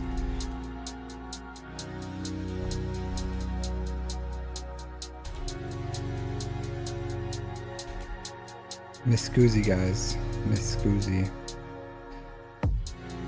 I hate doing this too, because it like covers up my screens.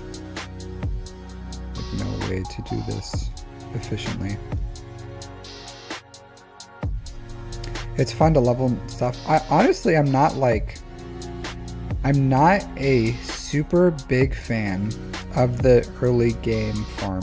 I don't know how people like Nooch, he does all his, like, he just has so many new accounts. Like he brings them to relevance, finishes whatever the purpose of them, and then he starts another one. And it's nuts. I don't know how he does it. I couldn't do it. Could not do it.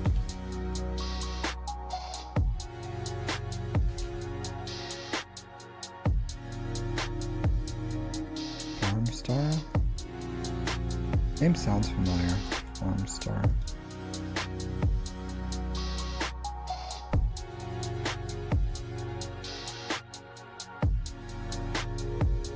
Nope. That's the secret. He's nuts. Well, I would say that's like his niche. He, like, early game players, like, that's his niche. Like, early game players love Nooch. Early game, starting, he has tons of guides, and the roster reviews he gives, like, is appropriate for the early game, a lot of those players. So a lot of those players are, that's exactly, he gives a lot of knowledge, and he puts a lot of effort into the early game. So Luckwitter Alos, hey G Freeze, welcome to my stream. Welcome to, I meant to do this, make everyone roughnecks. I just hasn't do it. Darth Loquitter, yeah, Darth Loquitter, he's not as oh wow, look at that. I didn't even know that was possible. I did it to the wrong thing. Wow, that's nuts. I like Darth Loquitter stuff. I'm a big fan of Darth Loquitter. I never get to watch his stuff, but I think he's super knowledgeable. Really intelligent man. So, very friendly too.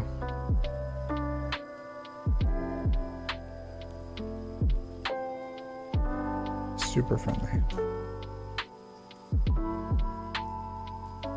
Bethro Holly. Oh.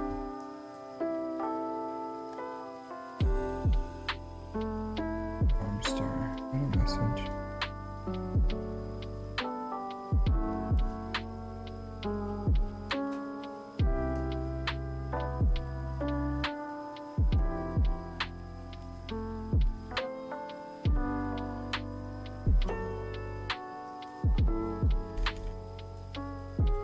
Alright, let's get this wheel up. Just shuffle, shuffle, shuffle, shuffle, shuffle. Hide it.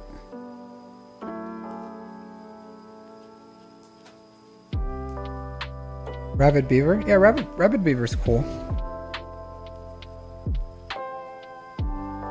He's a nice guy.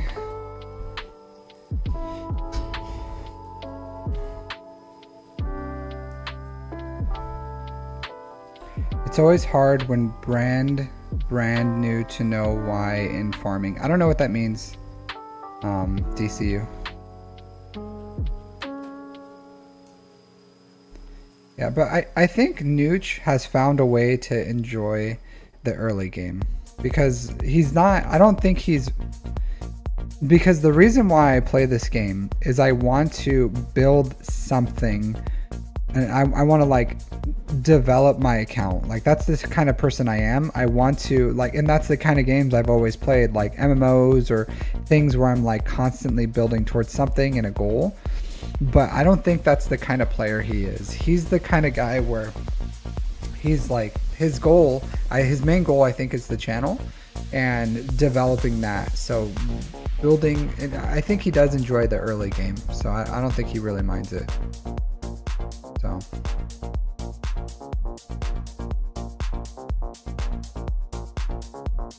I do give explanations for what to farm. So if I do tell someone to farm something, I tell them why they should farm it. A lot of, I don't know if a lot of people do this, but I think if I don't tell them why people should farm something, then they won't farm it. Because if I'm like farm X, Y, and Z, or farm this, that, and the other, and I don't tell them the why behind why they should do it, then they're not going to do it, you know, because I'll be like, well, I'll do that after my current farms, and then I'll do that next or whatever. But if I don't tell them like do it for X, Y, and Z reason, then they won't know why to do it.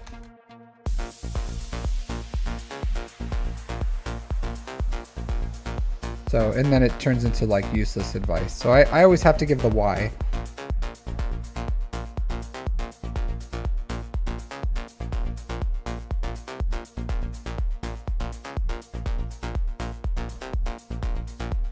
I do. I say you farm Smuggler's Run 2, which is going to give you a lot of passive slicing material. And it makes you farm. So I don't just say it gives you Smuggler's Run 2. I tell them kind of what it is. So hello, Pelodox. So I do give them the why between the why. The guide you follow didn't. Well, I don't know. Then that's on you, man. That's on you. So you follow the Captain Amazing way. I'll tell you why to do it. You can see me account. So Pelodox. There's 2 ways to get a review. So you can go to here and submit a roster review. Oh, Jupijupi was the first one. You just put in a request? Hey, you did. Look at that. He was the last. He just just put in a request. See? I'm gonna delete that. But yeah, so you can put in a you not use Discord. So you don't use Discord. So there's only 2 ways to get a review. So you have to put in a request through Discord, or you have to donate more than $5. So either or. So I only accept reviews, or I only accept free reviews from Discord. So if you can't do either, I'm sorry, I can't help you. There's no going around it. I'm very inflexible in that. All right, so but congratulations, Jupijupi. All right, so Jupijupi, just like everyone else, I'll give you the option to join on Discord or to join on voice chat if you want to. Otherwise, I'll be right back. I have to go to the bathroom real quick. Really, Lightspeed junkies. But I'll be right back, and then we'll jump into this roster review.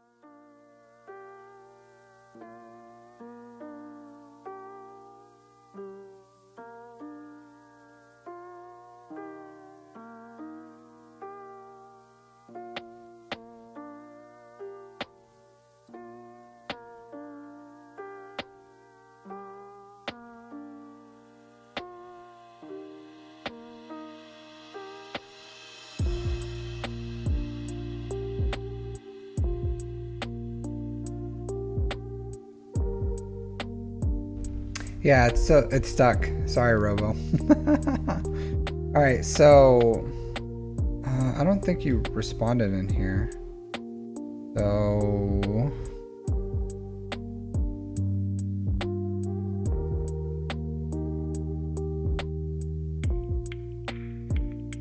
I'm just gonna go ahead and start doing your review then.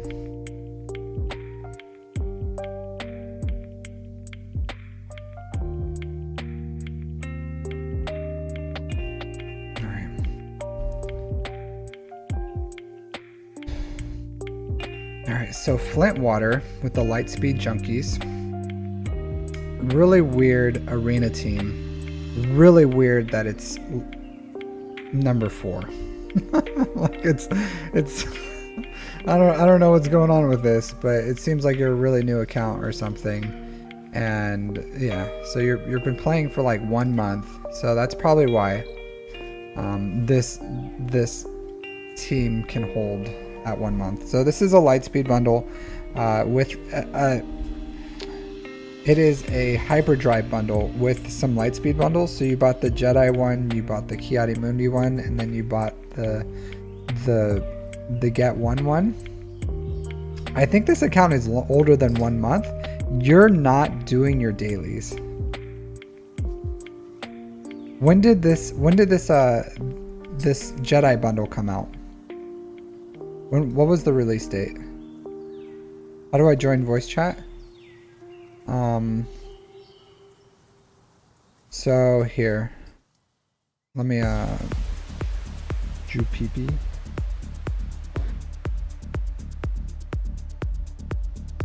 Two months ago? Was it 2 months ago? Anyone able to find like the release date for him?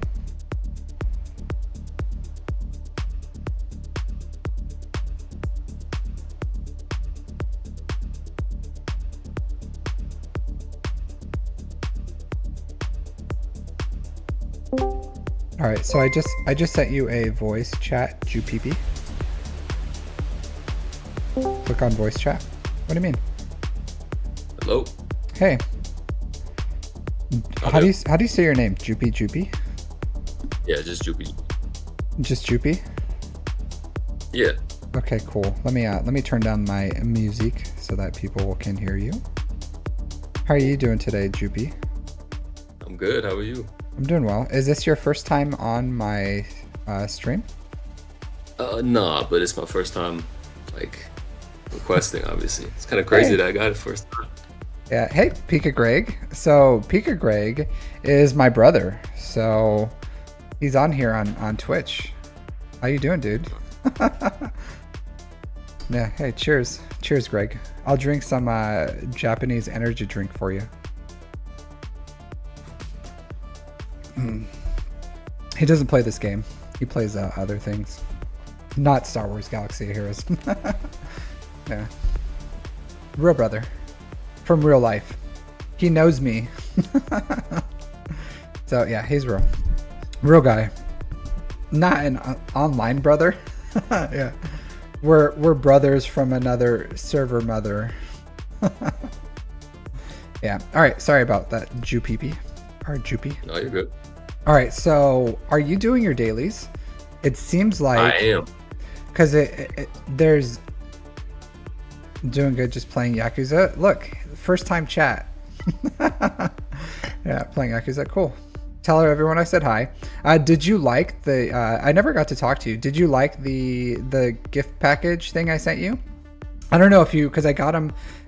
2 of the Pikachus, but you can only buy them in Okinawa, and some Japanese snacks and stuff that I sent. So how was the snacks? Were they good? I did have to cut into one of the bags to deflate it so it would fit into the box, but it was still good. Like, they're individually wrapped, so it wasn't a big deal. So everyone like them? But either way, sorry. So I think the reason I say it is we get about 400 galactic war battles in a month, right? Yeah. You have 504, but the bundles for the Jedi Lightspeed bundles came out longer than about a month ago. I don't think so. I mean, Okay. I started the account like a week before the Lightspeed bundles dropped. Okay. So Around there. I'll take your word for it. I just wanted to make sure because some people, like, cause is this your first account? Nah, so I had another account, but I played like right at the beginning of the game, and then I stopped for a bunch of years. So Okay. then when I came back, I was like 500 in the fleet, and it was all Leviathans above me. So Yeah, that's I okay. figured I would be stuck. Okay, that's cool. So I would say that I just want to make sure because some people, I have seen people where I'm like, your account is X time old, and they're like, no, it's not, and and I was like, well, that's what this tells me, and they're like, oh, I don't do that. I don't do Galactic War battles. And I was like, well, then I think I'm pretty sure I do it pretty much every day, but maybe I might have missed a few days. okay, so you should be able to auto it by now, right? Like you just auto through it. Yeah. I'm simming it, yeah. Yeah, because especially with where your account is right now, that's probably one of the main ways that you can get Kyrotech. So I would say You make can sure. get Kairos through Galactic War? I didn't even know that. No, your dailies. Like when you finish your dailies, you get 3 Oh, Kyrotech. yeah, okay. So Yeah, it's yeah. also other gear and then some credits and some crystals too. So make sure you're just like paying attention to that because Yeah. as dumb as it sounds, doing your dailies every day is huge for where you are in the game. Yeah, I've been trying to do it. Are you going for Executor? I am, yeah. Okay, so that should And be I'm your. trying to get the Padawan, Obi-Wan, and Qui-Gon up at the same time. Okay, that's good. I do like that. I don't mind when you do that because the credits that they give at every stage is like really good. Yeah. You don't want to ignore your Cad Bane, so not a huge priority right now, but you do want to get him up to relics once you have your like gear 12 maybe. What I did is I got all the characters that were requirements, and then I got up Bam and Cad Bane after that. So you're gonna want to get them up and running, or Cat Bam and Yeah, Cad that's kind Bane. of what I'm doing. Yeah, after you finish all the requirements for Executor. But BAM is required, right? Because you need to ship at So- 7 stars. Yeah, but he technically he could be like gear 1 level 1, but there's no relic requirement, there's no gear requirement for Bam. There's only the requirement of having his ship. So some people have like really horribly geared Bams and Cad Banes because they're not a requirement, and they're like, oh, I got the Executor, and then they move on, but it's still like a piece of crap fleet because they don't have Bam or Cad Bane at relics. So once you have the Executor, you immediately take Bam and Cad Bane to whatever relic. I did relic 5 on Cad Bane, relic 3 on Bam, but and because it's like a balance between having it strong enough that you can beat profundities, but weak enough that you're just a little slower than the average Executor because you want to go second, especially if you're lower stars. So it's like it's this weird balance, and I found 181 180 or 180 179 for the ship speeds are good places where you want to stick them to. Yeah, cool. Yeah, so 100% all your main efforts need to go towards the Executor. Since you're already 85, you don't have to invest into the Phoenix, and I would even say as a spender they may come back with like that Phoenix bundle, you know what I mean? So if they come out with a bundle, it may be prudent to kind of like farm around those as long as they're not too prohibitive, because Phoenix aren't like a must-have, you gotta farm right now kind of thing. So if you wanted to, you could go Executor into CLS, or Executor into Imperial Troopers into CLS, into like Jedi Knight Luke Jabba kind of thing. I am trying to do CLS right now, so I just brought Chewbacca up to 85 and Han Solo. So you can side farm them, but you need to put all the gear first on the Executor requirements. So you can save your Zetas because you don't need the Zetas for Executor, right? Like it's just a ship, and you can start saving your Zetas for that CLS, but you need to get your like your Dengar, your TIE fighter pilot. As much as like they suck, right? They're not good. You still need them as requirements. So you get the requirements first. And then the biggest thing for the CLS farm is like all those Zetas, Omegas, and stuff like that. So if you have all the Zetas, even at Gear 12, they're like a pretty fully functional team. So like Han shoots first should be your next one, and then finish it binds all things. Well, actually, I think I put the wrong Zeta on CLS. No, it's fine. Rebel maneuvers, it binds all. Lead. They're both are good. They're both are fine. Oh, okay. So CLS needs all three of his. So, but I would go Han shoots first, next, then it binds all things. Then you can go into like it learns control, and then you can go into like the one on C3PO or Chewbacca or Chupio and 3PO. So it really doesn't matter after that, as long as like CLS and Hans has his Zetas. Then the rest are just whatever order you want. Maybe Chewbacca's loyal friend is really good because it like heals up the team. So maybe that one. But either way, start putting your efforts fully into Executor. No like side farming gear on CLS until you have it, and then you don't have BAM. So what's going on with those shards? Yeah, these. Yeah, I was just like kind of putting it off because I don't want to farm those characters. Well, yeah, but it's a requirement. You know what I mean? Yeah, so you're still farming the ships. So you're really close to Executor, because how close are you to your Razor Crest? I'm like 80 shards, maybe 85 shards. You have 85 shards? Yeah. So you're like lights years away from. You're like 4 or 5 months away from Executor. Yeah, I mean, there's no other way to get Razor Crest faster, right? Well, you get it from the fleet.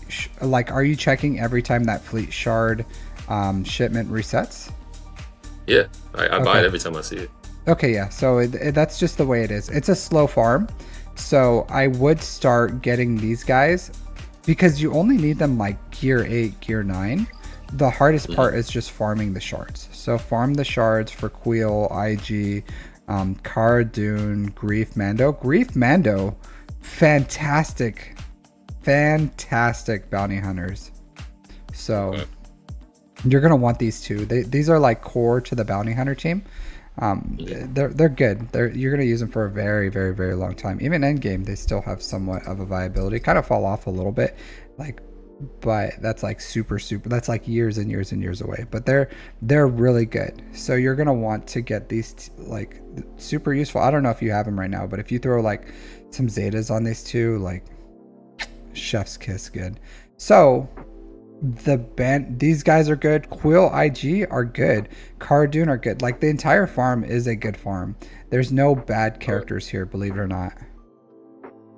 All right, I've been farming them a little bit, but just not as fast as like some other characters. Consistently every day. You don't have to buy Grief out of the Galactic War Store because you need IG-11 anyways. So just farm these from the node. The Mandalorian you can get through shipments. And then Queel, Cara Dune, you just have to farm their ships. Queel has a ship node on his anyways. I'm pretty sure it's like the TIE Bomber. TIE Bomber, yeah. Yeah, which you... Yeah, but I think I already have enough shards for Khalil, actually. I just haven't promoted him. Okay, and then do you have IG-11? I have IG-11, like, but not all the way, but he's farther than 3 stars. He's like 4 or 5 stars. Okay, but just not promoted. Yeah, that's fine. Just get these. Start putting some efforts in these. Just every day, you need to farm these, and then you need to farm the bounty hunter ships. Yeah, that's what I've basically been doing. But I was thinking, because the reason I was kind of getting the Phoenix up is because I was thinking about going for Chimera after Executor, but maybe that's not the best idea. You can. That's fine. So yeah, because you'll get the Han's Millennium Falcon, which is required for the Chimera from the bounty hunter ships. So you'll get that up and running. As soon as you have the 4 at 7 stars, you can get Han's Millennium Falcon. From there, you can, like, that's the core of the team. You can use whatever, like, probably like Biggs and maybe Ghost or something, and first turn reinforcement Phantom into whatever. But the problem is you do need Dash for that team to be really effective too. And then you need the rebel pilot or the rebel ship too. The pilotless, the rebel Y-wing, which you kind of have. So yeah, so rebel Y-wing, Han's Millennium Falcon, probably like big starting too. Then you can ban Ghost or something as reinforcements. But yeah, for your home one. And then the Chimera. The Chimera is good. You need the TIE Defender for it to really be. I've actually been farming it. I have it unlocked actually at 4 stars, but it's not showing up in yours because I just promoted it on my phone. Okay, so not like the super big deal. Once you start getting like more farther in the game and you can spare the Kyrotech, then you want to get Aiden up. You can take her to like gear 8 right now, whatever she is pre-Kyrotech, and then give her abilities and some mods, and then the TIE Defender is like somewhat usable.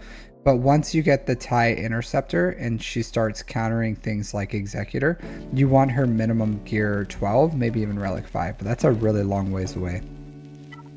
Alright, cool. Other than that, a good side farm for you to do is Treya. So Nihilus, Treya, Savage. So Savage you can get from shipments from the arena store, the arena shipments. Nihilus is just yeah. Then Darth Nihilus is just you just farm his shards, and then Treya you get from Mark 1 currency. Right. So those are worth it. Good farms, I would say.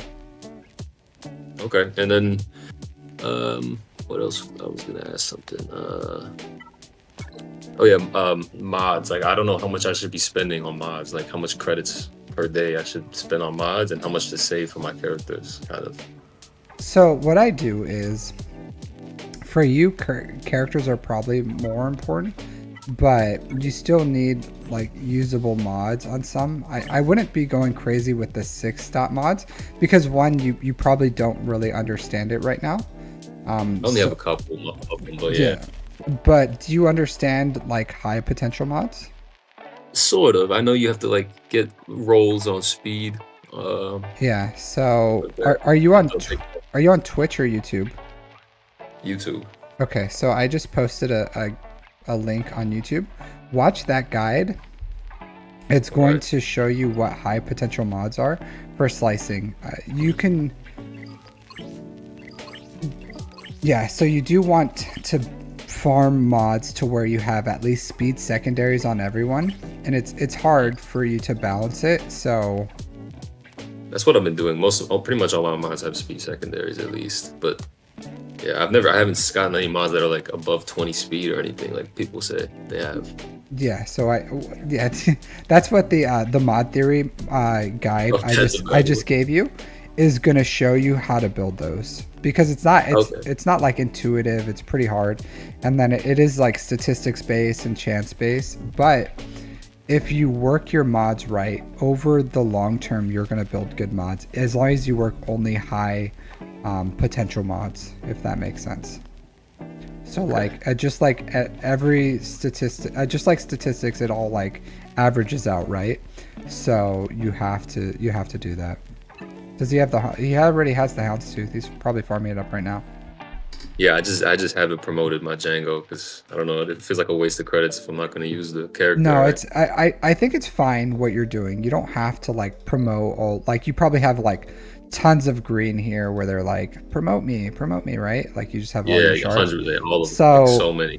So it's fine to balance. And then what I usually do is, or what I did is, whenever I worked my mods and then whatever credits I had, and you could prioritize like whenever you upgrade some characters, you work your mods, whatever's left, and then you build more credits. Things like Credit Heist gives you credits, right? Because I'm sure you just got like 4 or 5 million credits from that. Yeah, I got 5 million. So after something like that, sometimes I'm like, okay, I'm just gonna level up a character real quick from that. Or I'll be like, okay, I didn't have credits, now I have credits, I can do that. Mark 1 currency you can also use to buy some credits. Yeah, I do that as well. Yeah. Also, once you start getting your Jedi bros, at least to like 7 stars each, for Master Qui-Gon Pad 1 Obi-Wan. Every month when their event comes by, you're gonna get like an influx of credits from these guys. So in a few days, in 4 days, I think. yeah, so in like 3-4 days, well, for me it's 3 days because I'm in the future.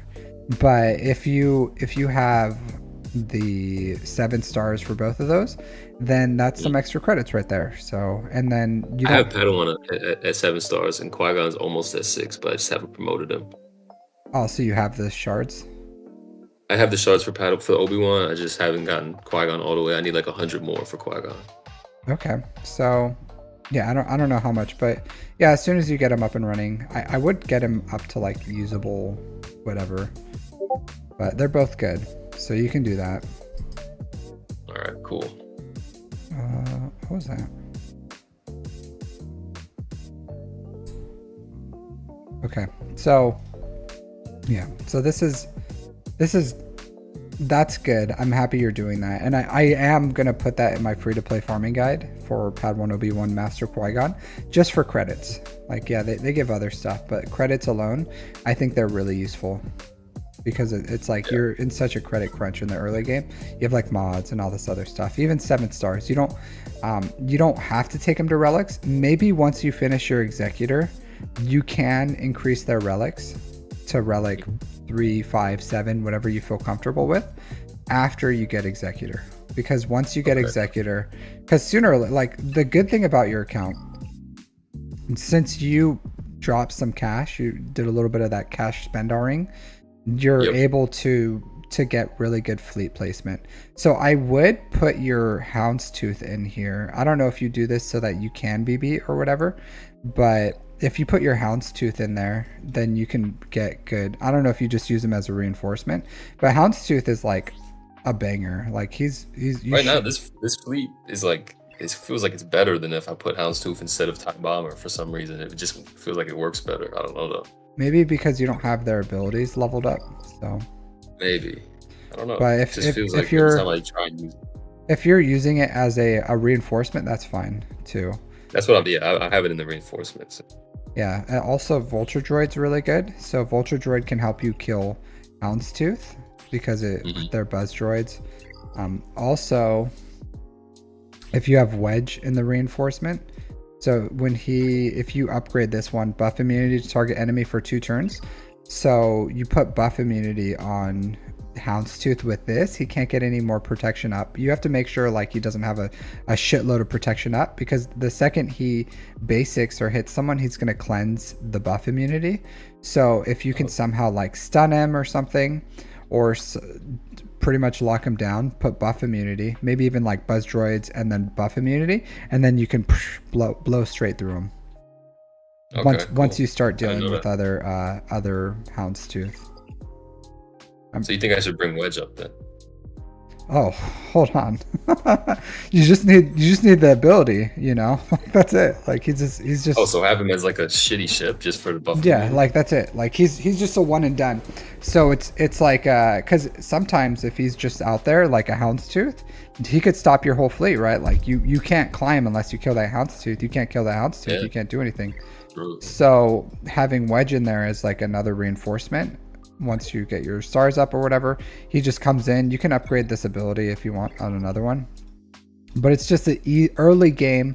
Vulture Droid and Wedge are how you kill Houndstooth. Oh, okay, cool.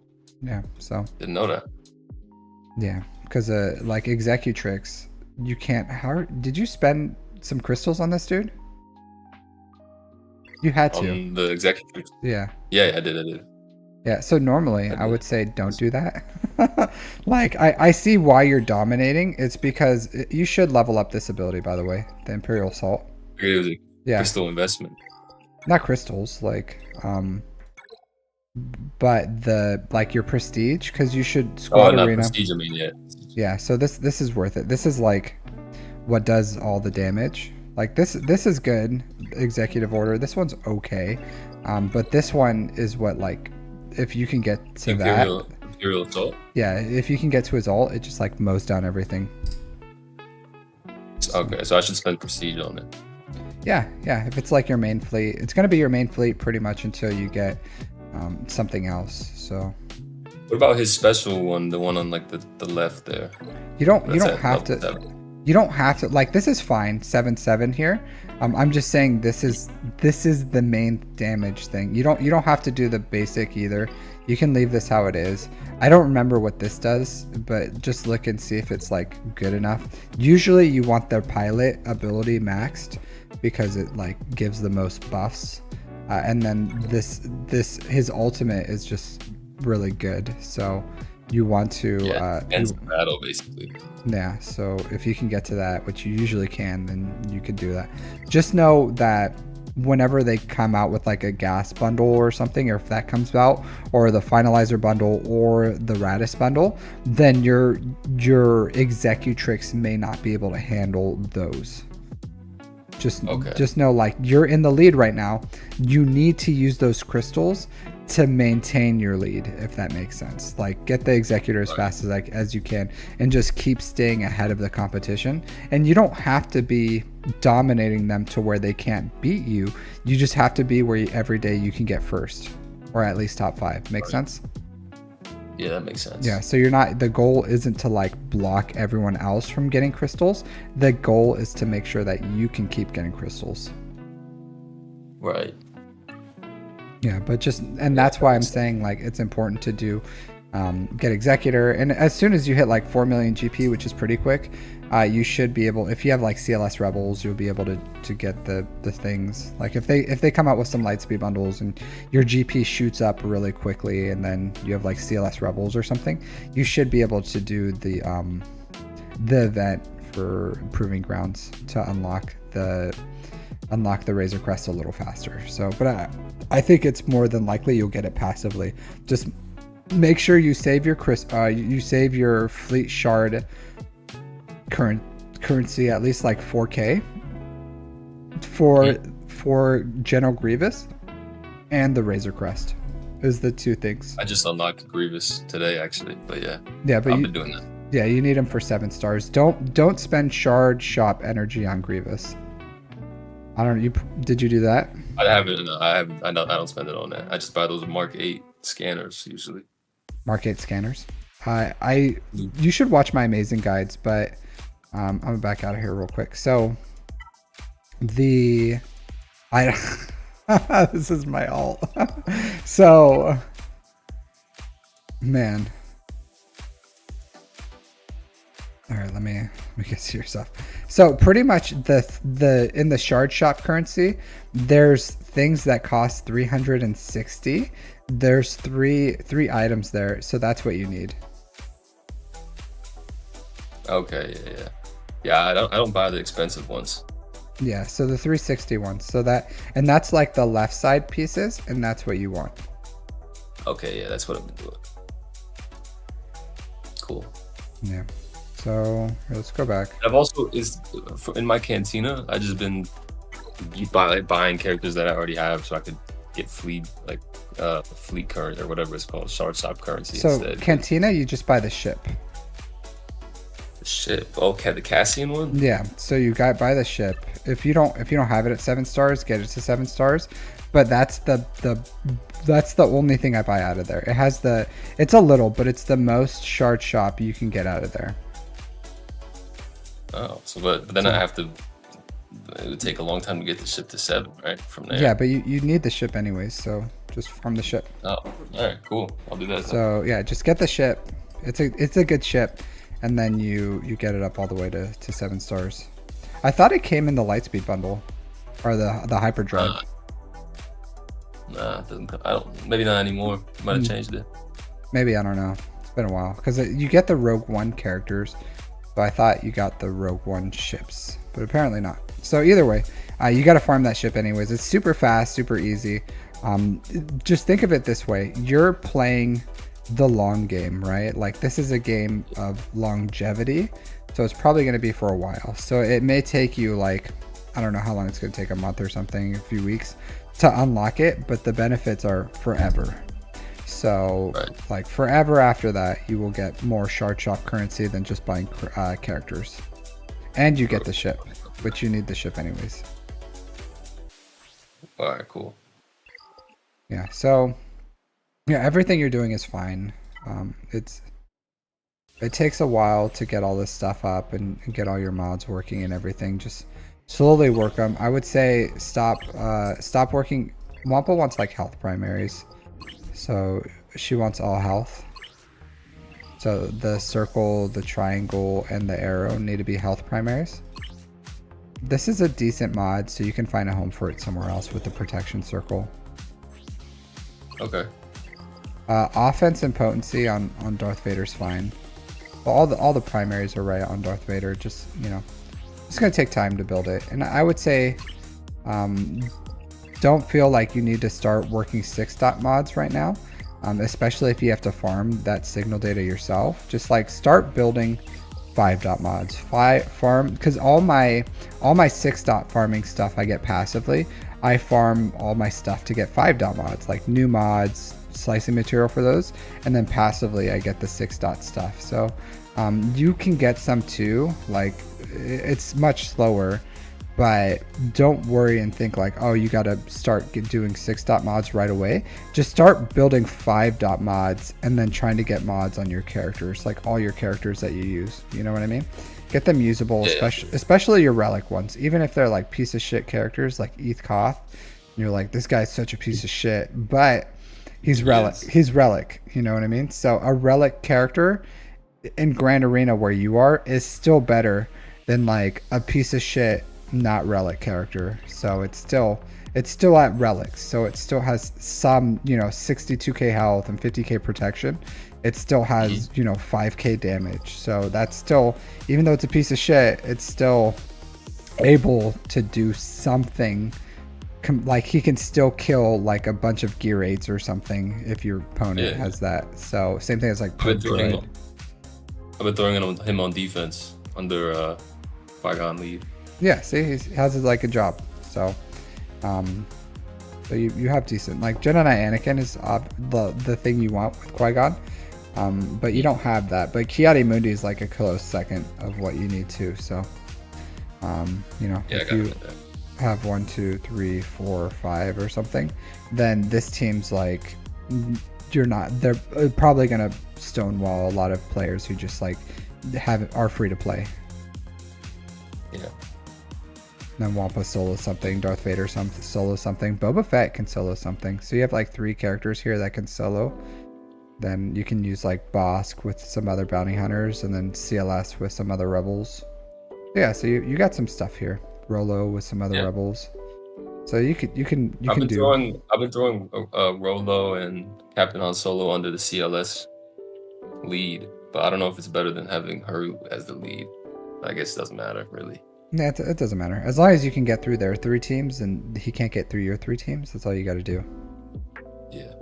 Yeah, and then you do have decent raid participation. So yeah, so I think you'll grow fast, like where you are. Like getting fleet currency is like really important early on in the game. So you're gonna grow quick. Use that advantage to push towards getting your fleets, and your crystals should go towards that. Once you have that, then like get everything ready for Executor, even if you don't have the Executrix. So the second you get it, or I'm sorry, even though you don't have the Razor Crest, and then the second you get Razor Crest, then you get your Executor, you know? So that should be your priority. And then even the Bounty Hunter fleet is a banger fleet. So even if under that would replace what you have now if you had all the Bounty Hunters. Or you can use Chimera with the Bounty Hunters and then Executrix with the Empire. And then you can put like the Bounty Hunters on defense and take your Executrix on offense. Okay, that's a good idea. So yeah, there's a lot of things you can do. But yeah, like you're doing well. You're just, you haven't been playing long enough to see like the fruits of your labor really, because this is all just like Lightspeed bundle stuff, right? But like just keep playing, and this game is measured in like months to years, not weeks. So it may be hard to see that you look at your account and you just see what you don't have, but know that I look at your account and I see the potential of what you could have because of what you're doing in the game right now and what you've accelerated. So, you know, I think you're going to be fine. All right, great. Thank you. All right, so that's all I really got for you. Do you have any more questions? I guess one, yeah. Next Omicron, what should I go for? Do you have Wampas? You do. You have Qui-Gon. Treya and Savage should be your third and fourth. So Treya and then Savage. Not Savage first. I don't really care. You can do Okay. you can do Savage Treya or Treya Savage. I'll say as long as you have Treya Nihilus, that's a team. If you have Savages, that's a team. I will say Savage is better at relics. All right, I'll be right back. My wife's calling. All right. Thank you.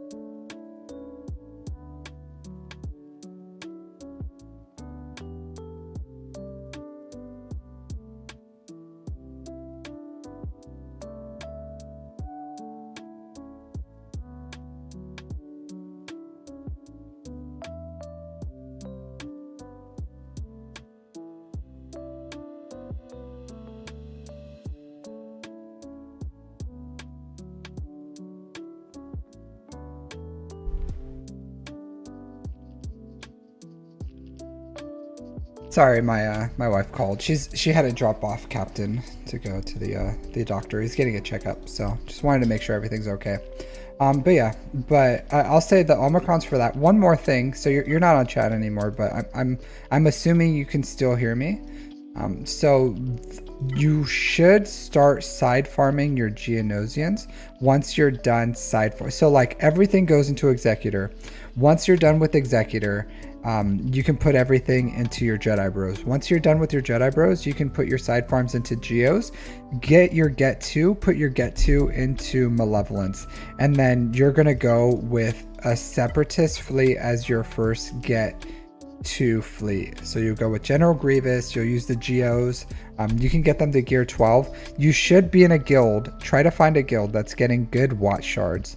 And if you're not getting Watch Shards, you should try to find one that has good Watch Shards. And if you tell them like, I'll farm Watt or whatever, or I'll farm Geos, and then just farm Geos as a side farm outside of what the Executor is. And the Geo ships are good. So you can use that fleet too as another team. So like the Geos, the 3 ships, even with like the Vulture Droid, whenever you farm the Hyena Bomber, really strong ship. Even low gear, low stars, whatever, like really, really powerful. So you should fit in the Geos here so that one, you can start farming Watch Shards with a good guild, and then once you start getting the Malevolence, your Geo fleet is there and running. So as a side farm, as long as it doesn't take away from your main farms, then you should get those Geos. You only need 1 Zeta on Geo Brood Alpha, by the way. But other than that, like, it's a good side farm to do, really cheap, really easy, and then you start earning Watt Shards, and you need Watt so that you can get JMK later on. He's also just a good character, so.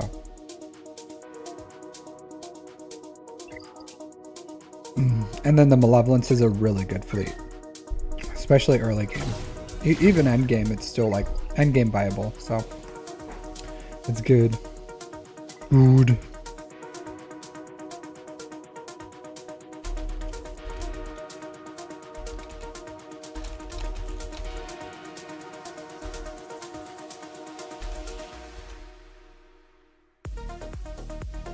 All right, so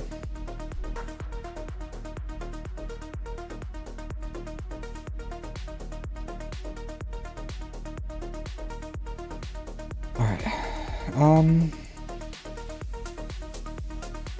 I think I have time for one more spin. Usually I do 2 free ones.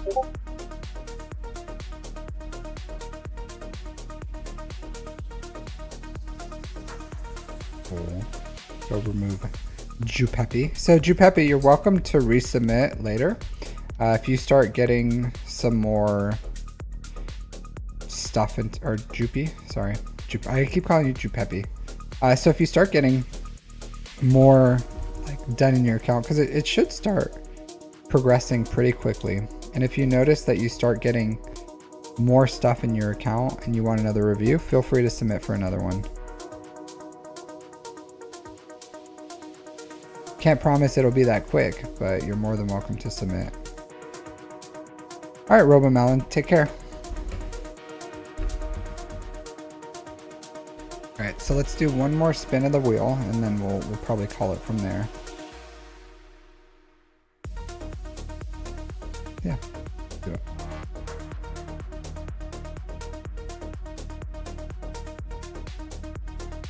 Who's it gonna be? Nicky Merckx? Nick Merckx. Nick Merckx 26.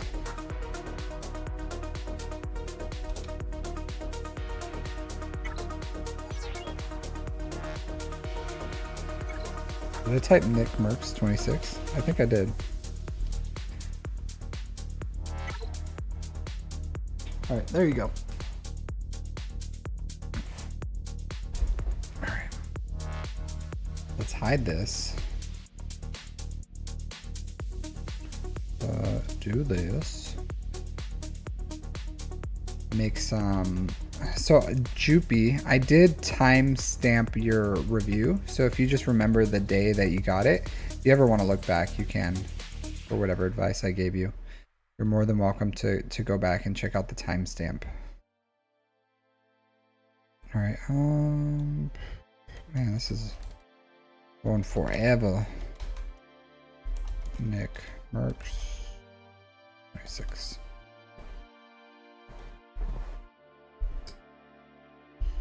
All right, so we have a Kyber combatant over here somehow, even though he's in Chromium. Maybe from the Legacy systems? Yeah, from the Legacy. 4 noobs by noobs. I remember that guild name. I don't remember who runs it. Almost 6 million GP, 3.4 in characters, 2.4 in ships. 2 years time played. So I'm assuming a lot of that is prior to. This is an interesting account. Very interesting. Very interesting. Now let's edit this before I jump in here. I like this account. New enough that it doesn't have a ton of stuff, but young enough that it has some good stuff in it. Really good stuff. Did I already remove it from my list? Maybe. Nope, I did not. Another one of these pretty early ones. Sometimes it just be that way. You know what I mean? Sometimes it just be that way. Alright, so they have C and Jabba. Really interesting first GLs. I do love Jabba as a first GL. You have protection primaries on Jabba. Like, it needs to be health. So I understand this was probably just like a high speed mod, and you may not have the mod depth, but this should be a health primary. And like with GLs, you shouldn't do this. So he shouldn't have protection primary here. He shouldn't have protection primary here. Tenacity's fine here. But this should be a health set, and it should be health primary. So I would change that to be health and health.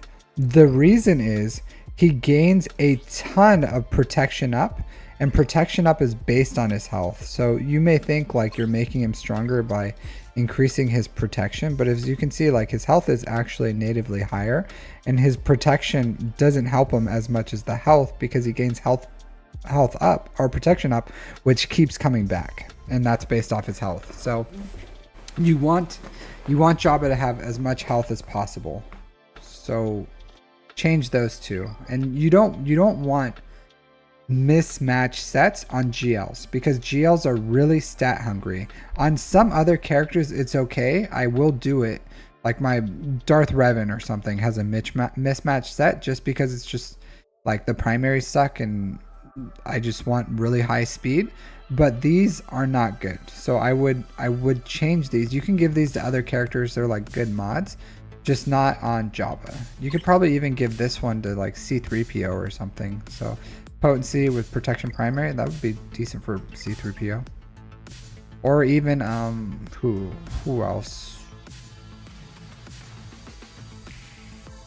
Hoda? Hoda wouldn't mind that one. He can have a speed and some 2 mismatch sets. Hoda would love that. So, but I would change that.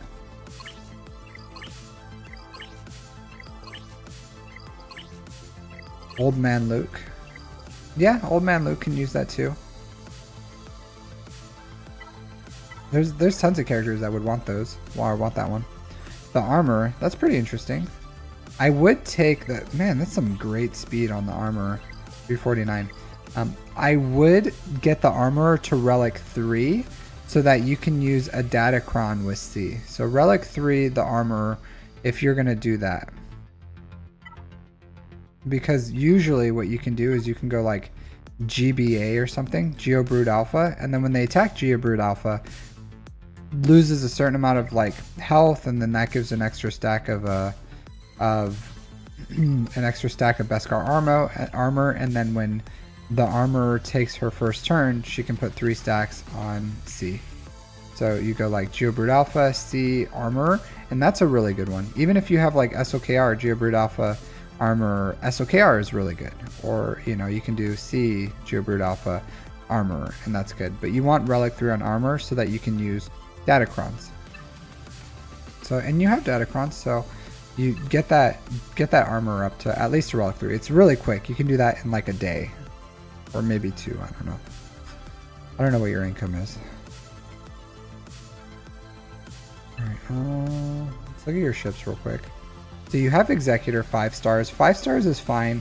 I would say earn all the shards to take it directly from 5 to 7. 6 stars is really weird, and the Executor is just all about that turn order.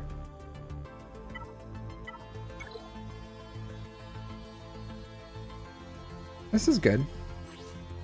Yeah, not bad. Look at the speeds. 178, a little slow. This one's 79. 180. Yeah, it's fine. Not the biggest deal in the world.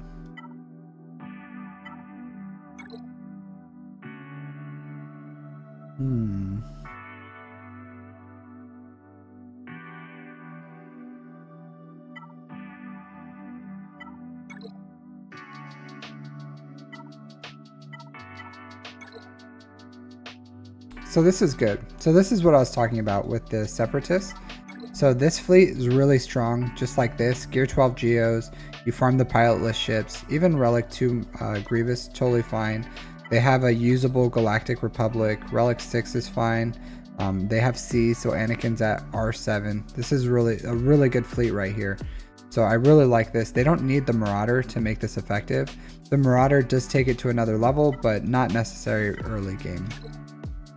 So I like this. So they have the Executor, they have a good Negotiator, they have a good Malevolence, and they probably have a decent Empire fleet, if I could guess. Yeah, so TIE Defender, TIE Interceptor. I would say you should get your Iden, even to like Relic 5. At least Gear 12, maybe Relic 5, so that you have a usable... Because if you take this to Relic 5, this is even Gear 12, it is an Executor killer. Relic 5 makes it like almost guaranteed, very hard. RNGesus would have to come down and slap you across the face for you to lose it with Relic Iden. So I would say you should take her to Relic 5, but Gear 12 is still usable if you want. But you have the TIE Interceptor, you should have the TIE Defender at higher gear level. Relic 5 would be ideal. And you have a Relic Chimera. So this is really good. I really like this. Even if you take it to Relic 5, you can use this to beat Leviathans. It's not as reliable. You're going to alt the bomber, and then you're going to have to clean it up with something else. But this is super usable with the Chimera at the gear levels if you just get Iden up and running. So I like this. I really like what this account is doing. Really like it. So really good job overall on what's going on here. I love it. I'm loving it. I really do like this account. Like I do. I'm like, this account is doing everything that I tell you guys to do. Side farming all their fleets, usable malevolence, usable negotiator. They have Jabba the Hutt. It looks like they're farming assault battles. They have usable fleets. They have their first GL fleet. This is a banger of an account. Absolute banger. The only thing I don't like is their Imperial Troopers. So once you've done what I told you to do already, I would get these Imperial Troopers to higher gear levels. So gear 12 on Ranged Trooper, and then gear 5 on Dark Trooper, and that would be just fine to get the assault battles at CT3 for all of them. So I would do that. So Iden, Dark Trooper, Ranged Trooper, just gear 12, Dark Trooper, Relic 5, Iden Versio, Relic 5. You're Gucci from there. You can gear 12 Iden's other teams as side farms later once you have extra like mark currency. But that would be good. You should have CLS Rebels. You do. Oh my goodness is still a good one to Zeta. If you have, you can still make this usable, but you need to Zeta Sabine with this Demolish. That's a really important Zeta. So you have investment into Captain Rex, so you might as well Zeta Sabine whenever you can. You don't need Raging Wookiee, and you have all the CLSs. So I would get Sabine Wren's Zeta at least, and C-3PO. You don't have to accelerate Captain Rex's gear.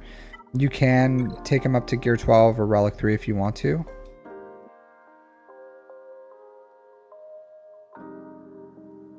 But I would say if you have Jabba, your next big farm should probably be JML Profanity. Would be really good side farms. So JML Profanity would probably be the best thing. Or you can go Leia for you as big farms. So you can go, all of them flow really well. So Profanity, Leia, JML, and whatever order you want to do, you can do that. I see you kind of farming Inquisitors. I don't know how far you are in there, but you got to finish this first because you've already kind of committed to it. So yeah, Relic 5 on Second Sister is fine.'re going to Relic 7, 7th Sister, and then Grand Inquisitor. I wish I would have caught your account earlier because I wouldn't have had you Relic these up. But since you're already this far, you have to finish your Inquisitors. So yeah, so finish your 7th Sister, then get Grand Inquisitor, then do what I told you to do. Then you can start going JML, Profanity, Leia or something is good. Or you can go Leia, Profanity, JML, whatever order you want. Leia's really strong though. And that's what I'd recommend for your account. Let's look at your Jedi though.